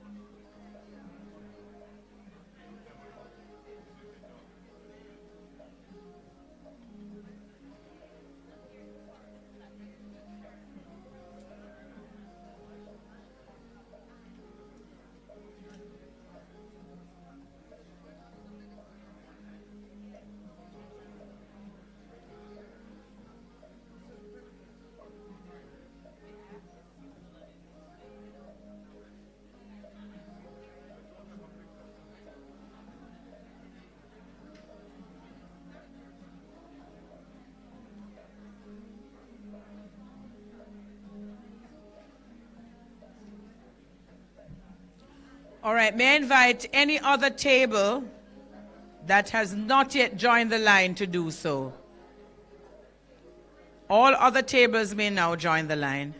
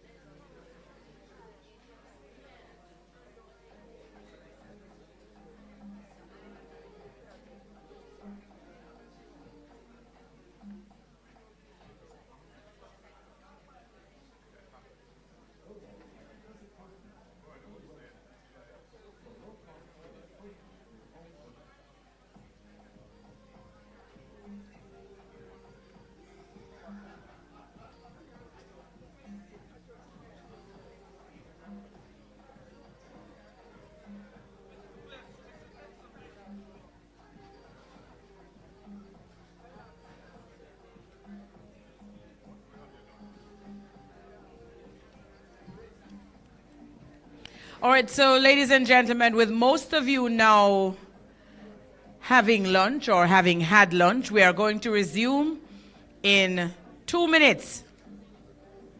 2 minutes.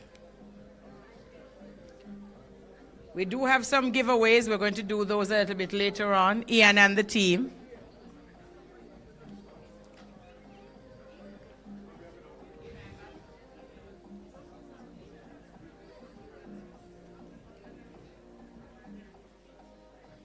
So, ladies and gentlemen, our panel discussion this afternoon focuses on technological trends, their impact on rebuilding with social intelligence, SI, in a digital age. And Richard is making sure that our panelists will be comfortable when they come on stage. Thank you very much. Have you sat in the chair to make sure that it's comfortable? Very good. Very comfortable. So we're going to invite to join us Professor Neville Ying and Samantha Charles. Put your hands together for them as they come.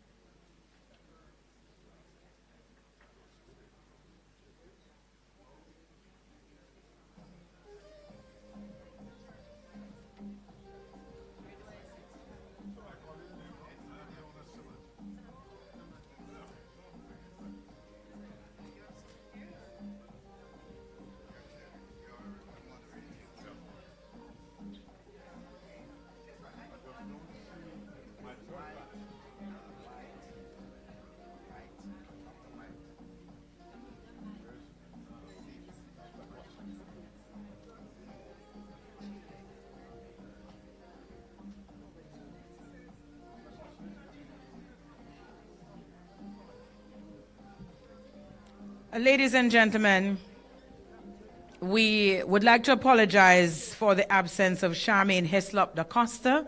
She is being replaced this afternoon by Gina Williams, who is the Rector, Organization Development and Change at JPS. Please put your hands together for her as she comes.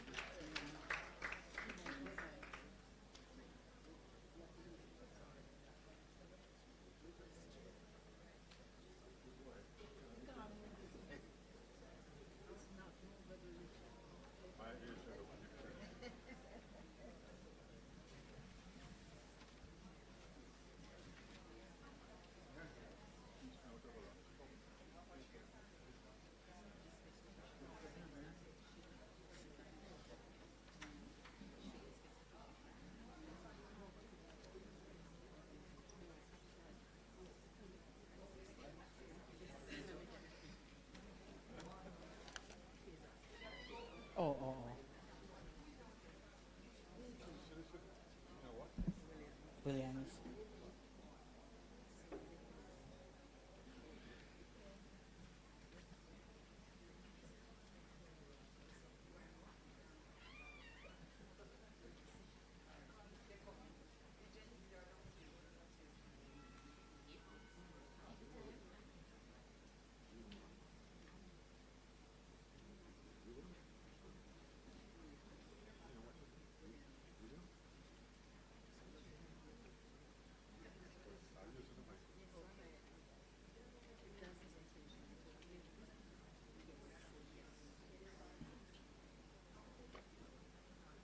When you're ready? Yes, I'll tell you.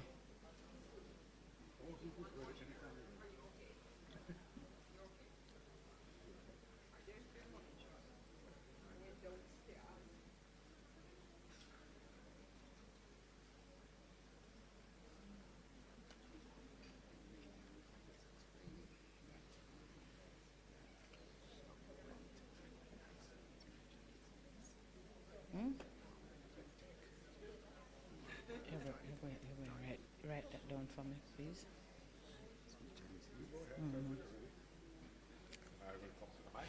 All right, ladies and gentlemen, Our moderator for this afternoon's panel is Professor Neville Ying, transformation leadership coach with specialized expertise in organization development. And those of you who know Professor Ying knows that he has been associated with the MICO, Prof, yes, for a very long time, and is revered in many circles. Ladies and gentlemen, please put your hands together for Professor Neville Ying.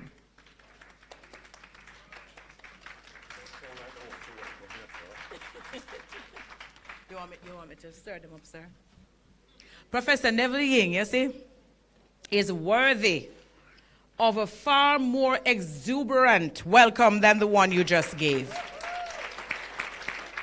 Thank you. Good afternoon, everyone.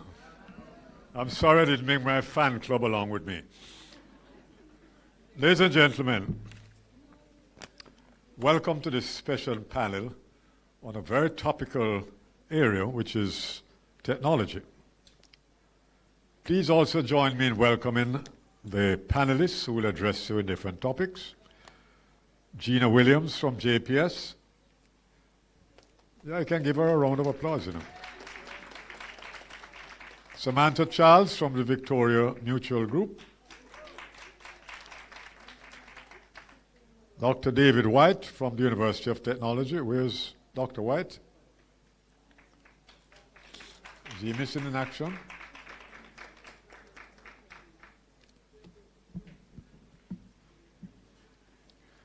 Today, I note before I start that my professional colleague, believe it or not, for over 46 years, otherwise called Ilse DuVernay, has listed me to be both a presenter and a moderator. As I've done in the past, when Ilse tells you to perform two roles, you just do it. I remember being at a session in Ocho Rios many years ago, and the keynote speaker was supposed to have been Carl Stone, and I was just supposed to introduce him. Ilse sent me a note to say, Carl Stone can't make it any longer, so just keep talking. So today, I don't know what happened to this mic, but I'm going to try to perform two roles, as Ilse has instructed me to do. So first of all, this conference, and in particular this session, are both being conducted in what we can describe as a world in which crisis is the normal.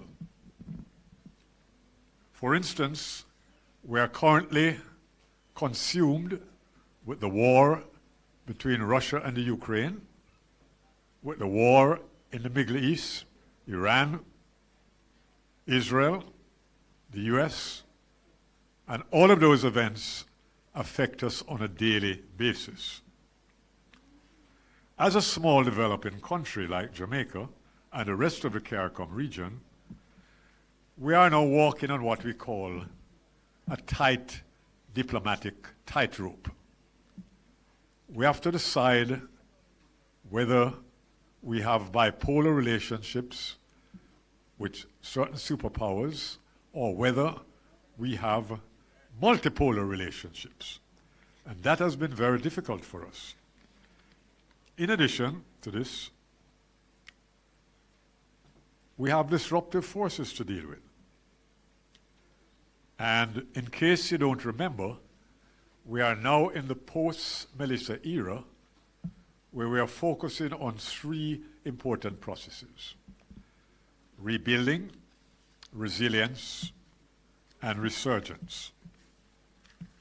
I'm saying all this because you have put a context to what is going to be discussed by this panel. In other words, the discussion this afternoon is not in a vacuum.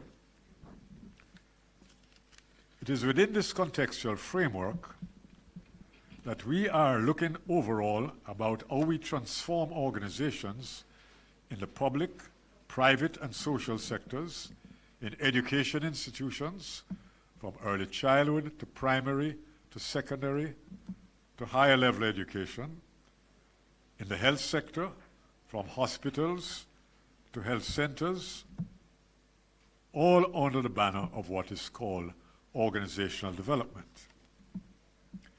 While we engage in this organizational development agenda, we have to give laser focus to the disruptive force of technology.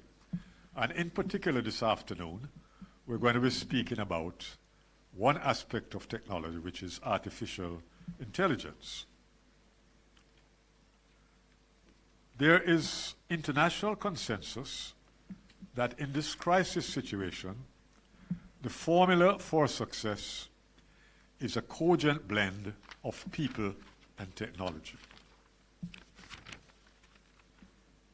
In particular, we must focus on both hard skills and soft skills. This afternoon, the hard skill will be artificial intelligence. But there are 6 soft skills that I want to invite you to focus on in your organization as you engage in the process of organizational development. Number 1 on the list is critical and divergent thinking. Number 2 is complex problem solving. Number 3 is mental elasticity. And number 4 is adaptability. Number 5 is agility. And number 6 is emotional intelligence. A key takeaway I invite you to leave the session this afternoon with is that in your organizational development journey, we must not only be users of technology, we must become creators of technology applications.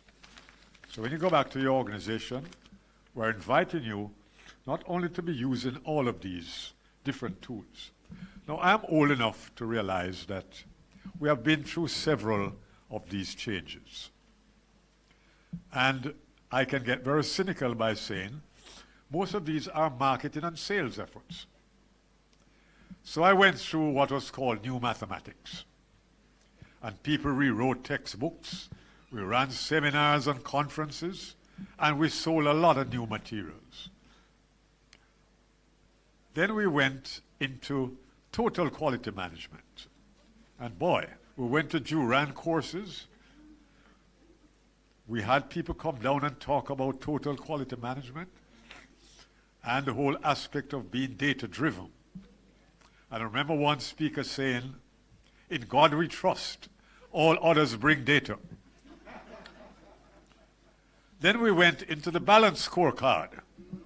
Remember that? Then we went to the triple bottom line approach.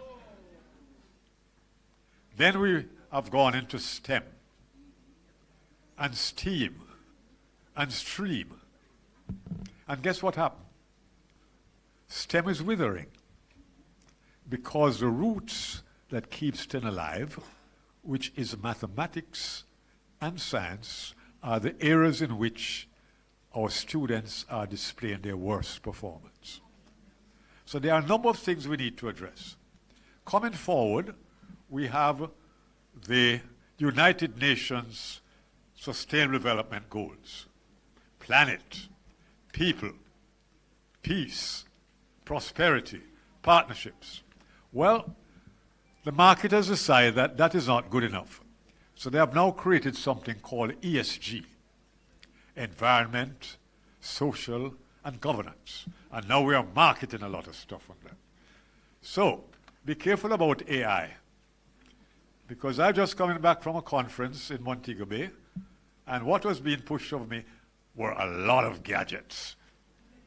And I had to remind them that all this thing they're talking about play for early childhood education was done by psychologists many years ago. And there was a guy called D.R.B. Grant, who was known as the father of early childhood education, who had a school on Caledonia Avenue, which was later moved to Keynote, where he taught all that, especially for teachers out in rural areas. So here we are today talking about AI. So I'm just warning you that don't let it overtake you as a new fad. To counter this, I've come up with my own fad that I'm going to be marketing. It's called NI plus EI is greater than AI. And what do I mean by that? Native intelligence plus emotional intelligence will always surpass artificial intelligence. So look out for my next set of things that I'm going to come to sell you. However, at that juncture, I have now satisfied Ilsa's first request that I should be a presenter. So that ends my presentation remit this afternoon. So I'll now turn to my next task, which Elsa asked me to perform this afternoon, which is to moderate this panel discussion. And so I'm going to call on my esteemed panelists to give you their viewpoints on artificial intelligence from several points of view. So first of all, I'm going to start with the hard skills. So I'm going to invite Dr. David White to speak to you about artificial intelligence and why you should do it and why everybody should do it and why you should buy all this stuff that they're saying. So David, come and tell them all about that.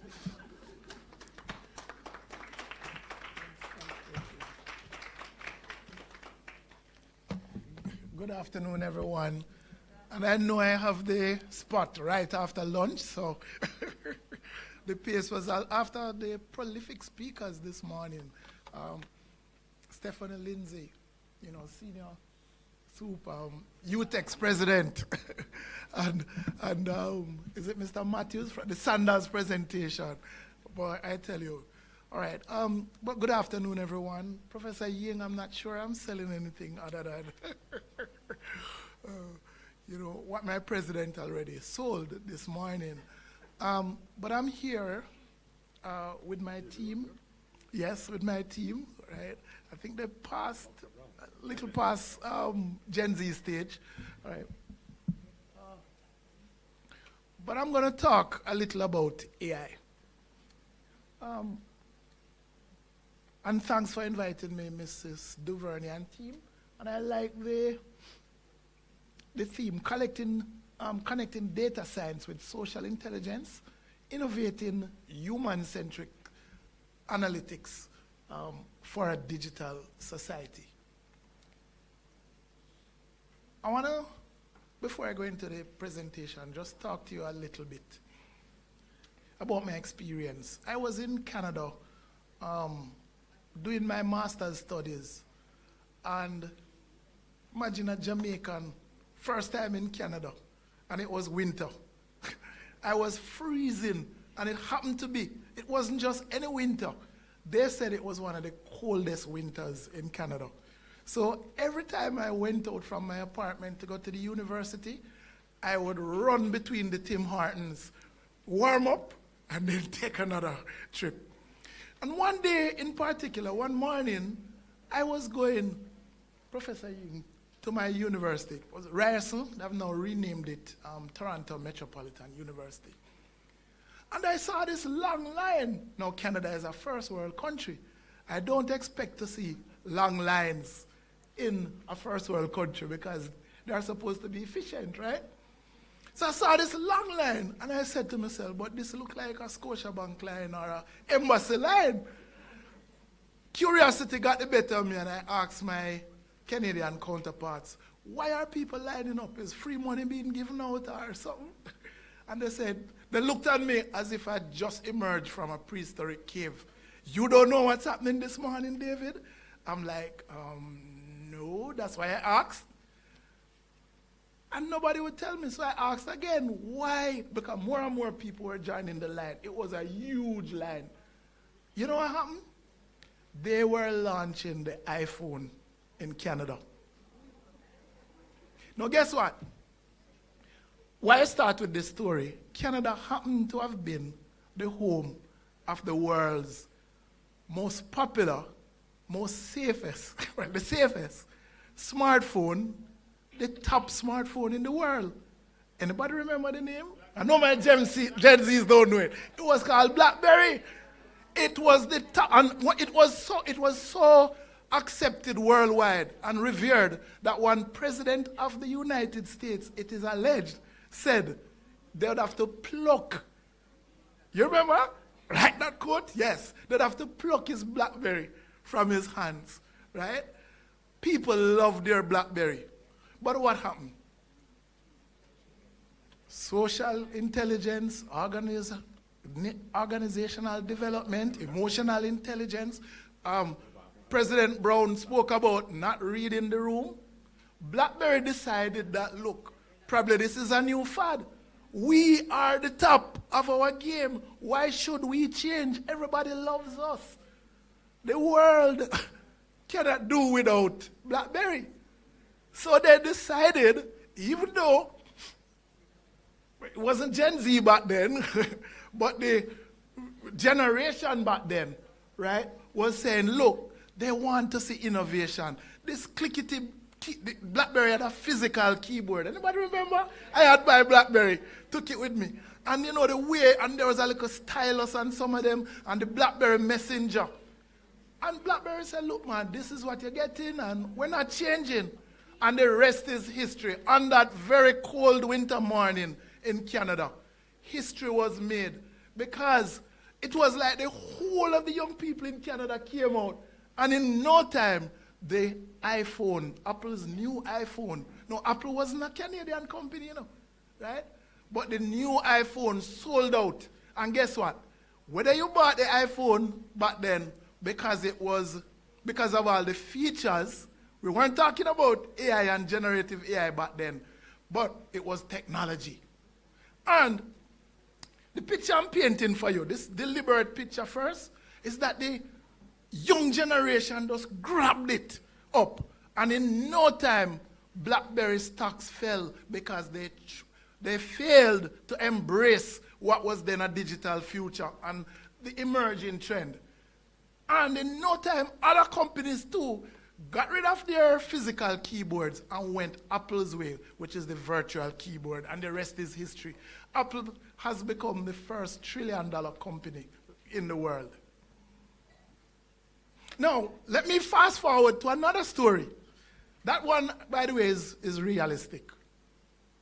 This now is a fictional story. I was in high school, Prof. Ying, working on, yes, working on, I was working on literature, and I saw this story, and it fascinated me, so I went and got the full book. It started with a lady, and she was very frustrated, and she called her friend on the device, because this was ostensibly written before computers and AI was invented, and she said, the nerve of these people, the governing body, how dare they? Do you know what happened? And our friend said, no, tell me about it. She said, imagine I got up this morning and I pressed the button and the breakfast refused to come to me. I had to walk. Can you imagine the nerve of these people? I had to walk to get my breakfast. And the toothbrush wouldn't come either. I mean, what is becoming of this world, you know?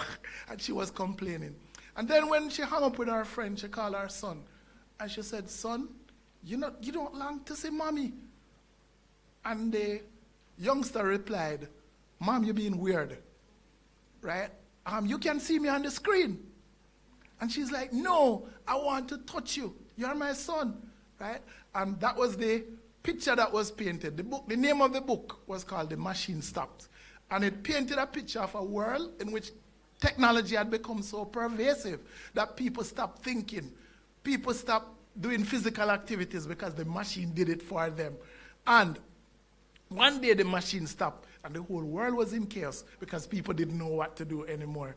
Now enter AI and where we are today. So very quickly, you can help me change the screen. I only have 3 minutes, Prof. Young is telling me. My multimedia team. All right. My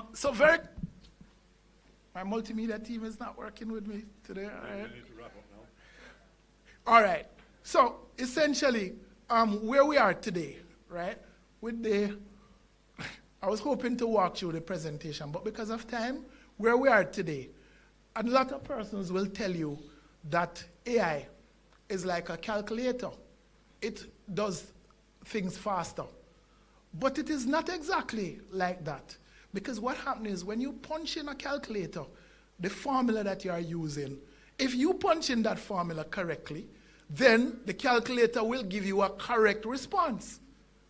With AI, like the calculator, the analogy holds in that the AI will give you, it will process the data at lightning times faster than we can.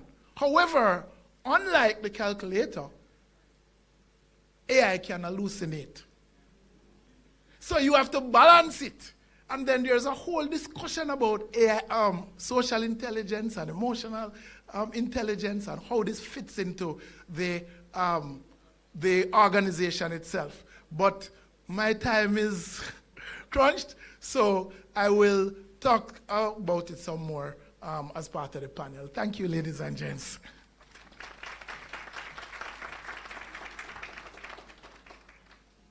Thank you very much, David. I should point out that I've asked my panelists to speak for not more than 10 minutes because I would like most of the session this afternoon to be very interactive for you to ask questions and we, the panelists, respond. So when you hear me giving them strict time limits, it's to your benefit, which is that I don't like my session to be just we talking, but you interacting. So now I'm going to ask Gina to tell us how all of this really works at a typical workplace and how we can avoid things like total blackout that we had the other day. So Gina, let's go. I did not sign up for that. Let me just put that disclaimer in. Once again, I apologize for the absence of Charmaine Heslop da Costa, my boss, who I'm standing in for. Representing JPS. At JPS, as you can imagine, we are quite used to responding to disasters, especially over the last couple of years. And in the last 2 years, we had several simulations. We partnered with, ODPEM and NWC and Flow and everybody to do these simulations and preparations. We had our practice runs. We had our storm rules. Every employee has a storm rule. So you have your day-to-day job, but if a storm happens, then you go into incident command and everything is, everything is clockwork. And we tend to thrive in a crisis. We tend to, pull together, the silos are removed, and we're thriving in a crisis. For Melissa, it was a little bit different. We've been working internally on psychological safety and the importance of our employees feeling safe to be able to speak up. And it was demonstrated profoundly with one of the first phone calls that happened after the storm. One of the individuals that had a storm rule was required to call around to identify what's going on with our facilities, because of course our workers need to go into a location, collect their vehicles and equipment, and head out on the road. So he made his first phone call, and let's say the person calling is John, and he's calling Philip. So John picks up the phone and calls Philip, and he says, "Philip, how you doing, man? How is the building? Everything okay?" And Philip paused, and he said, "John, I can't find my mother." This was the day after the storm. Now, this represented a shift for both persons. It represented a shift for the manager who called, who was checking the boxes. But it also represented a shift for the employee who felt safe enough for the first time, because normally that's not how the conversation goes. Normally the conversation is, yeah man, we're good. Just need to fix the window and straight into business. But it represented a good shift where the person felt safe enough to say, look, this is what's really happening. It shifted the conversation, the whole tone changed, and John, who was calling, was able to use all his resources because he had contacts with the army, with JCF, etc., to help to find this gentleman's mother and to relocate her. Next slide, please. Crisis recovery is not only technical, it's psychosocial.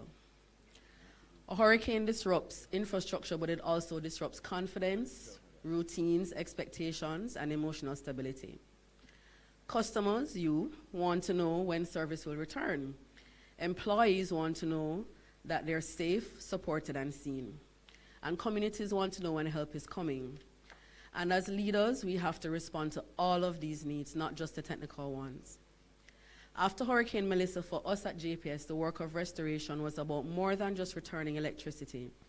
It was about restoring confidence, helping employees who were themselves affected, managing public expectations, coordinating stakeholders, and preserving trust in a time of uncertainty. From an OD perspective, the workplace becomes one of those places where people look for stability, meaning, care, and direction. And so this is where emotional intelligence, social intelligence, and values-based leadership becomes essential. Next slide, please. The OD lens that I want to use is regenerative OD, which is viewing the organization not as a machine, but as a living system. And we've heard that phrase several times today. That's made up of employees, customers, communities, suppliers, contractors, regulators, government, you name it. Regenerative OD moves beyond immediate relief. It asks, how do we rebuild the conditions that allow people, systems, and communities to function stronger than before? In a JPS context, that meant that recovery required more than technical restoration and coordination. It required stakeholder alignment, employee care, public communication, counseling, and long-term trust building. Next slide, please. I'd like to share with you a simple framework for recovery, which is something that worked for us, and we term it HEART. We can approach recovery using this framework that incorporates regenerative OD, social intelligence, emotional intelligence, transformational leadership, and conversational competencies. The H speaks to human-centered leadership, the E to emotional intelligence, the A to aligned stakeholders, the R to regenerative building, and trust building for the T. Next slide, please. What we're really talking about here is human-centered leadership, which is the H in the heart. The work needs to be managed in an emotional climate. Everybody has their own pressures, there's the anxiety of employees, there's public frustration, and of course the expectations of our stakeholders. Next slide, please. In a crisis, people take emotional cues from their leaders. If the leaders are reactive, defensive, or unclear, then that increases anxiety. But if we are calm, honest, and empathetic, then people are better able to focus, cooperate, and endure. Emotional intelligence, of course, is critical in the crisis. The importance of being self-aware, managing your emotions, being socially aware, and understanding relationships so that you can maintain trust, collaboration, and communication in difficult moments. Next slide, please. Social intelligence is not just about being pleasant or empathetic. It's about understanding people, the context in which you're operating, and social dynamics. And recovery depends on reading the system, not just the situation. Before and after the hurricane, stakeholder engagement is critical. And you can imagine at JPS, every single body is our stakeholder. We cannot leave out anybody. So for JPS, that meant understanding the needs of employees, customers, communities, or emergency partners, suppliers, contractors, schools, telecom providers, you name it. Anything that makes your life run is who we needed to have as a stakeholder. And as a socially intelligent organization, we had to know and recognize that relationships built before the crisis became the lifeline during the crisis. Next slide, please. Our relationships become a recovery asset for us because no organization recovers alone. This is the A in the HEART framework. The restoration effort depended on a wide network of partnership and support systems, including bringing overseas workers into Jamaica, making hotel arrangements for them, feeding them, making sure that we're safe, dealing with all the contractual arrangements. And from an OD perspective, this was not just about logistics. A lot of this was about relationships. Next slide, please. The goal was not simply to return to the old normal, but to rebuild stronger where possible. This included strengthening our grid, using temporary solutions where communities just could not wait. And so our teams had to get creative. We had to develop mobile energy solutions for our customers, and our foundation's community support, including care packages, charging stations, and other relief efforts, helped communities to remain connected and supported while the restoration continued. Next slide, please. Employees were not only part of the response. As you can imagine, many were affected by the disaster. Our HR team, called People Operations, supported employees through care packages, assembly line packing and distribution efforts, counseling support, communication channels through every method you can imagine, and rebuilding assistance. Partnerships through local hardware and furniture suppliers helped with our employees rebuilding after the storm. Support from our shareholders as well as the company itself further strengthened employee recovery efforts and demonstrated that resilience should not be demanded from employees without support. It must be resourced, encouraged, and sustained. This is the R in the HEART framework. Finally, the T. JPS, next slide, please, had to communicate with the public. Next slide, please. JPS had to communicate with the public about restoration timelines, affected communities, safety, uncertainty, and progress. Internally, information had to move up, down, sideways, multiple times per day through meetings, cascading conversations, and coordination sessions. And trust is built when communication is timely, honest, realistic, and consistent. So we had to ensure that we had clear and honest communication as a core part of our timely recovery. So what do leaders bring to the table? Next slide, please. In a crisis, leaders must bring more than authority to the table. We must bring calm, clarity, compassion, credibility, coordination, courage, and consistency.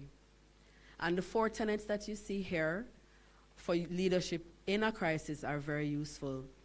Where leaders model the value and behaviors they expect, we give people hope and direction, we encourage new solutions, for example, the mobile energy solutions that came out of that, and recognize the unique needs of people and their teams.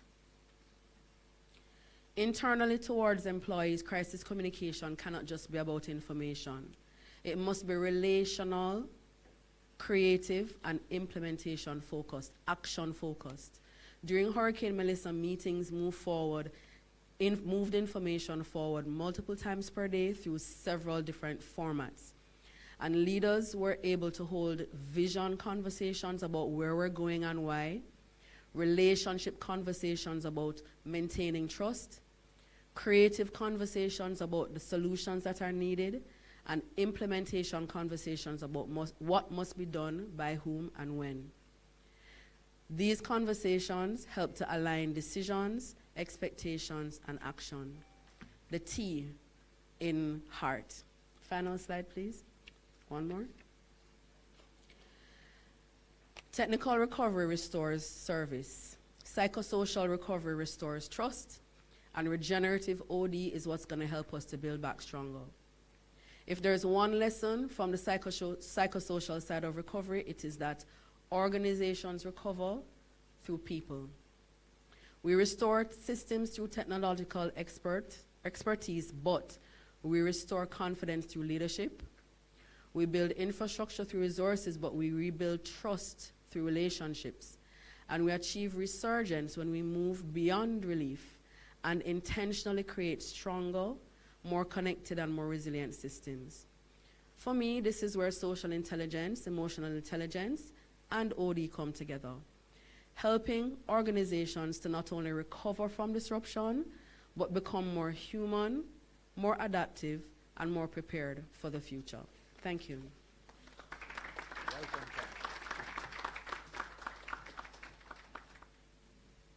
Thank you very much, Gina, especially for emphasizing the people aspect in the organization as we try to embrace technology. And I rather liked the fact that you mentioned the 4 types of conversations. Because to all of us out here, when you go back to your organization, what is going to help you to work through people and technology is to engage people in dialogue. And please make a note of the 4 types of conversations that she mentioned. And if you want more clarity on it afterwards, we can go back over that. What's very interesting about emotional intelligence is that there are different aspects of it. One is what is called self-awareness. Are you aware of your emotions?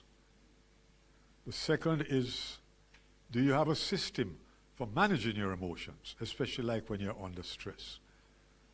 And the third is, how do you use your emotions in social situations, which is called social awareness, where you're dealing with people who have different points of view. They are from different political parties. They belong to a different church from you. They have different sexual orientation from you. And yet, you have to learn how to accommodate all those points of view. And lastly, how you use emotions to build relations and lasting relationships. And this is now a segue into asking Samantha to speak about the social dimension and especially our case study from the Victoria Mutual Group.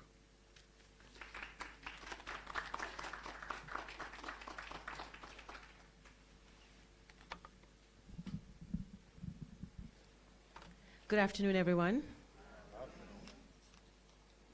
Thank you, Professor Ying, and to Ilsa and your team. Thank you so much for inviting me to speak this afternoon. So it's really an honor to be here. Our conference theme is Human Hearts, Digital Minds, and it really speaks directly to the challenge or the challenges that leaders face today in light of all of the climate crises and other crises. It's important for our leaders to be able to face some of these challenges head on in different ways. So here we are as leaders tasked with navigating a world where digital transformation is not just an option, but it's actually a reality. It's a reality of ours today. So my focus today is on how we as leaders can harness both our human and digital capabilities during our most vulnerable moments, specifically in the wake of climate change and our disasters that we have from time to time. When a community is actually shattered by a hurricane or a flood, our first instinct is to rebuild. But what if we could do more than just rebuild physical structures? What if we could actually regenerate the human fabric? Today, I'll be discussing how integrating social intelligence with our technological tools can actually accelerate recovery, build social cohesion, and transform us into intentional digital culture shapers. To truly understand regenerative transformation, we must recognize the distinct but complementary roles of artificial intelligence and social intelligence. Artificial intelligence, data analytics, and data science offer us unprecedented speed, insight, and analytical capability. So in the wake of climate events, AI can actually model structural tasks, risks, predict weather patterns, and optimize the logistics of relief supplies. And we saw that a lot during Melissa. However, AI cannot hold the hand of someone who's lost their home or lost their mom, or lost their entire business. Right? It cannot navigate cultural nuances. Or can it rebuild shattered trust?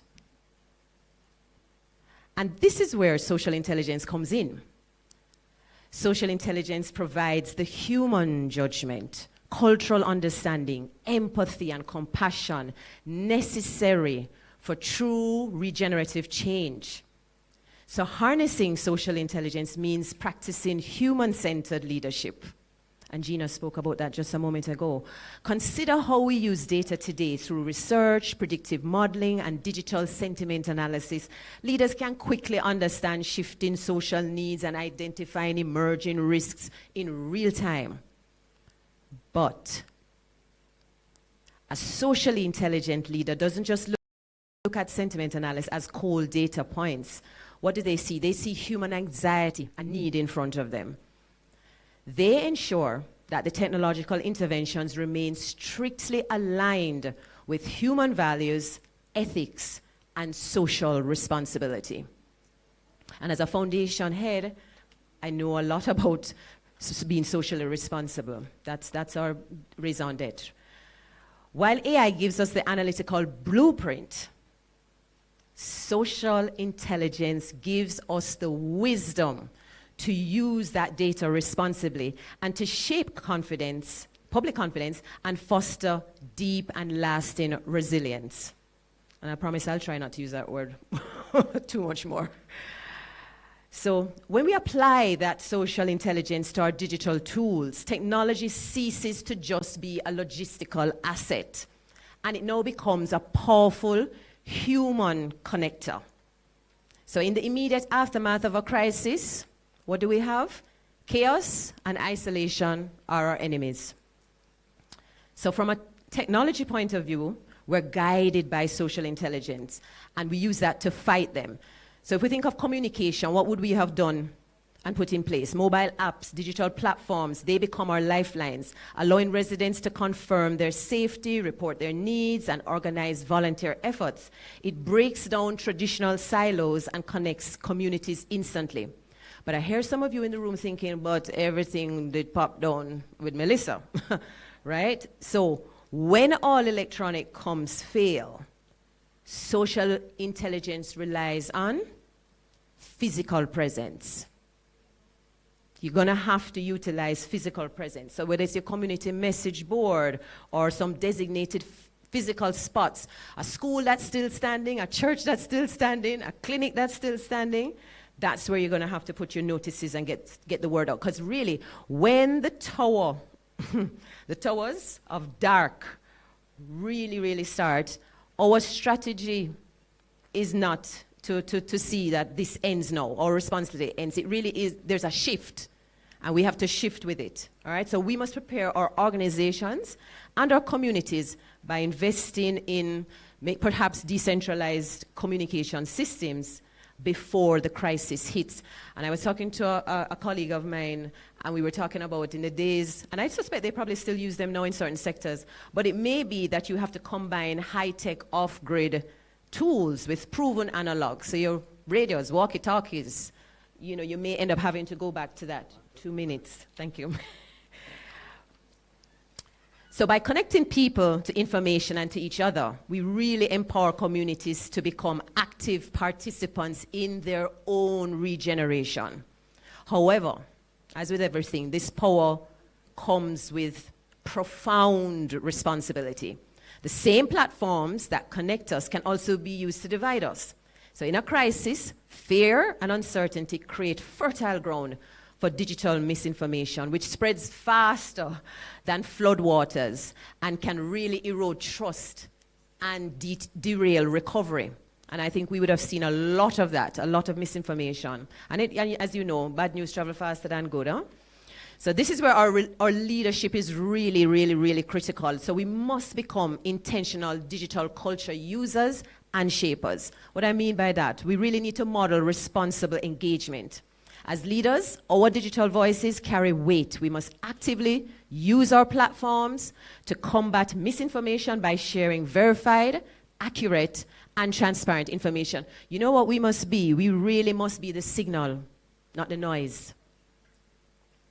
We must amplify social cohesion. The narrative we shape matters. So instead of using technology to focus on fear, we must use our channels to tell stories of grit, collaboration, and unity. Celebrate the small victories and highlight, your neighbor helping your neighbor, your team member helping your team member. And of course, you must build capacity for ethical communication. We must equip our teams, from HR to communications, to use these tools ethically. This means that you need to train them to listen with empathy, verify information before sharing, and engage with the public in a way that builds psychosocial safety. So every post that is shared and every data point is an opportunity for you to either build or tear down public confidence, and we must choose to build. So at VM Foundation, I'll tell you a little bit. We adopted a community in Montego Bay. We call it our Adopt a Community Initiative because we figured that as a foundation, we wouldn't be able to go right across the Western areas. We'd done a lot of work. We had been in 24 communities. And so we wanted to see how we could work little by little. And we thought, let's adopt one place and then use that as some kind of pilot test to be able to tweak and move forward and maybe move into more communities. And that really is the ultimate goal. So at the foundation, we are putting this harmonization of social intelligence and technology into practice. So following the devastation in the West Green community, after Hurricane Melissa, the hurricane left the community in a state. And we know what that was. So we've been using digital communication channels to continually listen to the evolving needs of the residents. And the three areas that we are looking at is psychosocial support, it's a must, livelihood recovery, and of course, education. We're working with the schools and so. So as leaders, as I close, the future asks us to be stewards of our communities. In a world of digital minds, we must be the human hearts that guide them. So I challenge you this afternoon to commit to becoming socially intelligent digital culture shapers. So let's use AI and technology to amplify our shared humanity, to combat division, and to build a more inclusive and connected Jamaica. Thank you.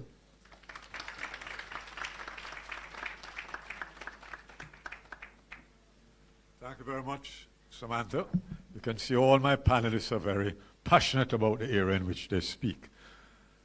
In the organizations that you are going to be engaged in the process of digitalization, you have to realize that you have different age groups with different perspectives on life, all the way from Generation Z to millennials to senior citizens. And therefore, you have to be very much aware of that as you try to transform organizations in this age of digitalization. So the last presentation we'll have is from Generation Z. And so I'm going to have the students from University of Technology share their perspective because they represent the younger generation. And so I'm still giving them just 10 minutes to do their presentation. So over to you, UTech.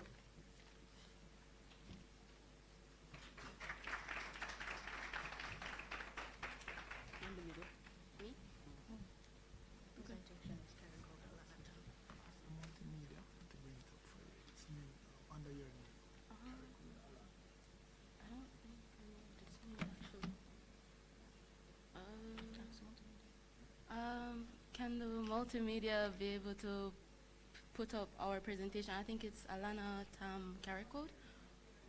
Oh, can you hear me now? Can multimedia be able to put up the presentation for CARI-CODE? Alana Tam, is it? Okay. Okay, here you go. Hopefully you guys can all hear me. Good morning, everyone. It's afternoon. Wow. And I was there for lunch too. Before we can talk about AI, youth, and the future that we are creating, we must first go down memory lane quickly. It's fine. I don't need the presentation. It's over there. Oh, it's over there. Oh, wow. That's great. So, next slide, please. Okay. So, while we're going down memory lane, we have to remember about the calculator, how we didn't used to use it as much as now we do, how when the computer first came into our homes and everyone stood around it wondering, what does this thing do, you know? And how nowadays, like my little cousin is just able to use her tablet better than I can. And that in itself is transformation.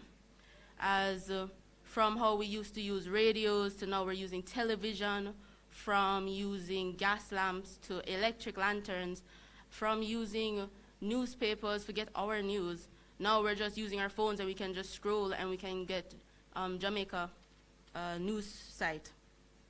And that now we're moving into this new era of artificial intelligence. Yeah, that's right. So we keep hearing that AI is brand new, but the idea behind AI has been around for decades. So researchers have been using the term long before we even knew about it.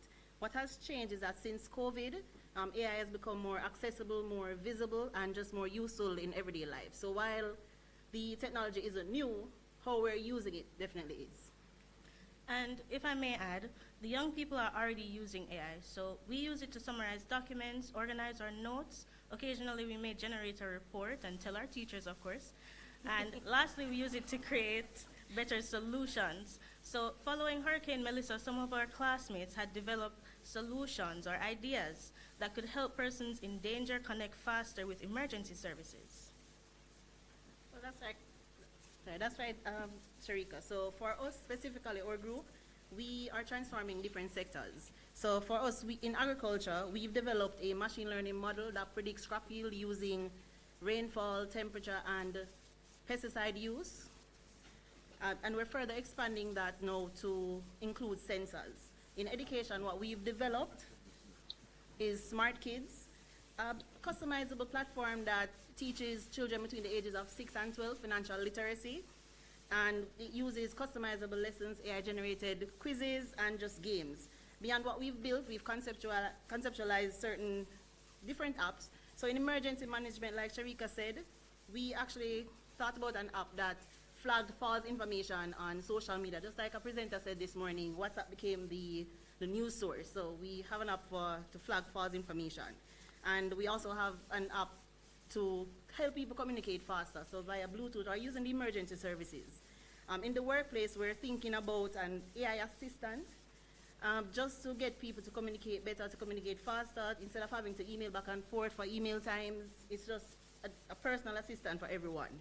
And those are just two real things that we've built and two things that we see, problems that we see AI can solve going forward. Exactly. As LK is saying, we are building solutions. We're not just consuming technology. With that, it brings us back to a very important question that we'll always be asking with every new technological change, is that with all of these changes, how do we not lose the humanity of it? Well, Alana, if I may, we can look first at one of the key tools that drive all of our innovations, which is data. So organizations collect data each day, and by using it correctly, we can create better solutions and identify problems faster. So to discuss data, we have to discuss the 4 V's, which is volume, how much data we collect, velocity, how fast we collect this data, variety, the different types of data businesses can collect, and value. This is important. This is the benefit that we can get from using all of this data wisely. Yeah, and the important word here is wisely, because having more data doesn't necessarily mean better decision making. And with that, there's a famous example that is Amazon. They had a large amount of data, and they created their AI hiring system, but the problem with it was that it was biased against hiring women. Was the AI trying to be unfair or harmful? No, but it was, as it was just following the patterns it had identified in that data. And this can lead us back to something Professor Ying had mentioned in his presentation. Native intelligence plus emotional intelligence is greater than artificial intelligence. Yes, which in simple terms is just ask AI, before you ask AI, just use your brain first. And we know, as said before in other presentations, that AI is able to collect a large amount of data. But with that, we also know that AI cannot replace humanity. It cannot replace our empathy, our trust, and it cannot replace the wisdom that is built from years of experience. And to add to that, that's why we need both generations working together. So the youth, which is us, we bring the innovation and the bright ideas and all of these interesting things that we don't think are possible, but we want to do it. And the experienced leaders, like yourself, can bring the judgment, the ethics, and the perspective to guide these innovations. That's right. So our generation will build the future, and it might work, and there'll be an app for everything except common sense. And that ends our presentation. Yeah. Thank you. Thank you.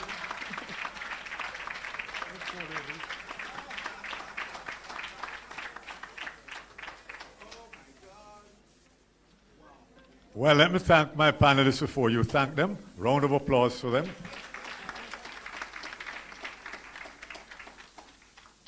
Now, in case you don't believe that I'm into the marketing business as well, everything they told you so far is in my book called Servant Leader in Action, Transformation in Motion. It has a 5-star rating on Amazon.com right now. Second part of my advertisement is that I have created in 2022 an emotional intelligence test, the only one of its kind in Jamaica, and I've administered it to over 200 people already. Yeah, but so that, even you know, it's up. Not only do I administer it, I have a consultation session with my executives so that they can get to understand that more. So I'm learning to be in the marketing business as well. Well, now that you've heard the panelists, I promise you that we'll have an interactive session. So it's over to you now. Please lend them the microphone for you to ask questions, get further clarifications from them, or any further inputs, and then I'll come back and wrap up. All right? So let's try to do that for another 15 minutes or so. Can we pass around the mic? Anybody? You can just put up your hand, and then somebody will walk around and hand you the mic. All right.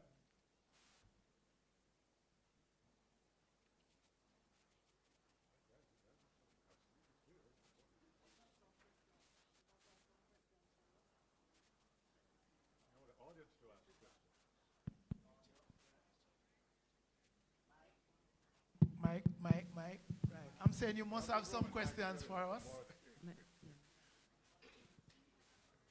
Right. Yes, please. Go ahead. Chat now, we'll communicate on chat. Yeah. Thank you. Dr. White, Check. if you could revisit the BlackBerry example a little bit for us in terms of just expand a little on the thought process why BlackBerry would not have embraced the trend and the technology in terms of what Apple was producing. My check. Thank you so much for that. And I decided I had a lot more in my slides, but I decided to just let the students, because they are the product of what we have been teaching them. These are my personal students. What happened with BlackBerry? When I was actually there in Canada, I noticed that the big companies would come in and they realized that the innovation, a lot of the innovative ideas lies right where you see these faces. Can you hear me? In Jamaica or in Canada, but across the world. And so you know what they would do, and when I came back to UTech, I brought that model as well. So Charmaine, here's what I'll ask you to do. I'll ask you to be the proxy. So I might ask the audience some questions.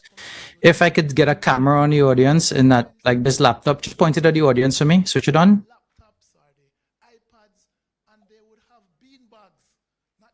Just turn it around. I just want to see the audience.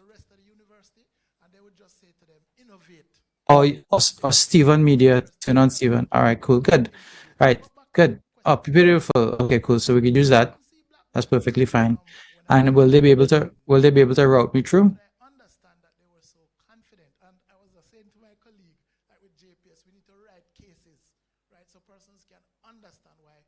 Organizations in their organizational development are successful and why some others are not.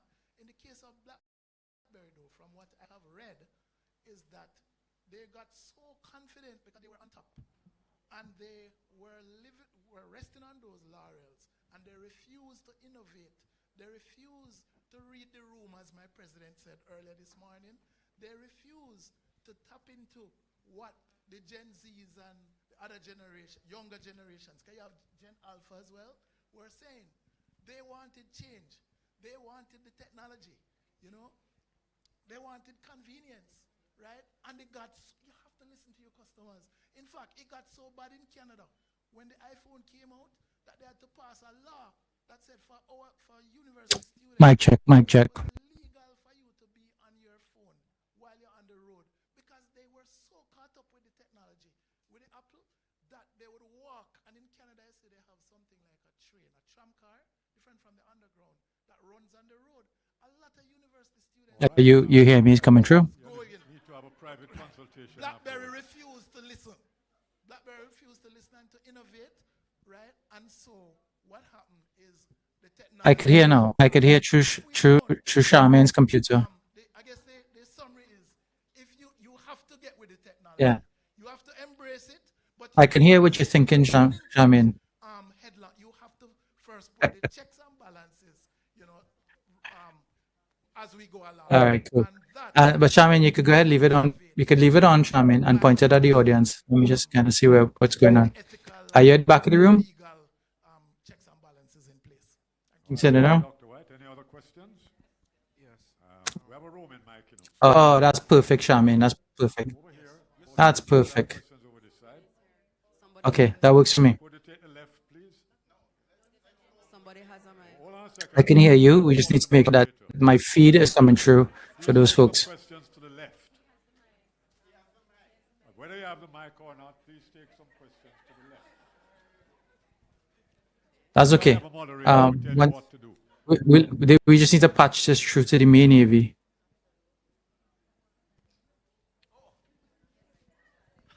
Oh my God. This is my HR manager. So you know you have to bring. All right, go ahead with your question.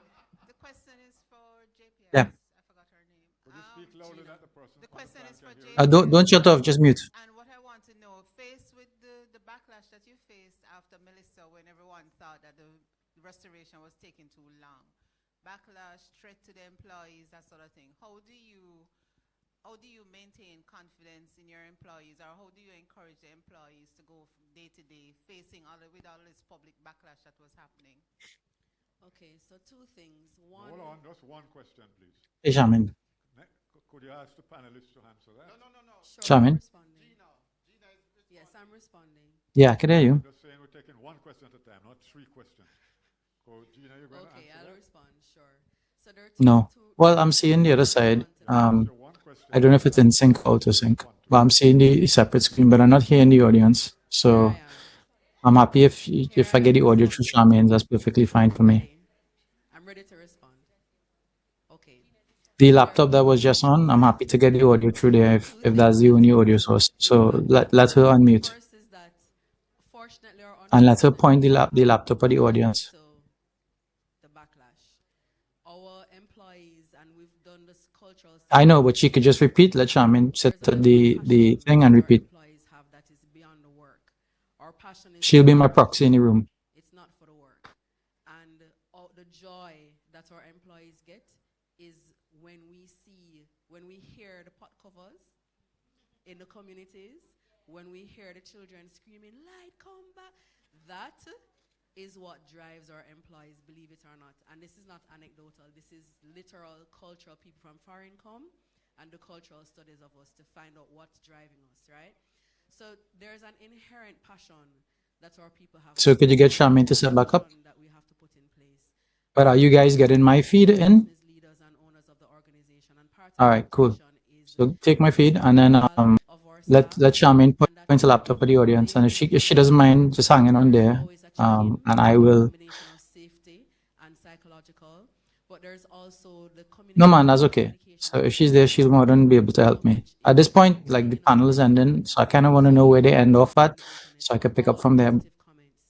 From our customers, we didn't want it to come from us. We found every positive comment that our customers made, and we send them out daily to our employees by WhatsApp, by email, through our digital notice boards, every method that was up. And we also put massive posters in the office with printouts of these comments so that they could see what people are genuinely saying about them. All right, thank you very much. Any questions from the center? Yes, here. Right there? Yes. No, the center I said, not over to my right. In the center of the room. Hey guys, can you all ask Charmaine to switch back on and just point to the audience? The center of the room, please. Nobody have any question in the center? All right, let's go back to the right then. Okay, so I saw a graphic recently with AI and the sort of the development of AI. Just the letters, AI, little bit, AI, AI, AI, and it got bigger and bigger and bigger and bigger. Right beside that was the size of a huge brain. And the brain was getting smaller and smaller and smaller and smaller, suggesting that there's a dumbing down that's taking place because of the emergence of AI. What can we do from the point of view of education policy to ensure I see on the media team device, but I'm not hearing. Can you guys unmute? that we continue to be stimulated intellectually rather than depend on AI for everything? All right. Since Dr. White, you want to take that? Yes, since I'm in the education sector, you probably would have heard in the news that the government has chosen UTech as the venue for the National AI Center, and they're rolling out a national AI policy. There's a task force on AI. UTech is very much a part of that, and we are feeding into the Caribbean task force on AI. Now, what you have said is real, right? Because there are those, in fact, some countries, Australia and recently UK, have recognized that not just social No. media, We'll default to Charmaine's PC. you can't ignore it. Right? So ask Charmaine to just head in the back. Spin laptop around for me. Turn it around, please. Australia and UK have recently passed laws. The EU has also put a framework in place, right? US is still saying, let us self-regulate and watch it some more. But your question directly, it does show that if you become overly dependent and addictive on AI, then your cognitive functions, just like I mentioned in the story, the machine stops, will decline. Because there's a thing in physiology that says what you don't use on your body, you lose it. If you sit for 1 year, you will atrophy. So your brain will also atrophy. So what you have to do now is to have the AI work alongside you, not do all the work. Okay, that works. Because there are some things it can do much Yeah. faster than you, but there are other things where Switch on the camera. intelligence and emotional Turn on the hard camera. will need the human side. So it Okay, has to be a cool. balance. You can turn on the hard camera as well. Wrap up. You know, the problem when you have university lecturers, you can imagine if I didn't constrain myself this afternoon. I'm a professor, and I'm accustomed to giving 3-hour lectures. So asking me to speak within an hour is impossible. Asking me to speak in 1 minute, that's even worse. I promised Ilse that I would finish this session at 3:35. So I'm going to wrap up. One more question. No more questions. I'm going to wrap up right now. So, first of all, on behalf of the panelists, I would like to, on your behalf, thank them for giving you some intellectual stimulation around the whole area of digitalization and how you have to match that with the people issues. That's the message we want to leave with you this afternoon. Finally, I hope you remember the 6 soft skills that we ask you to focus on while you focus on technology. And lastly, in my opening comments, I mentioned that we are in an era of crisis.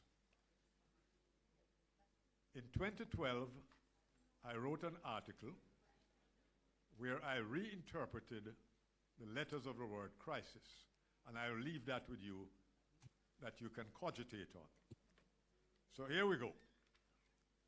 The first C represents compelling, which means that in our organizations that we're going to do organizational development, we have to have a compelling vision so that everyone in the organization will buy into it and be revved up to go. The next R is redirecting. People tend to focus on problems, not solutions. Your job in the organizational development effort is to redirect people from focusing on problems to focusing on solutions. The I is getting people to be innovative. And the S is a process of sharing, meaning you have to bring people together in a series of partnerships to make all this organizational development thing work. The I is having all these great ideas, you must implement. Implementation is very, very key. And lastly, the S means you have to have a system to sustain all that you're doing. With those words, it was my pleasure to moderate this session, and I thank my panelists and thank you, the audience, and Ilse for inviting us to share our ideas with you. Thank you.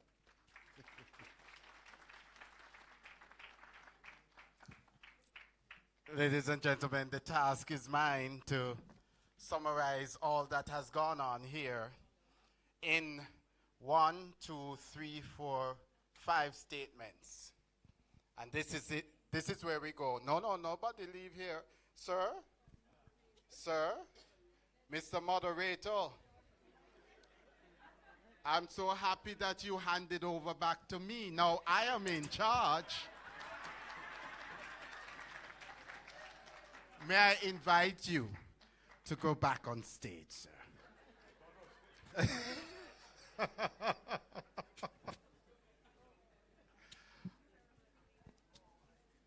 Oh my God. What a pleasure, what a privilege. The professor is back. Professor Neville Ying, man, vibes, skillful, a man with a way with words. Man alive. I want to be just like you when I grow up. I'm not going to forget, though, your NI plus EI is greater than AI. Not going to forget it. But I also not going to forget you because you made it very clear that you were large and in charge of this session, and I'm not taking that from you. David White, sir, Dr. the Honorable, you take BlackBerry man.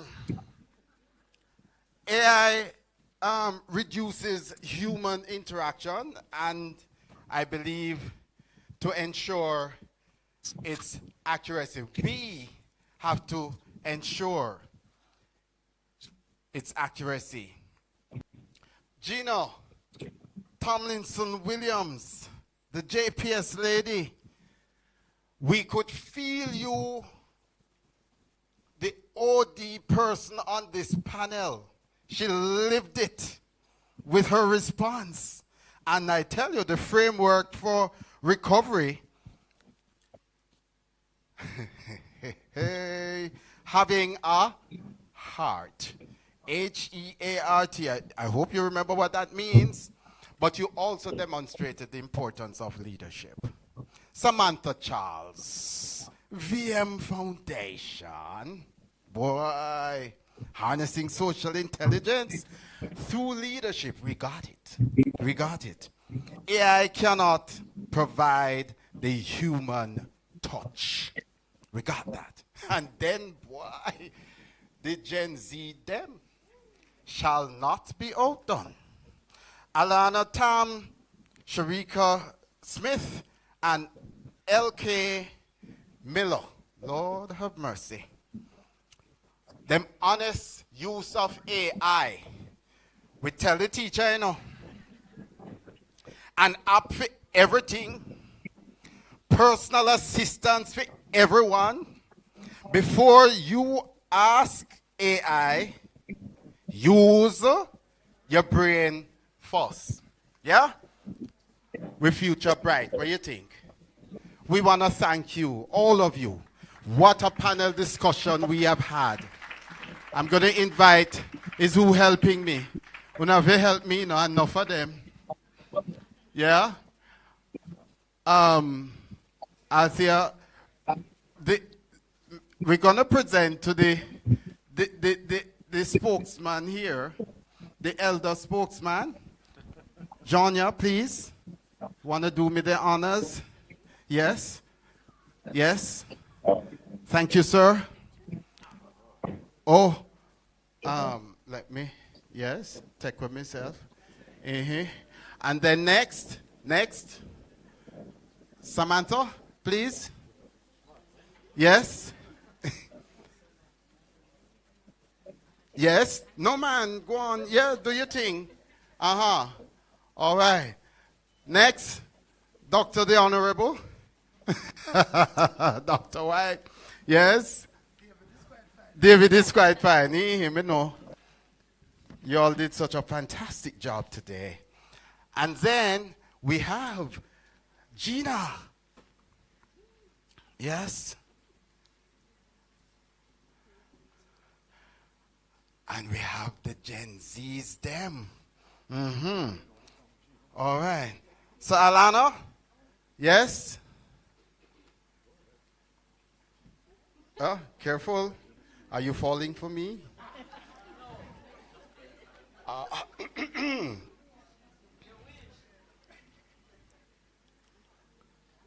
Next up, I have to understand AI.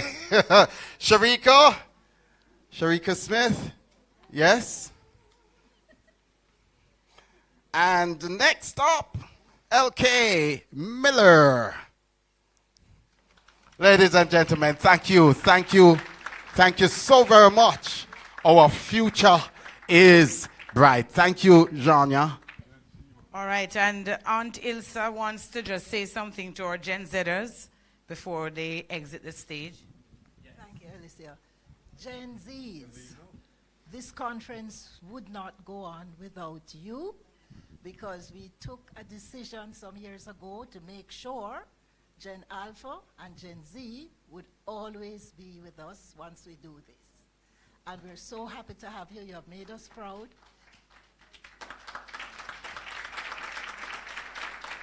And I promise I won't get emotional, because the last time I did this with Gen Zs, I cried. So I won't do it anymore. Gen Alpha it was, right?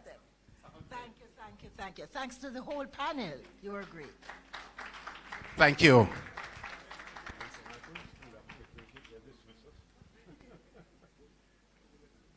Oh, you may now go, Professor. Yes, sir. Yes. He thought he was detained. Oh boy. All right, ladies and gentlemen, put your hands together once again for the panel. Excellent job done by Professor Neville Ying. You know, you have to have someone like that, you know, who can control us and keep us in line. It's very important. Ladies and gentlemen, we are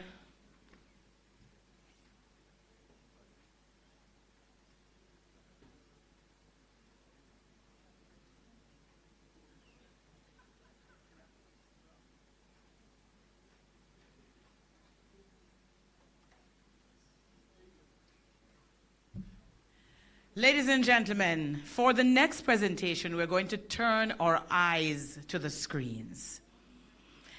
This gentleman, if you've ever been to one of these sessions before, then you would understand how dynamic this next speaker is. Out of Trinidad, he's a gentleman who is revolutionizing how we use AI in the Caribbean region. A gentleman who can tell you how it is that you can up the ante through the use of AI, making money through the use of AI. And he's not trying to get rid of workers in the organization. He's just saying to you that, listen, you can become more efficient, you can do more, you can be more, you can earn significantly from the use of artificial intelligence. Ladies and gentlemen, I speak of Leslie Lee Fook. Please put your hands together for him as he makes his presentation.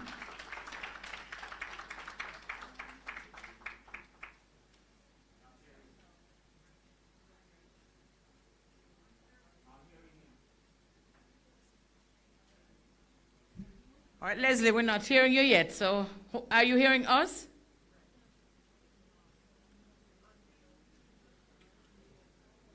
All right, they're trying to sort out the sound.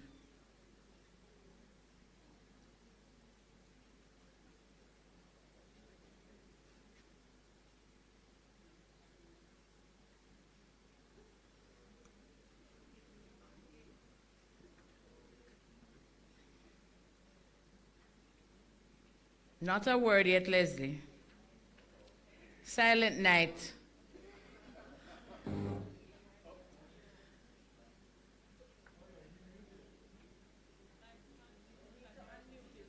Oh, unmute from your side, gentlemen, I hear.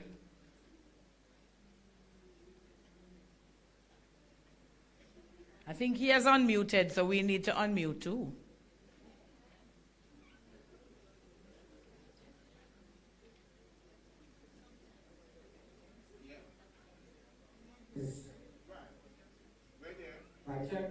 There we go. Ladies and gentlemen, put your hands together. Now he can hear you for Leslie Lee Fook. Good afternoon, everybody. Excited to be here. So guys, give yourselves a big round of applause.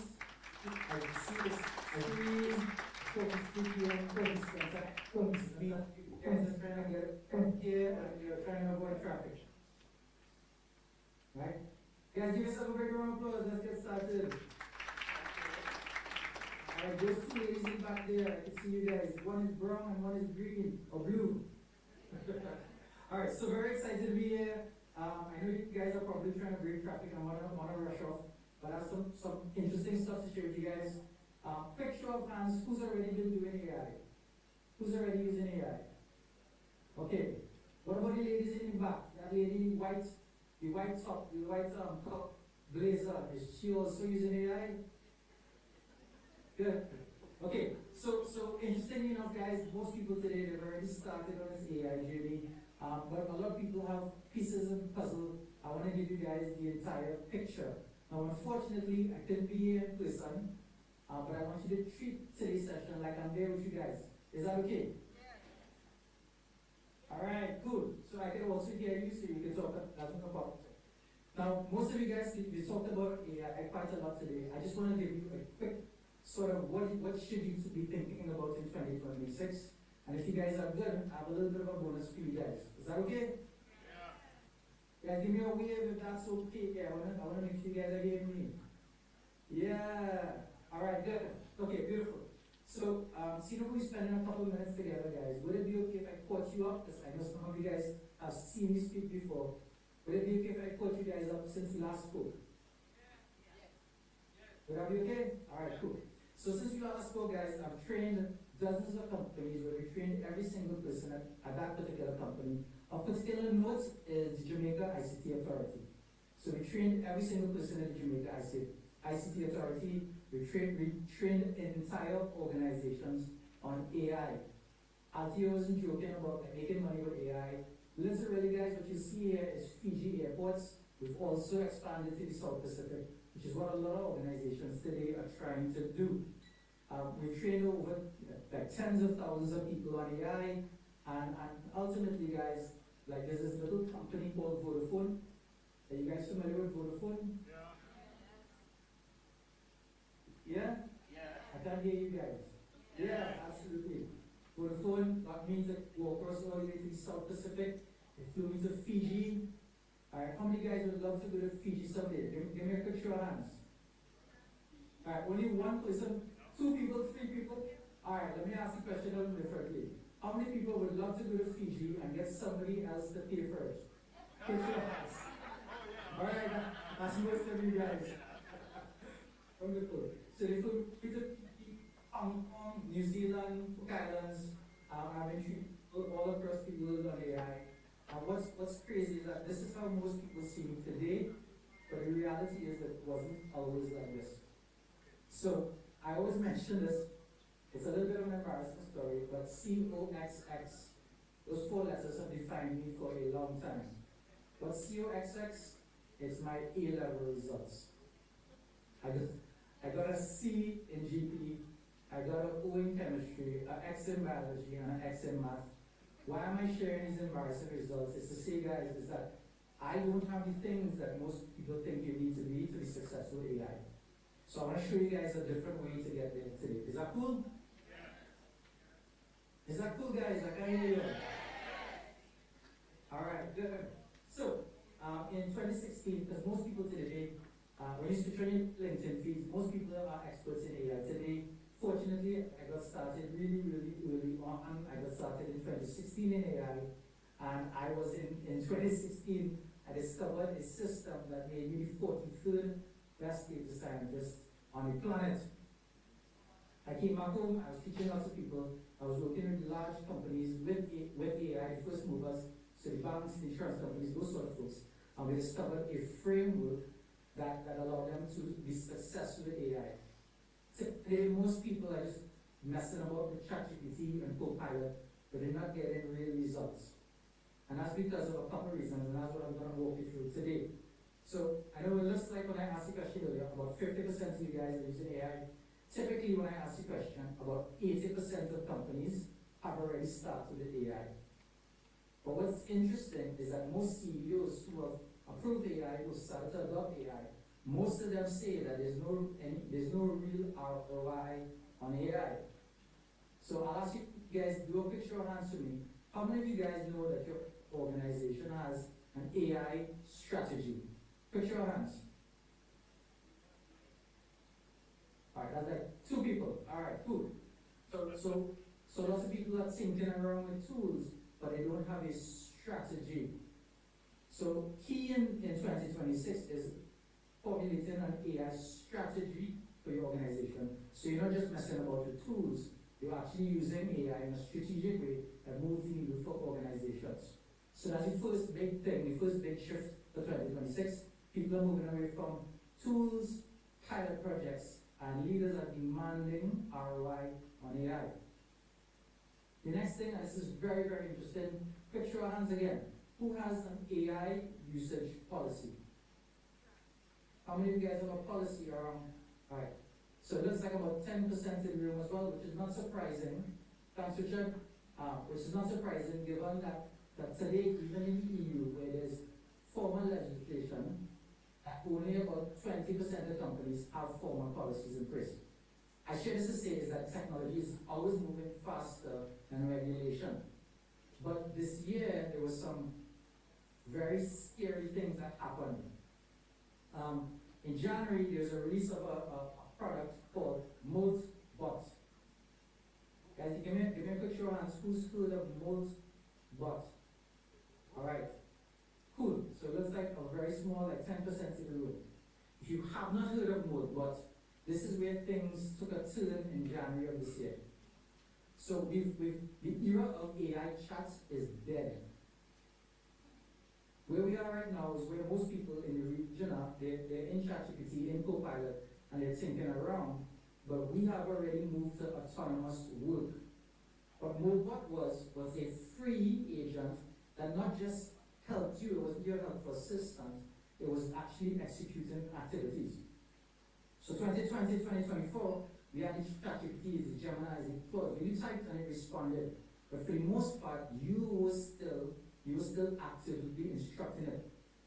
It was not proactive. Last year, what we saw was the evolution of co-pilots. So they took these tools, they integrated it into the ecosystem, so they put it into Office, into Excel, into all these other things. But largely, they were giving you recommendations and suggestions. But largely, you were still doing all the work. What happened in January of this year, around that project, was really a tipping point. And 2026 is where we are now moving into fully autonomous work. We no longer have to ask the AI tasks. We don't say, write this letter. We don't say, write this JD. Write this OD plan. We give them a goal, and they go away, and they call an army of AI, and they return with completed work. They plan the work out, they execute the work out. AI does, right now, it does the work already. What's interesting is there's this move. You guys know a couple of weeks ago, there was a model called Fable 5, and it was the White House sent Anthropic, the company that created it, a letter, and told them to cease and desist. They cannot offer Fable 5 to non-US citizens. Are you guys know about this? Yeah? Okay, small percentage of you guys as well, right? So ultimately, the most powerful AI on the planet, right? The White House decided that if you're not American, you can't have access to it. What does this mean for us in the Caribbean? What does it mean for us in Jamaica? It means that we're tenants. It means that we can ultimately be evicted at any point in time. 2 days ago, Microsoft jacked up all of their prices on Copilot. They're now gating, they're now restricting, they're now raising the threshold for us to access the most intelligent, the most advanced technologies on the planet. I share all this to say, guys, is the selection of your tools, the selection of your platforms, the systems, and I think David mentioned it a little earlier. He mentioned that we should no longer be the consumers, we need to be the creators of this technology. It's 100% correct. Because ultimately, a lot of our policy is now guiding all this stuff. How do we use it safely? How does it act in our organization? Where do we buy from? Who's our vendors? These things. So if you don't have a policy, the risk ultimately is going to fall on you guys. So what we're seeing is general movement from unawareness to guidelines. We're seeing people asking for policy, compliance, governance, and more than that, sovereignty. Anybody recognize this guy in green? Yeah. Who's that guy? He's quite popular at the moment. Shout out his name, shout out his name. That's right? So that's Ronaldo, CR7. Anybody recognize the shiny man on screen? Not me, the other one. Alright, here's the crazy thing, guys. So Ronaldo was paid $18 million by Real Madrid to move from Man United. He's the #1 paid player in the world, and the guy next to him was paid $20 million more to join Meta. I share this to say, guys, is that he's a guy who doesn't, he'll be walking on the road and you wouldn't even recognize him. That's the type of money that is currently mandated scientists this year. But how will we do in the region? How are we going to develop capacity? How are we going to get access to this sort of talent? So over this year, what we're really seeing is a shift. People used to rely a lot on heavy consultants, a lot of external expertise, but we can't afford it anymore. So what we're seeing is the evolution of new roles like the Chief AI Officer. We're seeing new jobs appearing.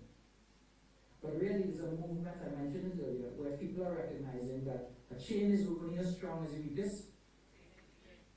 And for that reason, it can't be one person in the organization doing AI. It can't be 10. It has to be everybody. Because if one person is not using AI, if one department is not using AI, they become the bottleneck for the organization. We've already trained people, like this is a whole telephone company in Suriname. This is the 2025. We trained a bunch of people from B-Mobile. They had a massive internship program. The first wave was 700 interns. The next wave was 7,000 interns. I've already trained every single person at CXC on AI. We have retrained, we're on our third cohort of teachers. The teachers will take this out to the classroom. Because every single person in the future, well, I'll ask the question, who do you think is going to be impacted by AI? And that's why we need to retrain this skill, every single person. Now, the biggest concern for most people today when it comes to AI is what? What do you guys think? That's right, guys, right?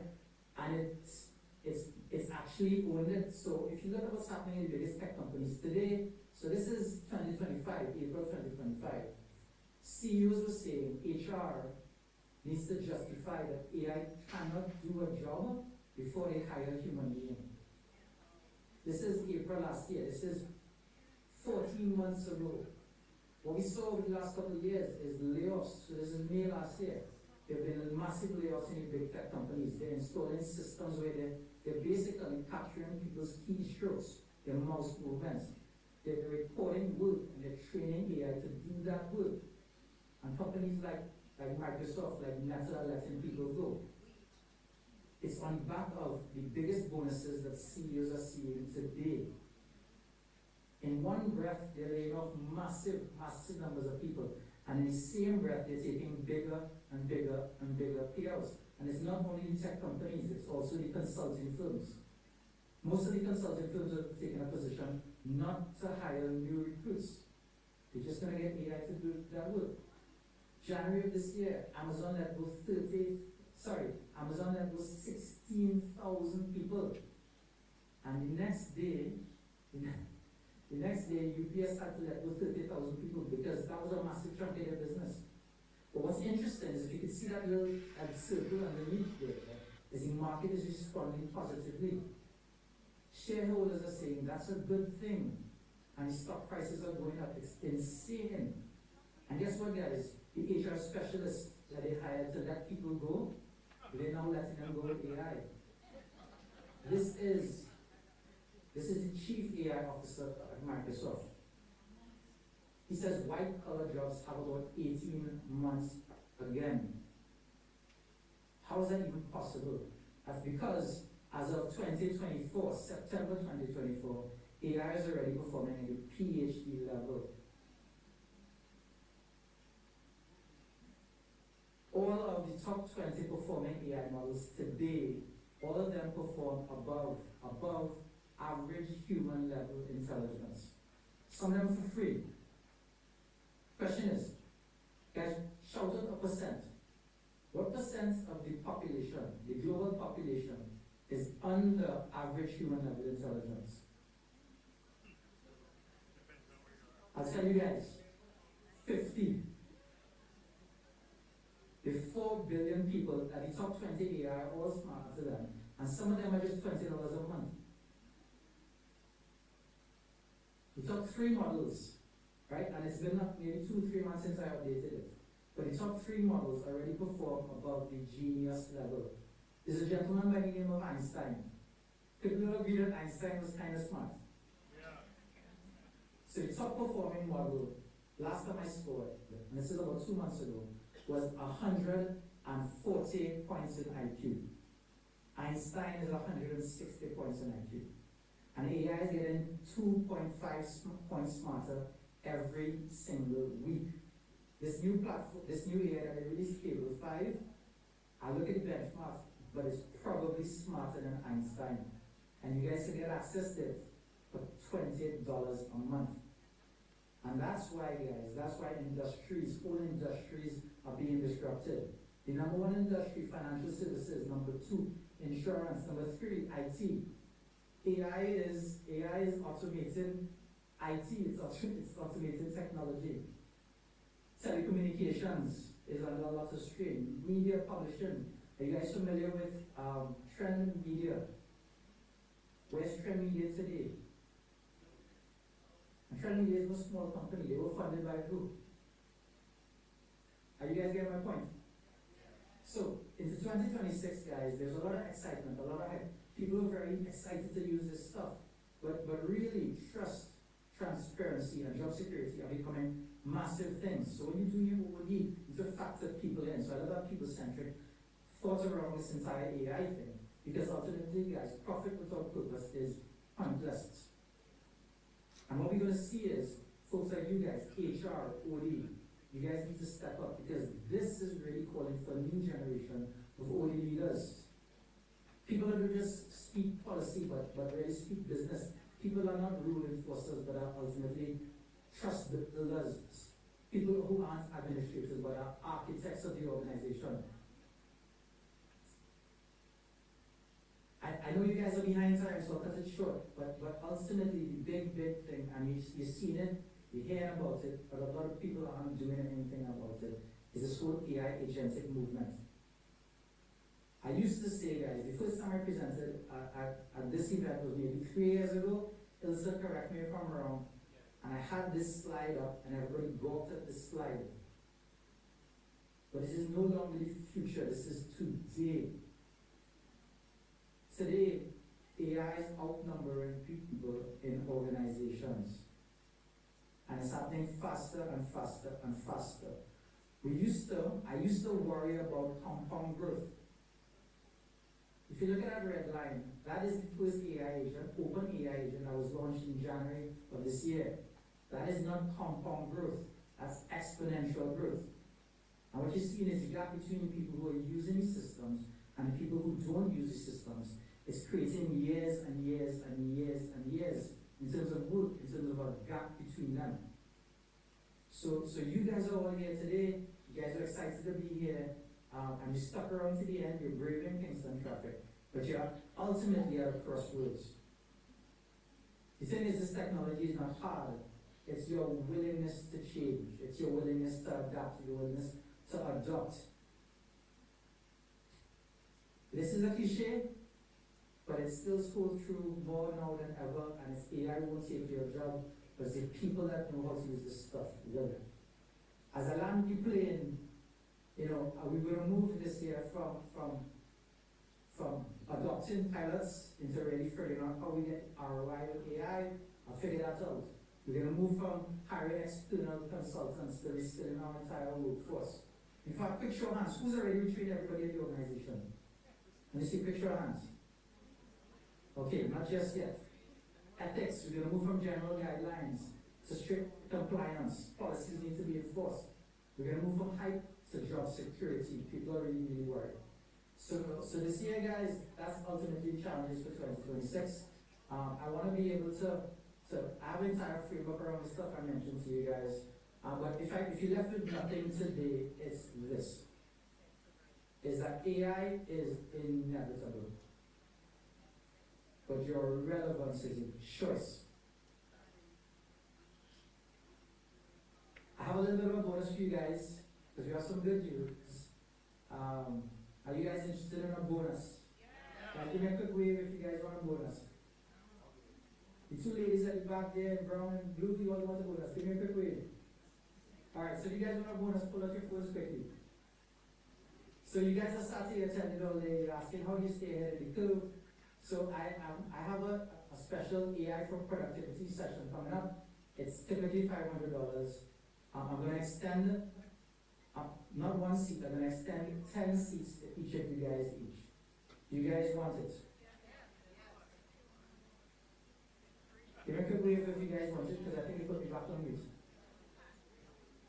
Alright, there you go, guys.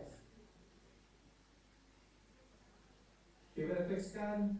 Oops, here you go. I'll leave it up for a second.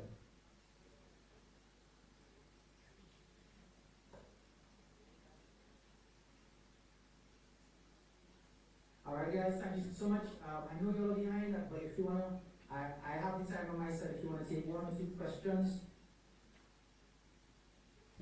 But I'm okay if you guys get back to your program, because I know that you are also... All right, so Leslie, don't go. I'll allow 3 questions. Shoot. Make them fast. Questions for Leslie? So Stephen's mic is off. Mic check. They're busy pulling down the information so that they can get into your course. All right, so no questions. Everything that he said was very clear. Do you have questions? Am I seeing hands? I'm seeing people trying to get the yes, code. Yes, that's what I see too.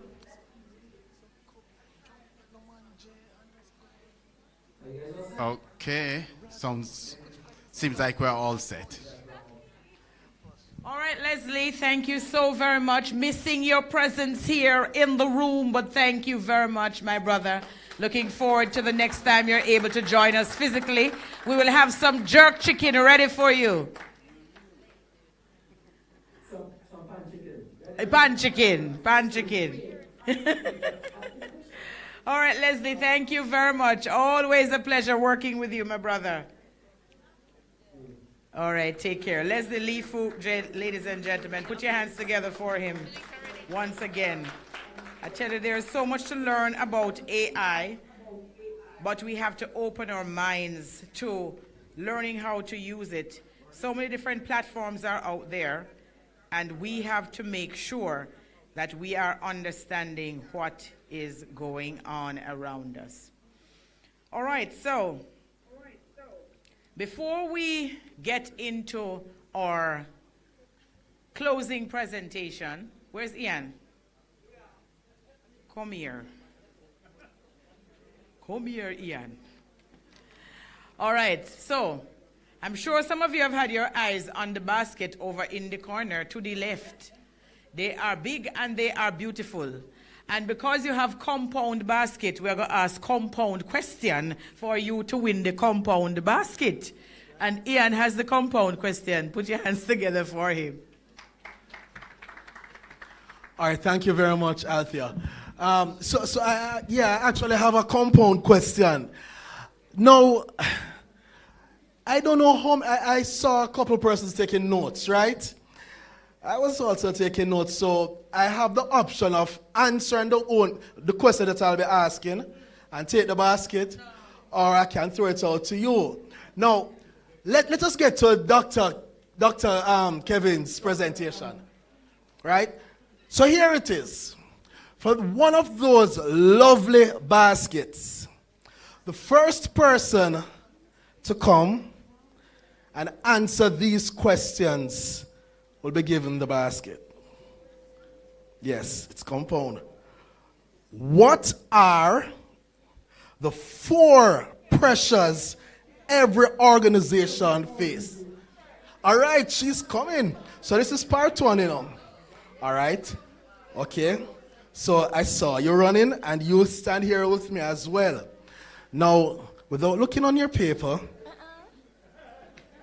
you're going to answer.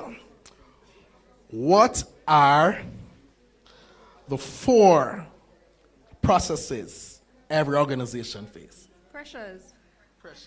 Speed, trust, complexity, and meaning. Put your hands together for her. The question that I will have you answer next, don't leave, you know, because she might get it wrong. Yeah? The question you did want. Right. What are the 5 pillars of AI readiness? Someone can't just go. Can I go for my... Clarity. All right. Data maturity. Workforce agility. Ethical infrastructure. And leadership courage. Richard, will you be kind enough to get one of those baskets for me, please? Now, you will not be left empty-handed. Today won't be your basket day, but we do have something for you. If you just answer this question, and you have to answer it correctly. Who is the most handsome person in the room? Ian! Look here now. Carry the toe basket, them come. Cause yeah. All right, so I'm gonna ensure that you get your gift, my darling. So, Richard, please say that and by the way, she's correct. Here, so nobody feel no way, no brothers. And I don't know my car, so nobody can punch on my tires. All right. Corruption. All right. So and that basket right there, Althea. You can take that as well and a basket. Thank you. Yeah. Oh, beautiful. Awesome. So I'm going to give this basket to Clever. No, not the basket. I'm going to give this gift bag. It's okay. It's okay. Clever Lawson Gale, this is for you. Thank you very much for answering the question correctly. And now we present this massive structure courtesy of Wisinko to our dear Tanisha James, Creative Production and Training Center. Please put your hands together for Tanisha.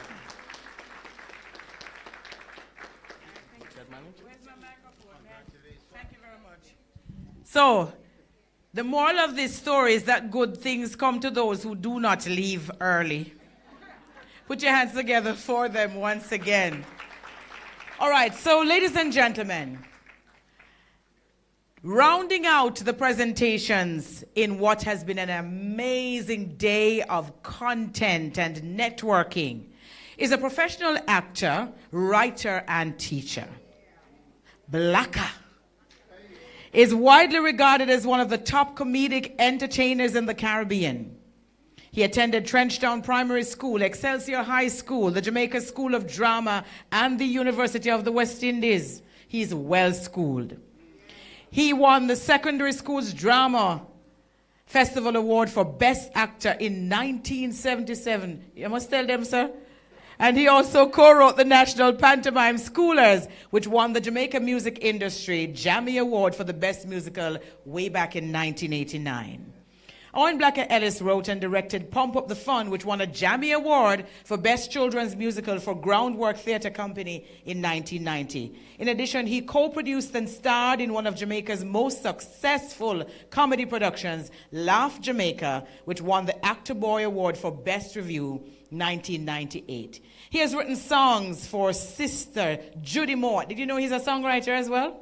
And created performance material for comedians Oliver Samuels, Tony Hendricks, and IT and Fancy Cat. This gentleman continues to grace many stages, and we have him gracing our stage this afternoon. Please put your hands together and welcome to the stage, Owen Blacker Ellis.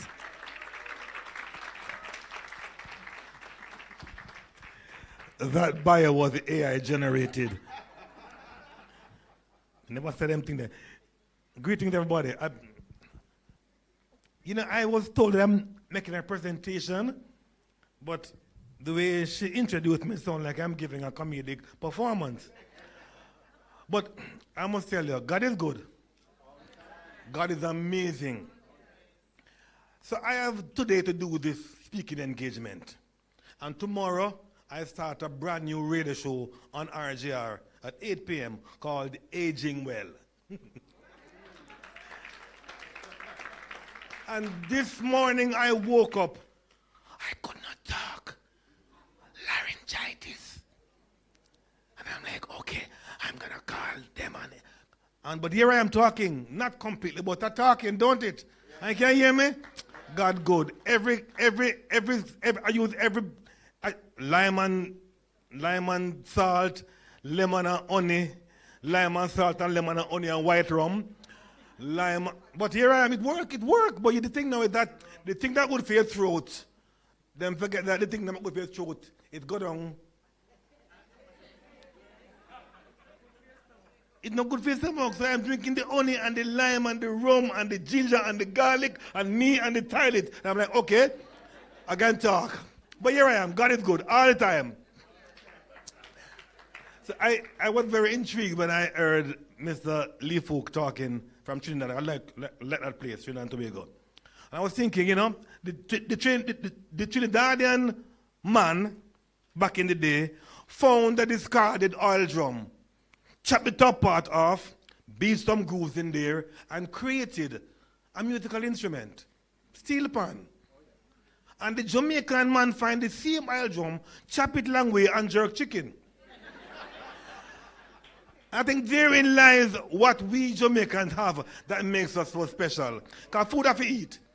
And we have found a way to just defy almost anything. And I'm thinking, I encounter AI as a lecturer, students give essay, you know them voice. And then I write some things. I don't want them to say, sir, I can't write essay. But the essay have been things like, the narrative arc. Not you write that. It's AI. I adjudicate JCDC literary competition, and every year now we have to reject hundreds of poems that were written by AI. To understand it. And I'm being told that AI might take away my job as an artist. And I'm saying, no man, whoever build these AI things, invent an AI, and we can say, AI, cook curry chicken and flour dumpling. AI, cut the grass. AI, wash the clothes while I have my time to create art. How about AI create art? Make AI go to work. Make AI. Imagine if you know Jamaican construction workers, them turn up for the construction site, the man them come to the truck, and them sit down on the roadside, and them one of them go buy some chicken back and some flour, and then put on the pot, and then them roll them spliff. They make them rum. 3 hours later, the work might start. Am I right or am I right? And I'm saying, just make AI do the work. We want that kind of AI there. But you see, we live in a Jamaica where I'm constantly having fun just observing how things look weird. I hear Richard Rowe saying he wants to be like Professor Neville Ying when him grow big. And I'm thinking, look at Professor Neville Ying, still a rock and afro. And Richard, you either born here or you not grow here.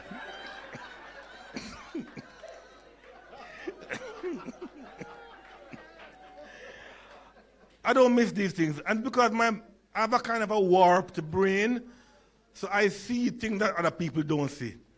And very often I'm living in a space where my head is constantly going with what if, imagine, suppose. You know, what if, imagine. Suppose the entire world behave like how we Jamaicans behave. In that way, we are the only folks in the world who emphasize the FUN in funeral.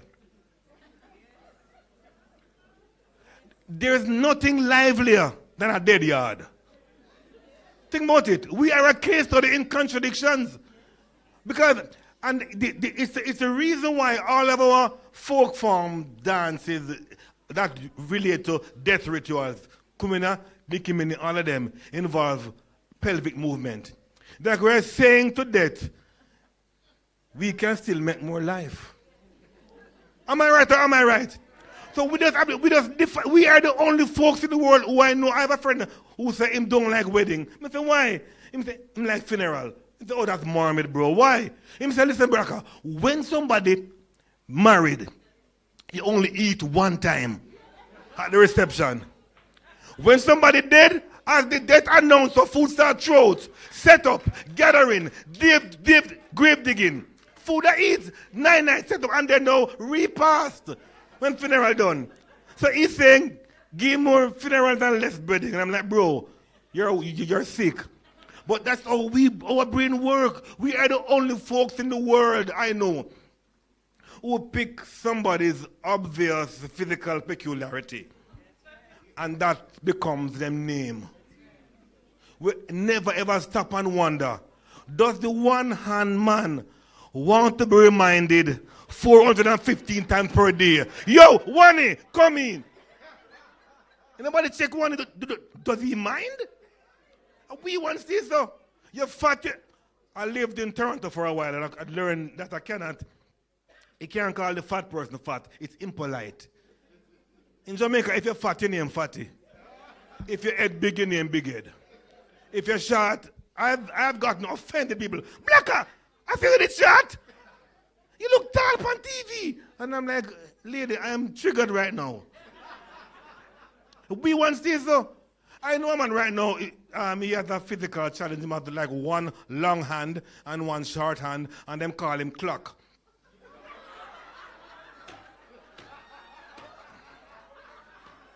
Why? And every nickname has a story. I know this girl I grew up with, Gloria. Gloria, I'm going to call, or when she dead, or a funeral, we say her name is Gloria. We all call her Luca Bush. Because somebody one day said, yeah, talk to Gloria, and she have one Ayaluka Road, one Ayaluka Bush. She became known as Luca Bush. Why was this so? Why do you think they call me Blacker? Grade 3, Trenchstone Primary School. We are learning about adjective, comparative, superlative. Teacher said big, adjective. Bigger is the comparative. Biggest, superlative. Now class, she says, look around the room for some examples. One boy said, Miss, we black, in blacker. 9-year-old. But hold on, you're the next boy who became blackest. Why we stay so? And a guy near midnight and say, oh, you are 5 past midnight. Why was we alone stay that like that? We just, and it's what makes us, I say people, Jamaica is the best piece of rock on earth. We're just different. We're just special. We're good bad and we're bad good. And we're sometimes good and sometimes bad. If we spend some time and just focus on the good things about us, we realize that, hey, we can make it. Whether it is AI or whatever happened to us, we can make it. Because we are special. We have this amazing audacity that we can do anything. Boy, there the roadside at the corner of Trafalgar and Oak Road, a white print screen. He don't have no job, no hope, no future. And Mrs. Locke, a drive past in our SUV. And my lyrics are off, you know. And he thinks he has a chance. Oh, I mean, she might want me, you don't know. I like, you know, mommy, where you at, mommy? Mommy can take care of you, you know. Him can't take care of him on the front teeth, but he want to take care of you. Then him to him friend, no, hey, me nearly get her, you know. I can't the light change. That amazing sense that we can do anything is what makes us special. We in Jamaica, AI cannot in any way reproduce that. We're too special. You ever have a Jamaican AI? Because we're too special. We just find a way to get around things, to beat every system. When the system make, I know I have friends who jump the fence going to church. It's free, I don't care, I don't know. Just to maintain the sense that we can beat the system. And they will die, get sent to hell, and end up at heaven gate. Yo, St. Peter, tell the big man, say, I'm there. You don't know. Mr. Paul, the disciple, them. And me and Peter are sword. How do you feel like? I thought we stay. I have a friend, and we don't, when I lived abroad, I realized Jamaica nice. I have a friend right now, living in Memphis, Tennessee. And she will call me on a bad day. The black, just talk Jamaican to me. I'm like, what is it? Okay, just tell me how Jamaicans pronounce the word cucumber. Cucumber. Oh, God! Her day is made by me simply saying cucumber. She's good for the next 2-3 days. And we there, I hear it and we don't care. Cucumber. No. She called me because she's down and all I said was cucumber. And her day is made. And we don't realize that we just good them way there. Think about that we are so onomatopoeic and that sometimes too much because even the singers them name. First time they them have real name, you know. John Holt, Ken Booth, Bob Marley. Name, first name, surname. No, all them is a sound. Skilly bang, chiching ching, ding dong. What's your name, bro? We name. And then it's the same thing with the songs. Because songs used to have words. Verse, chorus, verse, bridge, intro, music. No. One sound, tum tum. Tum. This music don't make. Tum tum, tum tum, tum tum. Check coffee, toast. The music does tum tum, tum tum. And like where's the drum? Where's the guitar? Where's the organ? No, tum tum, tum tum. Music made by AI. Tum tum, tum tum. I would like it. But even the words, they sang them one word. One line song done right. You want breadfruit? Breadfruit. The song done right. Are the words, I wonder, I want to ask Mr. Moses Davis, a.k.a. Beanie Man, did he sit down with a pen and paper and write the words, slang diggy diggy dang, gadang, comma, slang dang diggy diggy dang, gadang, comma, full stop, slang diggy diggy dang, gadang, rrr. Did he write it?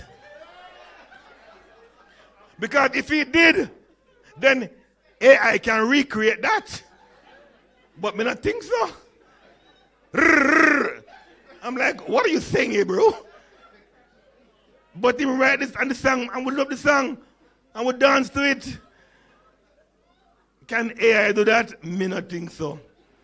AI have to come rediscover Jamaica. Jamaica is the best piece of confusion on earth, but it's fun, and we like it, and we'll never ever give it up. We love Jamaica, don't it? I try to live overseas. I really did try, cause Canada nice, you know. The road them clean and the subway them nice, and the government support creatives with all kind of grants and thing. And I couldn't live there. I was literally going crazy. I'm going to say that with all truth, with all of my chest, because we need to also remember that this is June. I want to focus on men's mental health, to tell all the men that it is okay to admit that we're having struggles, you know, as men. Because, because there are 3 things that men find very hard, nigh impossible to say. I love you. I need help. I'm sorry. No, man, I'm sorry. Yo, man, I take back talk. Man, I apologize. And I love you. When a man said, I love you, invariably, lady, him really no mean him love you. Him really mean I want to other things with you. A truth. I've been a man for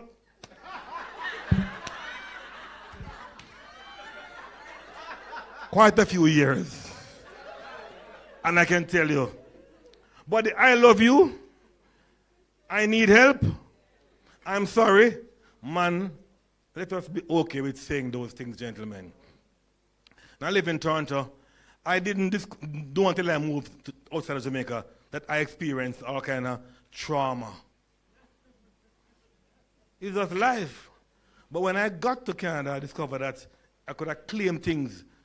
And I was diagnosed with all of the acronyms and abbreviations. ADHD, OCD, PTSD, all them. That drop on me, I'm like, wow, I'm good. I have enough things like degree.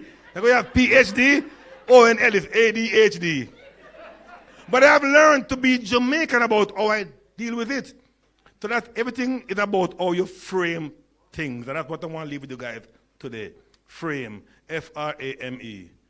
Because whatever happened to you, it's really about how you frame it that will make the difference. Right? And the first one is the focus. How you focus. What do you focus on? You know, I'm leaving my house to come here, and I'm just focused on just being good. Try and don't talk to my voice, can save some voice, whisper, no phone call. I'm focused on, I'm going to go there and I'm going to deliver. That's my focus. And then the minibus driver beside me pull over and start force me into a corner, and I have to move to the R. How do I respond? Because your response can make a big difference. I turned the corner from Oxford Road onto any road, and the sign said no right turn. But be in a hurry. Broop, out stepped the officer, him and look.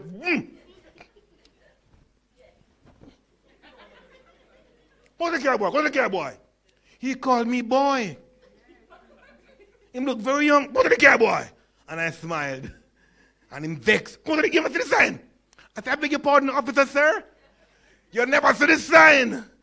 And I smiled and said, officer, I did see the sign, but I didn't see you.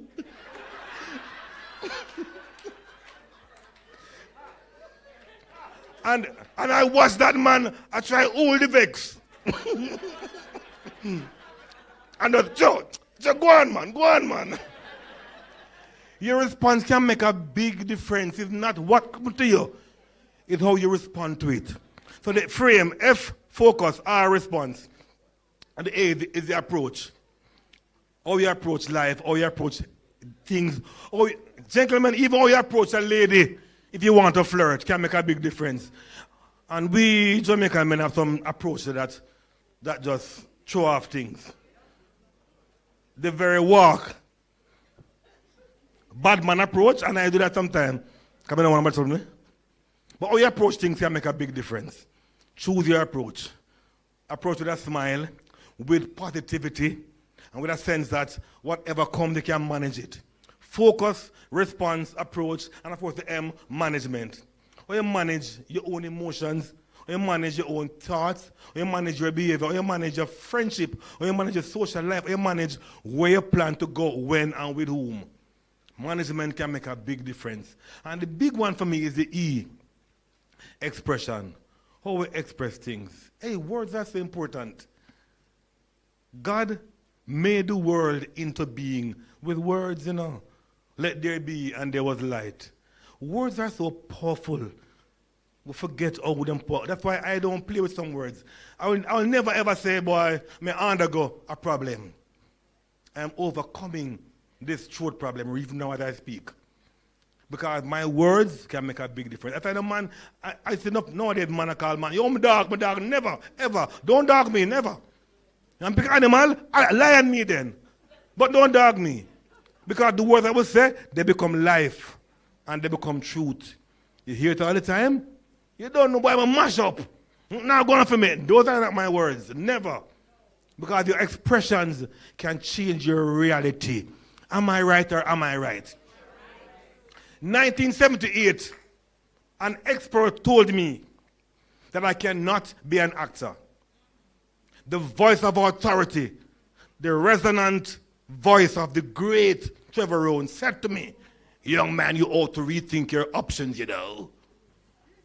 Because the simple fact, anyway, he was right. You can't want to be an actor and you have 2 speech impediments.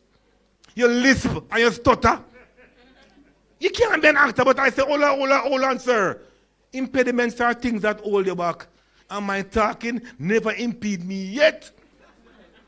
My father had a very severe stutter. I thought my father invented jazz. When him say, boy, you know, come, go on.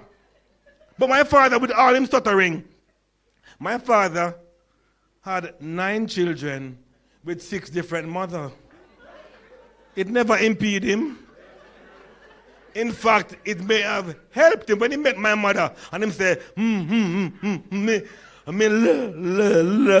said, all right, don't talk, take me. But I learned that, hold on, my father stutter, but he sings beautifully. Because you might not know this, but Jamaica's very, very first female recording artist was my late aunt, Hortense Ellis. And my Uncle Alton, a big name, a legend. But when Uncle Alton said, girl, I've got a date, my father said, ah. And him never stutter. So before I got to learn techniques, I discovered that we who stutter, we can sing and don't stutter. If we talk and I read, Pluto is a good example. So before I got to Edna, I was fixing my own stutter. If I say, come here, it comes. So I learned that you want to not stutter, sing everything. Even though I'm lecturing, I'm doing a course that I'm teaching on gender. And I fight to pronounce the word masculinity. If I don't say it like that, I can't do it at all. So I would say, so you have to therefore challenge your own masculinity. And the boy, sir, cutie, they will let no say, sir, I fight with the word. Strategizing. Because the word will not kill me, not kill the word. And here I am. But Mr. Rowan tell me in 78 that I cannot be an actor if I don't get speech therapy. Between then and now, I did the course. I graduated October 81 and the college offered me a job February 82 because I was that good with my stutter and my lisp.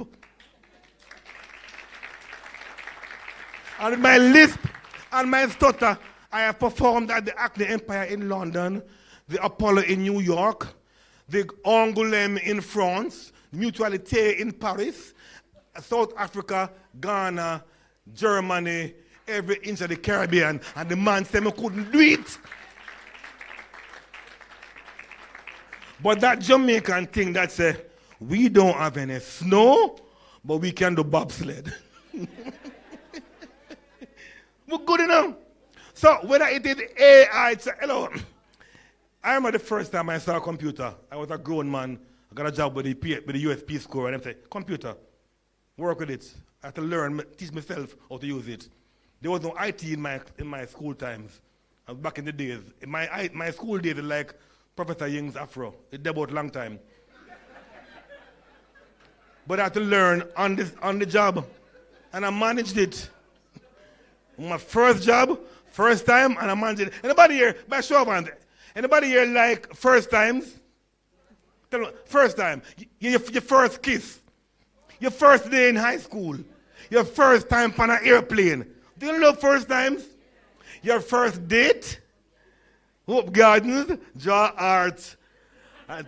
Owen loved Bernita. Remember them first time there? Well, my first kiss still traumatized me. We used to play a game in Trenchtown called Catchy Kissy. All the girls them run and the boys them chase them. If I catch you, I kiss you. Simple game, fun game. The pretty girl them can run fast. It's like my face give them extra speed. You see me? Rrr. And the girl you find the least attractive, she stop. You catch me? It was traumatizing. I play the game every week. I never get no kiss. It's like when them see me, them get extra speed. Shelly and Fraser Price. But then I had a girlfriend who said, you're my boyfriend. I said, gentlemen, now I'll get woman. She said, I said, yes, thank you, please, I'm your boyfriend. So I started to know research. Is she a girlfriend and boyfriend do things like kissing? Okay, but your kiss guaranteed now.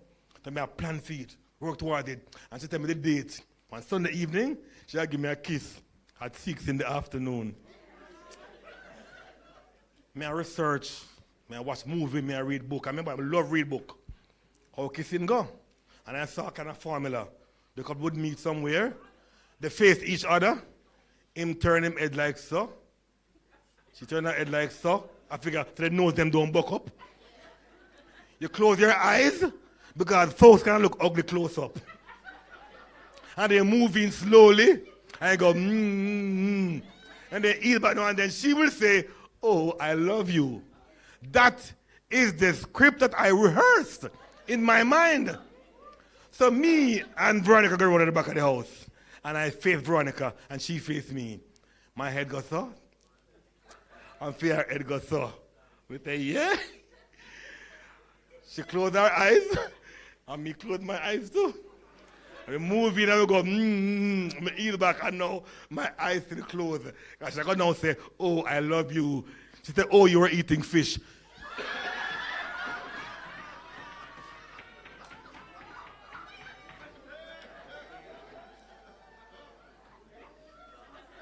It still bothers me up to this day.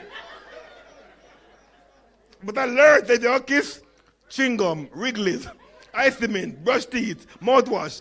And my last thing, my first date, well, it wasn't a date really, because I booked her up at the party, that wasn't like my date. But I saw the party, and me and her danced, I'm now 16-year-old. And me and her danced all night. And she said, come visit me at my house next Sunday. Whoa! That name date, don't it? My beard and tidy, spray and cologne. She gave me her address, 19 Waltham Park Road.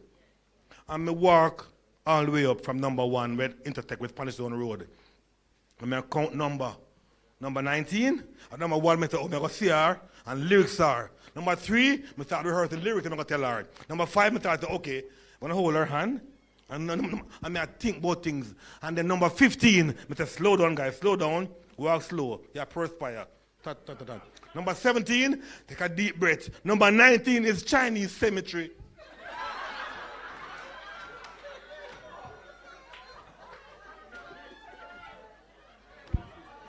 And I begin to wonder, did I meet a Chinese dopey and never realize? It aggravates me. But here I am. Here I am. I survived first kiss, first date, and I'm still here. I'm still here, and I actually eventually found a lady who was able to find me tolerable enough to marry me. Mr. Pete Fisher for that. But let us celebrate the fact that we will find ways to counter whatever the challenges are that come towards us. Let them come technologically, let them come via human interaction, we have a fix all our Jamaicanness. We just unique that way. So just enjoy the fact that we are special. Our language special. We alone talk some way. We are very onomatopoeic language. We alone say, I'm going to boop. I'm going to bop and call him. We know what the boop mean and bop mean. Yeah. I'm going to boom. Where I say, I'm going to rookie, don't know. Yeah. I'm going to know what it mean. That wonderful. Check if the folks up north, when folks up north say, I caught a firefly, we say, I catch one peony wally. Which one sound nicer? When them folks say, oh, I'm a ghostbuster, me a dopey conqueror. Which one sound nicer? So Jamaica, our Jamaicanness is all we need to get by, to improve. We very unique. We put it unique. We are very unique. We're special. And I celebrate that in us, our Jamaicanness. Are you with me? And my favorite Jamaican of all, the wonderful, beautiful, amazing Miss Lou, whose work intersect laughter and learning. Big up Miss Lou, the real hero.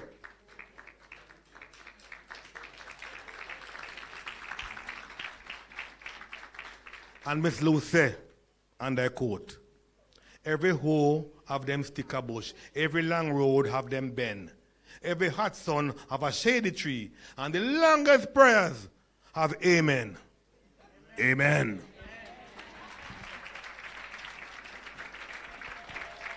Ladies and gentlemen, Mr. Owen Blacker Ellis, put your hands together for him once again. Miss Bernita, Owen, don't leave, sir. Miss Bernita is coming to make a little presentation to you. Guess you have to follow her, come back up here, sir. You don't tell her how you love her already, so. Oh. Make your head go so. And my head go so. Good evening, everyone. I know you had a wonderful day, one full of learnings, right? And I don't want to get between you and going home to study for exam tomorrow morning at 8:30. So I just want to thank you for the support that you've given to the team for making this day so great. Now, I am here just to make this presentation to Owen Blacker Ellis. But this man you see here in front of me, it's not easy. I recalled traveling to Europe, and when I reached the airport in France, and I showed them my passport. You know, when you're going through custom, you have to show everything. I thought they were going to pull me apart. When I gave him a passport, the gentleman said, Jamaica, do you know Bello and Blacker? And Bolt? Is that the same country you are from? I said, yes, sir. He said, okay, go along, go along. So, Blacker, ladies and gentlemen, he did not hesitate to say yes when I asked him if he could change his agenda to come here and join us this evening.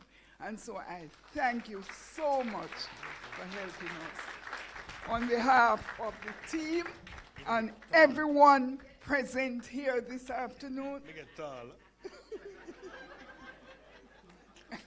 I would like to thank you so much for sharing with us and making our day ending on such a pleasant note. God bless you. Thanks.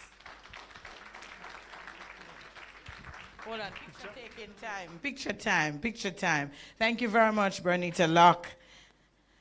We're winding down day one of what has been an amazing, amazing conference.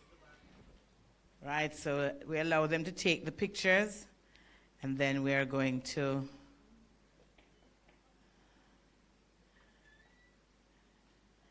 put your hands together once again for Owen Blacker Ellis. All right, so a bit of house cleaning information. You would have noticed as when you were coming in today that you were placed in groups. And you might be wondering what that was about. You saw your name in Group 1, Group 2, or Group 3. For tomorrow's sessions, those groupings are for the roundtable discussions that are going to take place. You have for Group 1, Luz Longsworth and Jonia Anderson. Group 2, you will have Corinth McDonald and Gina Tomlinson Williams. And you'll have Ian Williams and Alicia Aiken for Group 3. So those are the groups that you're going to be in. And your name, did you take note of what group you're in when you're coming in today? All right. So here's what's going to happen. When you're registering tomorrow morning, take note of the group that you're in. But you're also going to be required, when you're registering tomorrow, to indicate which workshop you want to be a part of. So when you're signing in, you are going to indicate which workshop you want to be a part of tomorrow. Let me just turn the page so I can tell you. So you're already signed up, you're already grouped for the round table, but tomorrow when you come and you're registering, you need to say which workshop you want to be a part of. You're going to have Dr. Stephanie Stern, Ripples, Every Action Starts Somewhere. Professor Gil Crosby from Insight to Action. Professor Crosby was with us earlier today. T Groups for Regenerative Leadership, Use of Self and Leading of Change. And then you'll have Dr. Joel Ying, Bridging EI and SI and AI, Storytelling for Human-Centered Transformation. So think about it tonight and then make a decision. However, I must tell you, if we find ourselves in a situation where we have 30 people in one group, and 5 in one group, and 2 in another group, what do you think we're going to have to do? You're going to have to split the group. So think very carefully about what it is that you want to do. Hold on a sec for me.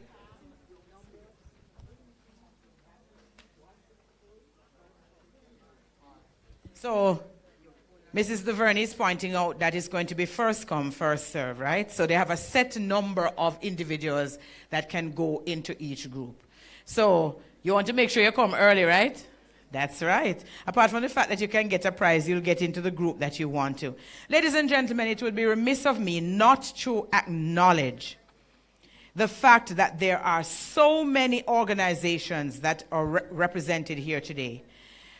We have Sanders Resorts International, we had them earlier, the Forestry Department, Jamaica Agricultural Commodities Regulatory Authority, JACRA, Jamaica Business Development Corporation, National Works Agency, Agro Investment Corporation, Tax Administration Jamaica, National Environment and Planning Agency, Ministry of Finance and Public Service, Scientific Research Council, E-Learning Jamaica, Port Authority of Jamaica, Companies Office of Jamaica, Consumer Affairs Commission, the University Hospital of the West Indies, Ministry of National Security, Public Broadcasting Corporation, Ministry of Agriculture, Fisheries and Mining, Ministry of Labor and Social Security, Independent Commission of Investment, Ministry of Industry and Commerce, Director of Public Prosecution's Office, Accountant General Department, Golden Age Home, Harmonization Jamaica, National Irrigation Commission, Institute of Forensic Science and Legal Medicine, Court Administration Division,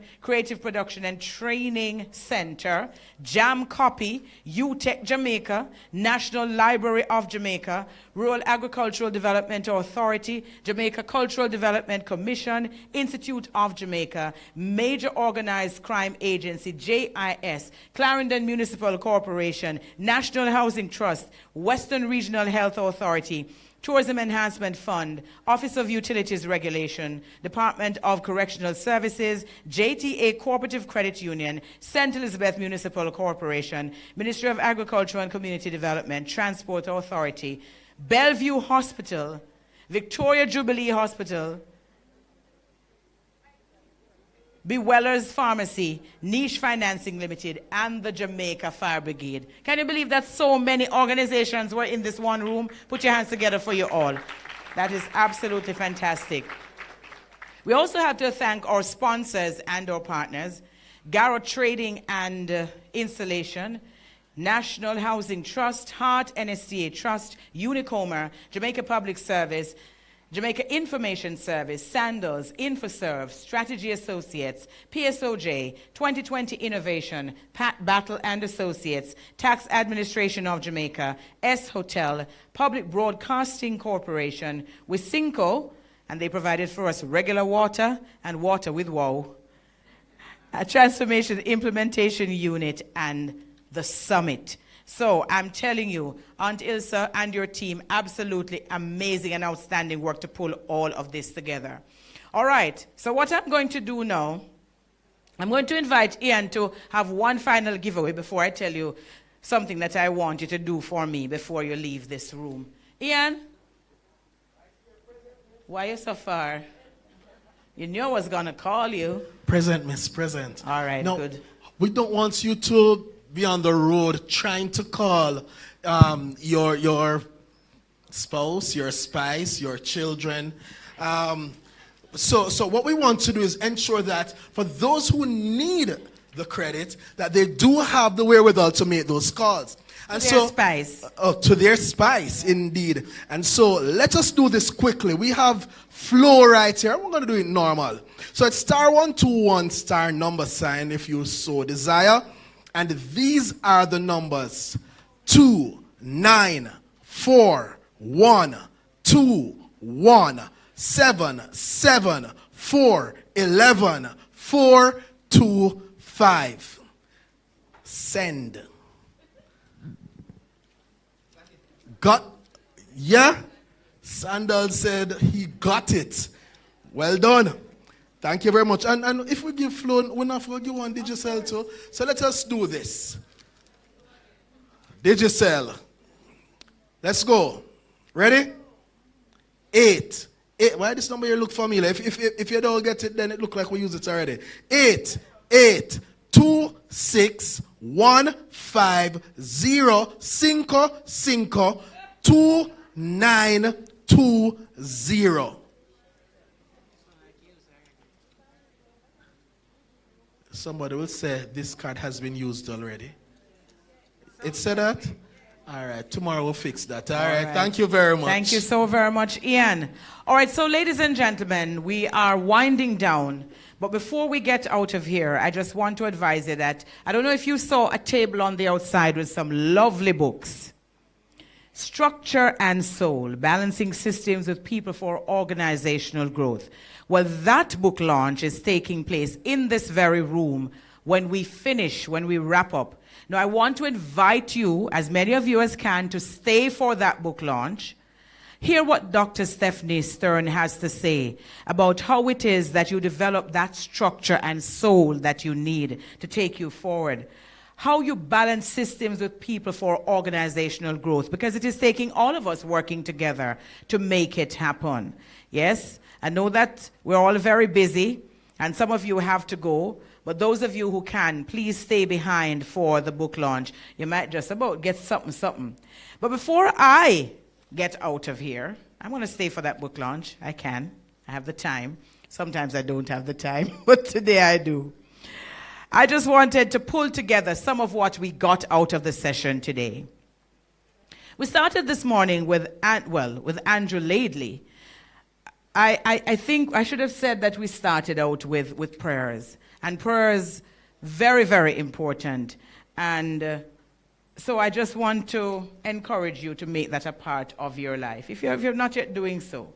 Right? Remember, I told you today to just make sure you know whose you are. And so the Most Reverend Kenneth Richards, Archbishop of Kingston, led us in prayer earlier today. We also had greetings from Andrew Laidley of the Private Sector Organization of Jamaica, who spoke about creating a culture that embraces change despite challenges. He says we need to build organizations that are more agile and inclusive. Peter Ann Williamson of Hermaj says we're to create a vision of ourselves and the workplace beyond 2030. And that will take us into the future. Become an architect of your future, she told us. Ilse DeVerney said, if we want to understand a system, we should seek to change it. The future, she says, depends on our ability to integrate artificial intelligence, social intelligence, and more. The world needs wider development. She says what is required is regenerative leadership. We are co-creators, she told us. Dr. Corinth McDonald spoke to us about beyond relief. She notes that Jamaica lost more than buildings, roads, and livelihoods. It lost something that no reconstruction plan can rebuild alone. Speaking of Hurricane Melissa, she says change that is not locally owned does not last. So we have to own the change that we want to see. SSP Stephanie Lindsay spoke about a national security agenda in a post-Melissa Jamaica. And she says Melissa was a Category 5 wake-up call, an urgent mandate, helping us to better understand that we have a sacred responsibility. She spoke about energy security, health security, environmental and climate security, food and economic security. Dr. Kevin Brown told us that we are not in transition, we are in transformation. The destination keeps changing while we have to move forward. Very, very important. And of course, we learned about strategic identity, the whole issue of data collection and how it is that we should go about doing that. Ryan Matthew spoke about the private sector leadership in national recovery, people, intelligence, and technology, catalysts for regenerative transformation. Imagine remembering that WhatsApp became the National Hurricane Recovery Center for many people. That is where you're getting your information. He spoke about people first, that people first culture, the mission, the purpose, the values, the behavior, and that when our people, our strategies, and business goals align, it can lead to better times for us. Anchors of recovery. The goal, he says, is not returning to normal. It is building a stronger future that includes the intelligence of care.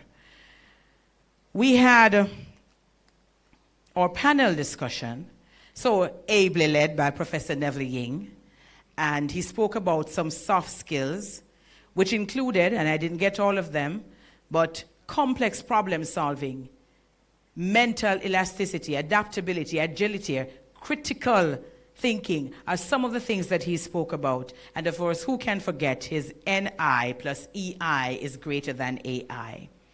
Dr. David White spoke about connecting data science with social intelligence innovation. AI, he notes, still requires human interaction to make it accurate. Gina Tomlinson-Williams spoke about crisis recovery, psychosocial, and used as a technical company line. Like for JPS, that is very important. Restoring confidence and managing expectations. And through the OD lens, she spoke about relief, recovery, and regeneration. That whole issue of human-centered leadership, emotional intelligence, align stakeholders, and regeneration and trust. Samantha Charles, CEO of the VM Foundation, says that AI cannot replace that human touch. Social intelligence, she notes, that is applied takes or teaches us exactly what to do. And who can forget Leslie Lee Fook? Clarity, control, captaining, capacity. And then we rounded out with Owen Blacker Ellis. Jamaicans, he says, are a case study in contradictions, using things like our grief. You take kin teeth and keep a heartburn. That's what we have learned to do as a people. And it takes a very special people to be able to do that. And he notes that AI cannot reproduce the things that make us authentically Jamaican. And then he rounded out with his frame: focus, response, approach, management, and expression, which he says is his favorite in this whole frame. He noted, and I want you to remember this, the words we say become life and truth. And so I want to encourage you all, as you reflect on what day one has brought, think about what you want, the contribution that you're going to make today too. Because if we're on this journey together of transformation, then we have to own what our part is in it. Tomorrow when we come, the sessions are going to be engaging. I'm sure that many of you had a fantastic time today. The sessions are going to be engaging tomorrow. Come with an open mind. Come with the idea that when you go back into your organizations, you are going to make a difference, because that is what it is all about. Richard, do you have any closing words you want to share before I bid adieu to the wonderful, and clap yourselves, and make sure you clap harder than when you're clapping for the guests today. So I'm going to invite Richard to come back up. But ladies and gentlemen, just want to wish you all a wonderful afternoon into the evening. Those who can stay for the book launch, please do so. We'll be back tomorrow morning. Make sure you register before 8:30. And they said the early worm catch the early bird catch the most worm. Oh, yes. Well, Miss Morris still sit down in here, so she look like she think late bird get things too. So early to bed, early to rise, makes a man healthy, wealthy, and wise, then get good prizes, and then perhaps if they stay late, they get more. Oh, absolutely. Come on, ladies and gentlemen, please put your hands together for our Master of Ceremonies, Althea Mackenzie. Boy, I mean, I know how she do it, you know. And suppose I tell you that she's doing all of this while she had a little accident earlier when she started to eat something that has nuts in it. And she's allergic to that. She had to take some DPH stuff quickly. And before you know it, she was back to her normal self. And all of this along, I don't have a clue.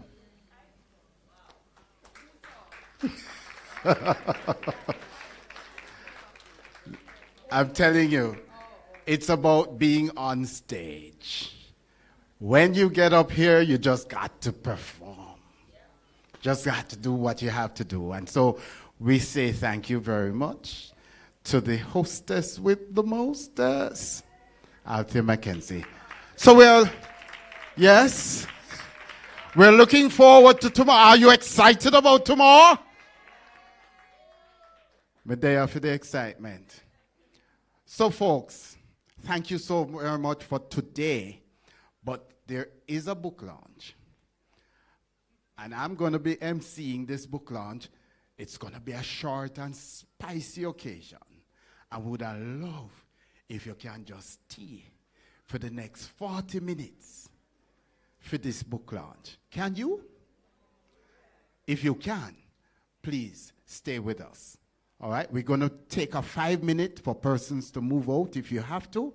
And then we straight into the book launch. And the lady who is responsible for this book, Dr. the Honorable Stephanie Stern. She waves like a queen in the center.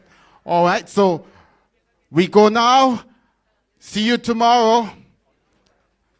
All right, but we're going to start this book launch in 5 minutes. I can't wait for the special Goturo cake, rum cake around the back. And I certainly cannot wait for the ice cream, which is on its way. And so we encourage you to stay for the book launch at this time.